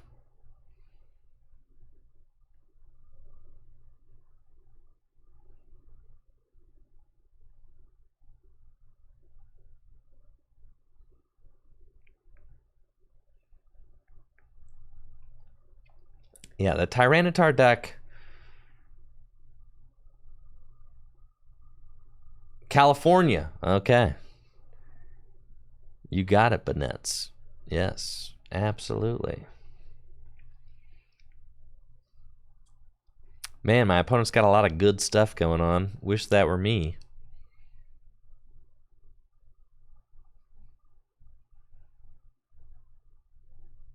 What is the best deck that uses Hisuian Zoroark V-Star?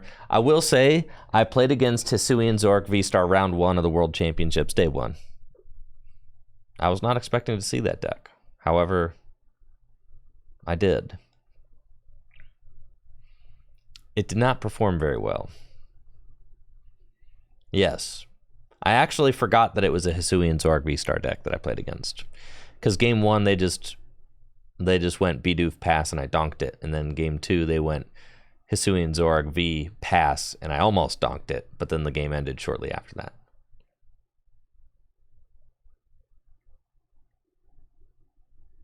Well, this stinks.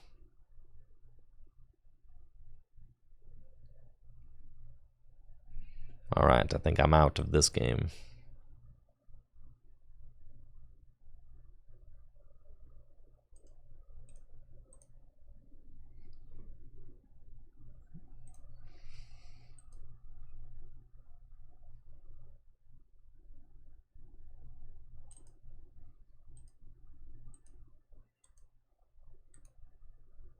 Win streak 1. Every time your brother starts pile shuffling,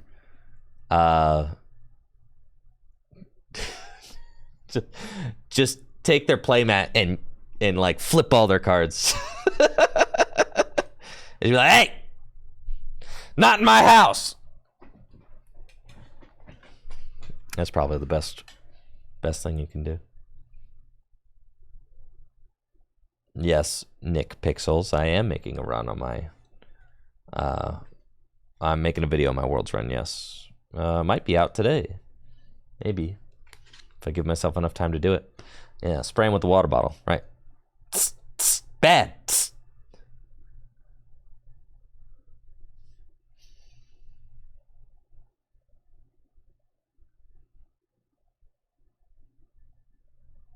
You ever seen the episode of South Park where, you know, Cartman's mom gets the dog whisperer to come over? Just kind of do that, you know.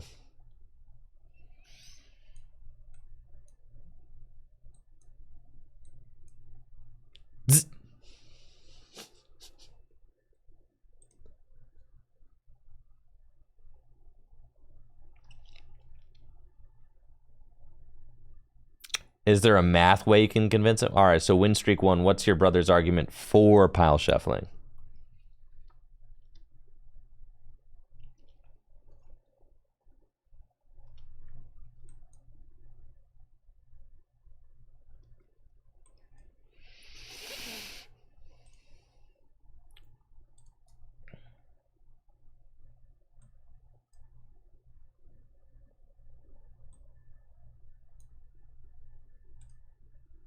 Like, what's the argument for pile shuffling?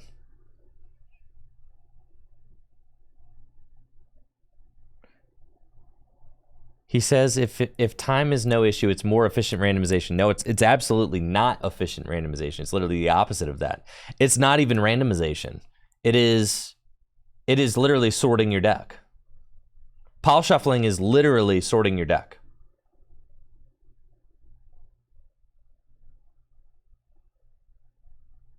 Yeah, it's the opposite of randomization.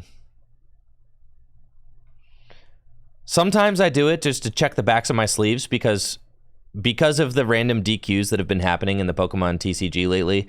I'm kind of obsessively afraid with my sleeves being marked. That's like my new OCD tick. Not yeah. Is like now I'm like deathly afraid of just like a card having a nicked corner or something, you know? Dang, this stinks. My opponent's hand stinks worse, though, so that's fine.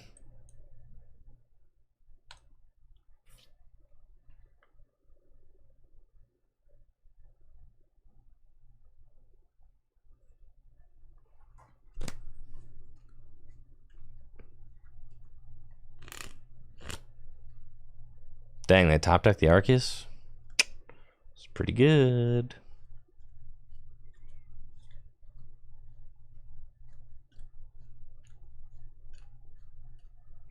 I check my sleeves every round at Worlds. Cause like, bro, I ain't trying to.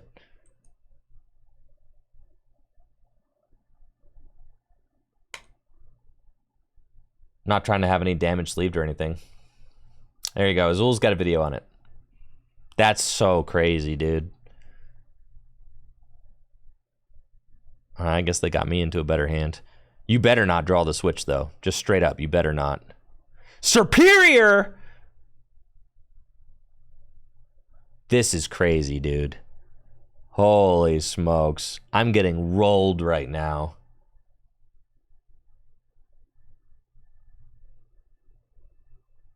Oh, my.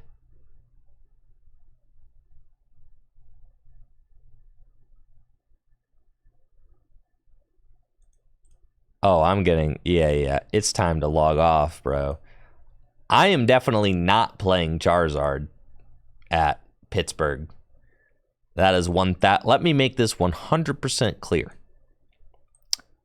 I ain't playing that deck, bro.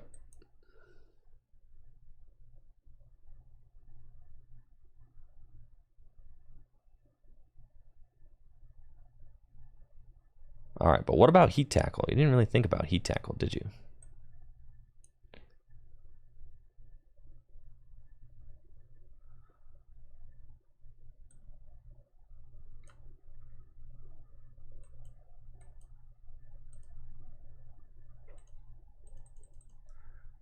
I don't have another Arceus V-Star in there.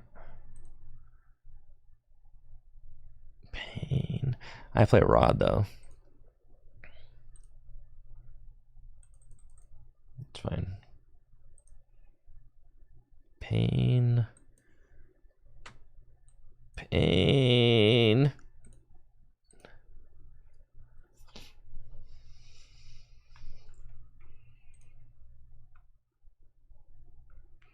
And there's 2 candies down.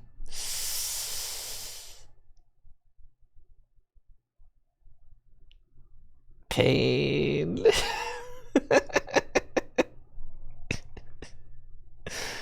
And there's Bieberell out. Man, someone get me to stop playing this deck, bro. We gotta stop playing this deck. And the Punch Gloves?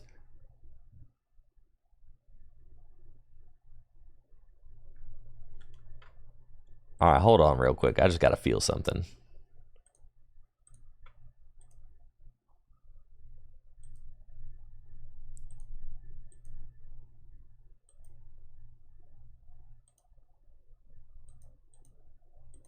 Is Arctina with Charizard tech. Superior is just a knockout.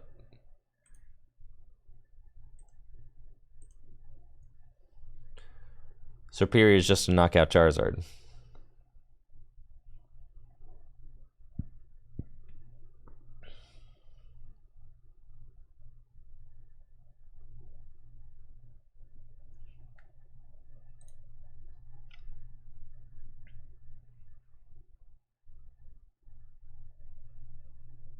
Tell you what, decks with Path in them are broken.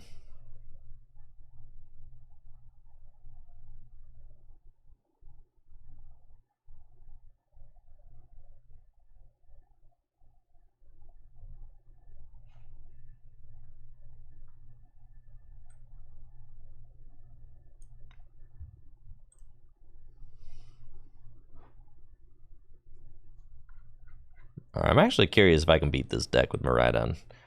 Echoing Horn?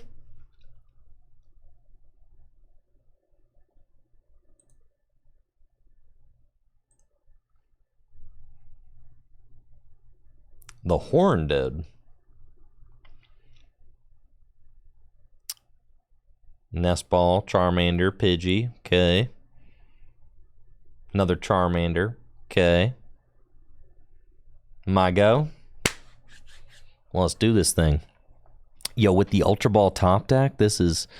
Whoo! This is hot. Love it. Okay. Tandem unit. Raikou.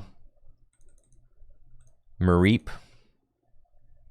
Let me make sure both Flaffy are in the deck. Yep. And the Squawk.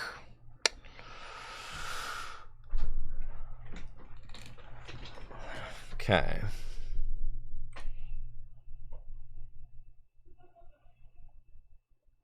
Let's get those.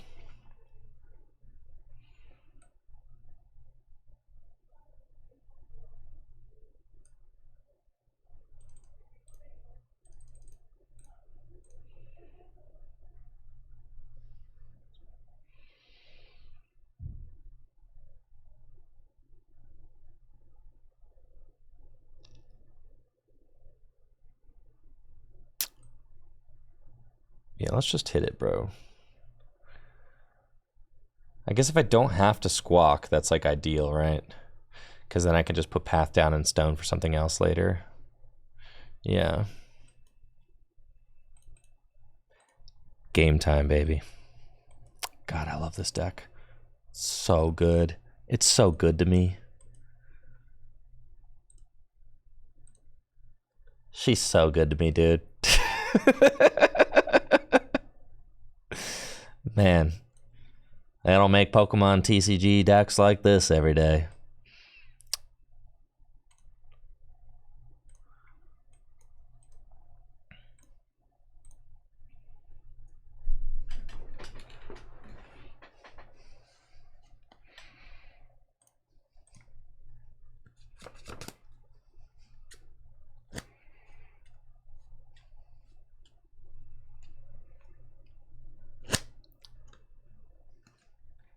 You see what I'm saying, man? It's just... life's just easier, man. Holy smokes!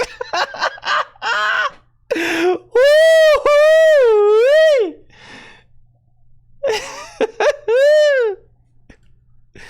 Man!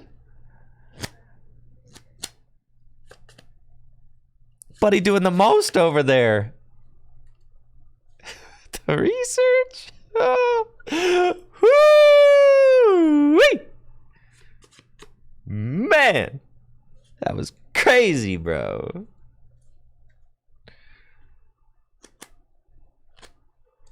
Okay. All right. If you say so. Yo, with the path again, dog? So if I Fleet Foot it, I'm going to Ultra Ball away Miraidon and the Lightning Energy. The Fleet Foot doesn't matter. So I'll Fleet Foot afterwards. Yep.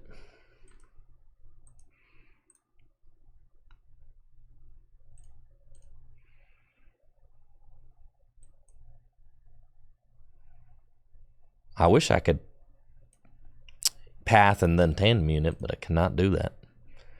Star Alchemy. Oh, I should have Fleet Footed anyway, because I was getting ready to slam the path down. I was like, oh yeah, I'll Fleet Foot after I do. Yeah. You dummy. All right, that's fine. Okay, here we go. It's cool, man. Raikou with the vibes, dude. He do not care.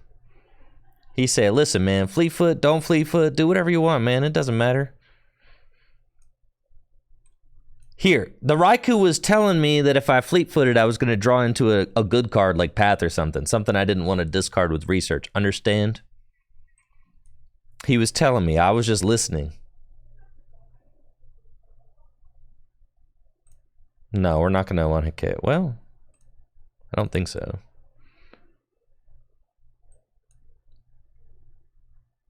If I Ultra Ball, say I attach. Holy smokes, I can one-hit KO this turn. That seems irresponsible. That seems like a way to lose the game straight up, but like, do it? That seems so irresponsible.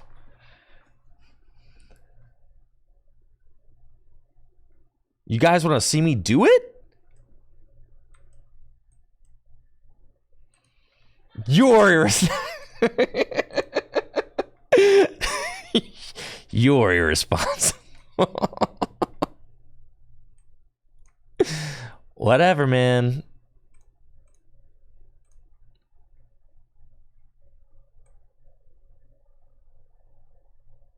No, I don't have enough. It's 300. Yeah, you guys are tripping. Okay. Yeah, I don't have enough. All right.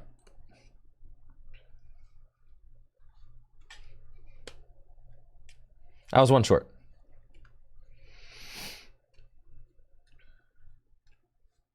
The old Andrew. Yo, they got the workers art. Come on, man. No one's supposed to have the workers art. It's cool.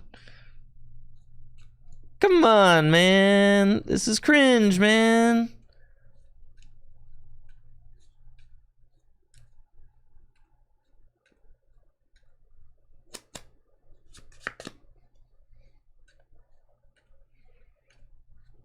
Huh. Radianzard, okay.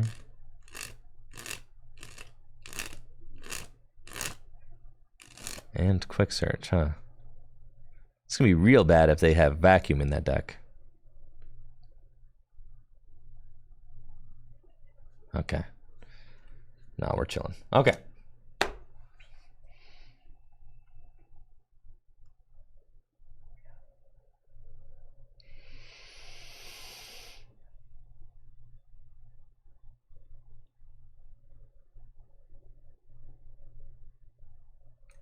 Send up Miraidon. Nah, he just popping off, chat. It happens, man. Happens to the best of us, chat. He just popping off. He just popping off right now, okay? That's okay.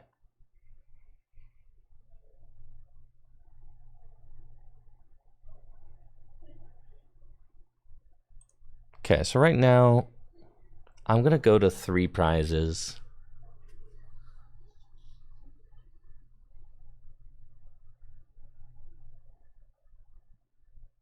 And they'll respond, okay.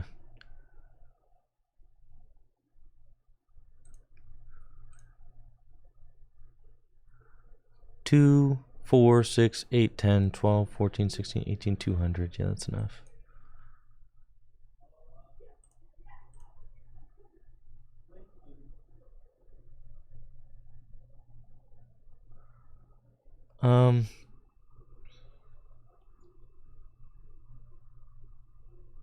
I should judge. They got a card and they didn't use it. I feel like I can afford to like go for a switch cart off this judge, I think. Well, that's fine. I'll just retreat.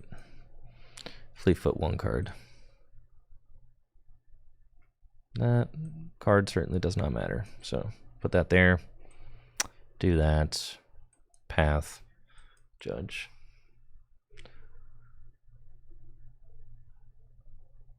Okay. The charm hit's pretty good.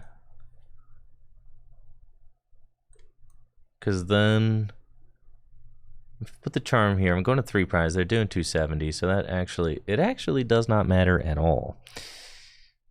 Because if I go to 3 prizes, they're just doing 369. Holy smokes, 270. That's fine.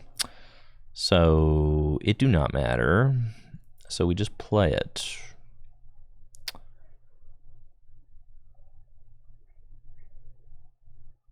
And basically, we need them to not find a stadium bump to allow them to attack with Charizard again. Like we just need them to not have a stadium bump one time, right? It'll tank the Radiant Charizard. That's true. That's true. No, we definitely need them to not have a stadium bump.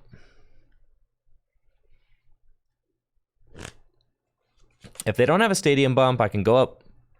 I can just go up with Raichu, blast this thing, and say, all right, I got 1 prize left. You're getting Iona to 2, and you need to not have stadium bump off Iona to 2, right?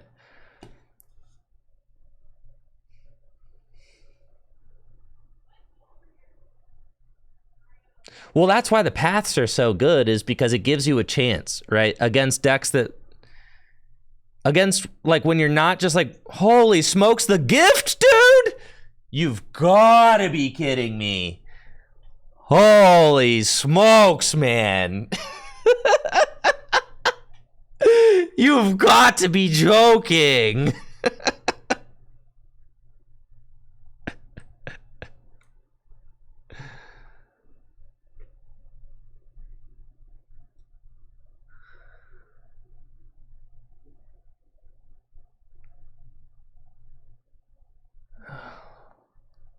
Well, I just lose.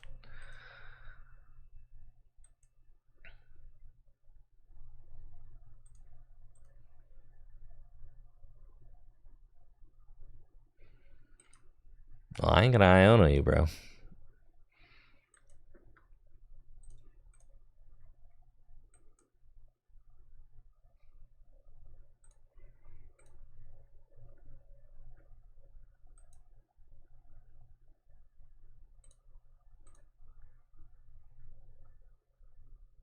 They had it like that, bro. They did not miss a beat.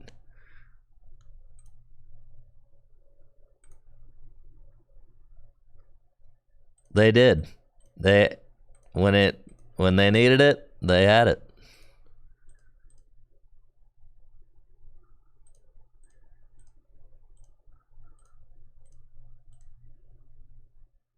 That's crazy, dude.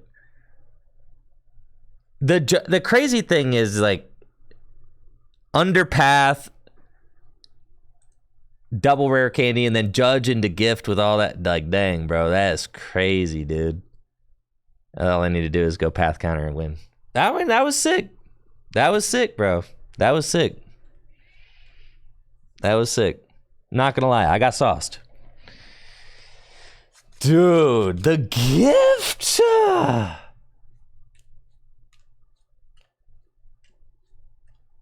Yeah. The gift, dude. They had it all. That was sick. We were cooking, though. I mean, we did everything we needed to do. But my goodness. If you get sauced like that, there's nothing stop. I do feel like the Pokemon EX are too big for Miraidon. You know. Like Raichu, the numbers I had to hit at Worlds were like not that big, right? Having to hit those numbers against Charizard is really hard. Iono, why would I Iono there if they're just still gonna get 7 cards? They didn't play the path counter out of their hand the turn previous, so I don't know that they have it. You know.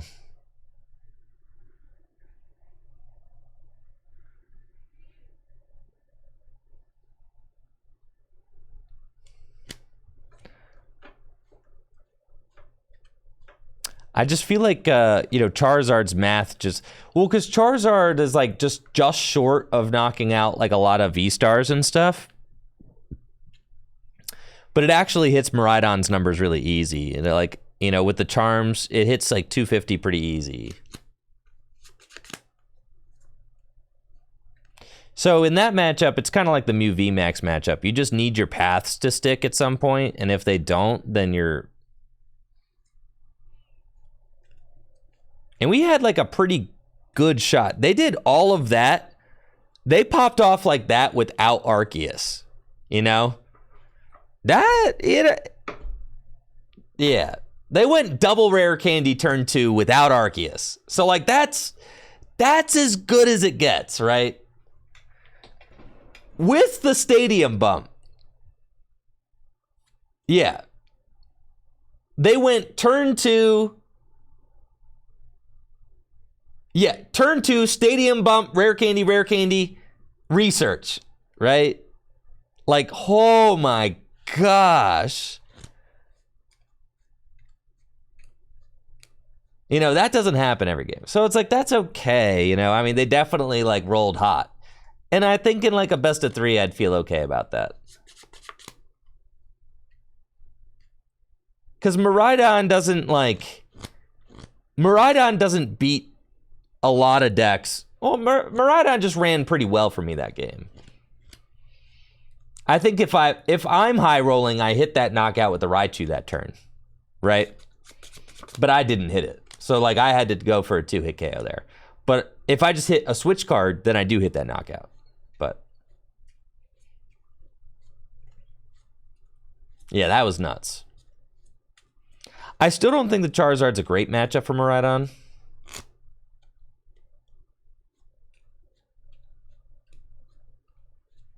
Just because the guys seem too big. But I don't know. I just like Miraidon. It's a deck that I enjoy playing.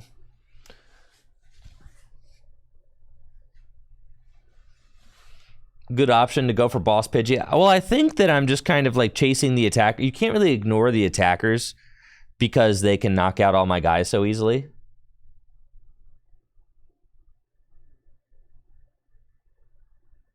So, like, you're hoping that the path just neutralizes the Pidgeot at some point. And, like, frankly, if they didn't have that gift energy right there at that right time, it's like, okay, you know, I judge path, and then I'm like, okay, the next turn I got Iono path. Oh, man. But the Iono path wasn't going to do anything because they had the filthy gift energy.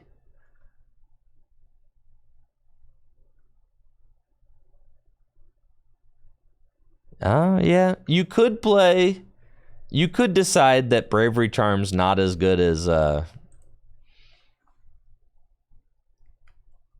you could play the Box of Disaster, dude.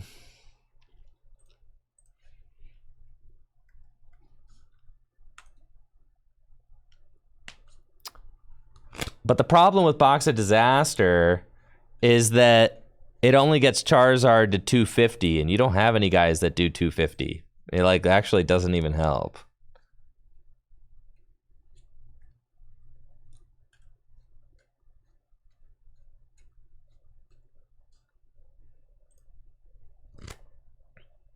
So the Box of Disaster doesn't really matter.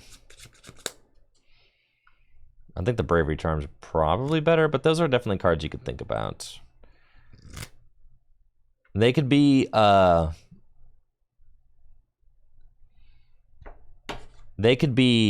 experience shares, I guess, but, you know, in our testing for Worlds, we decided that Bravery Charms are better than experience shares because they both conserve energy, you know, and that conserving energy by just not getting your guy knocked out is better than having your guy get knocked out and passing it back.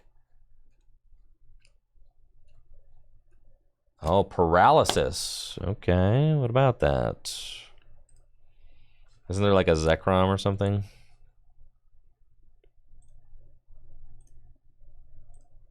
Nope, that thing rotated.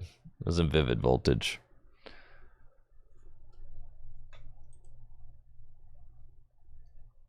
No, I think you just kind of like...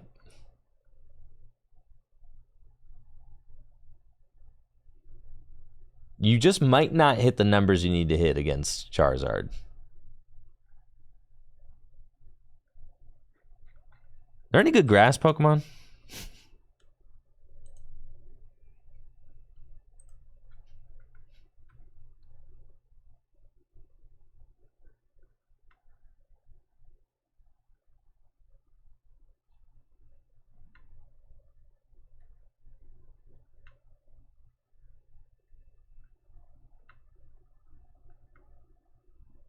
Flapple VMAX.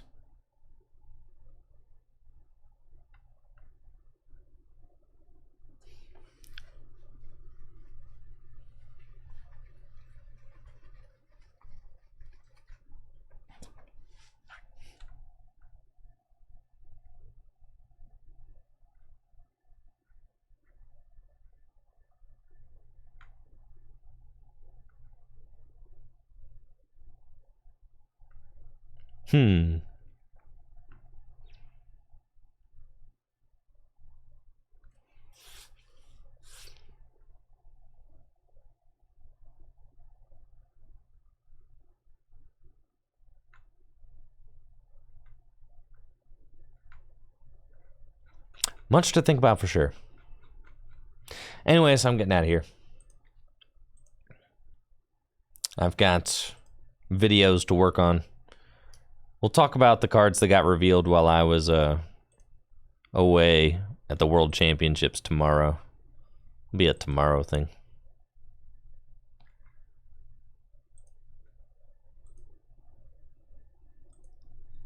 Miraidon. Maybe I can't just play Miraidon. Radiating Pulse? No. Because they could just play Switch. Yeah. You guys take it easy. Have a good one. I'll be back tomorrow. We'll go over the new cards tomorrow and play some more TCG Live, baby. Thanks for hanging out today. Hopefully you enjoyed the stream. Thanks for the subs, the support. Thanks to James for that raid earlier.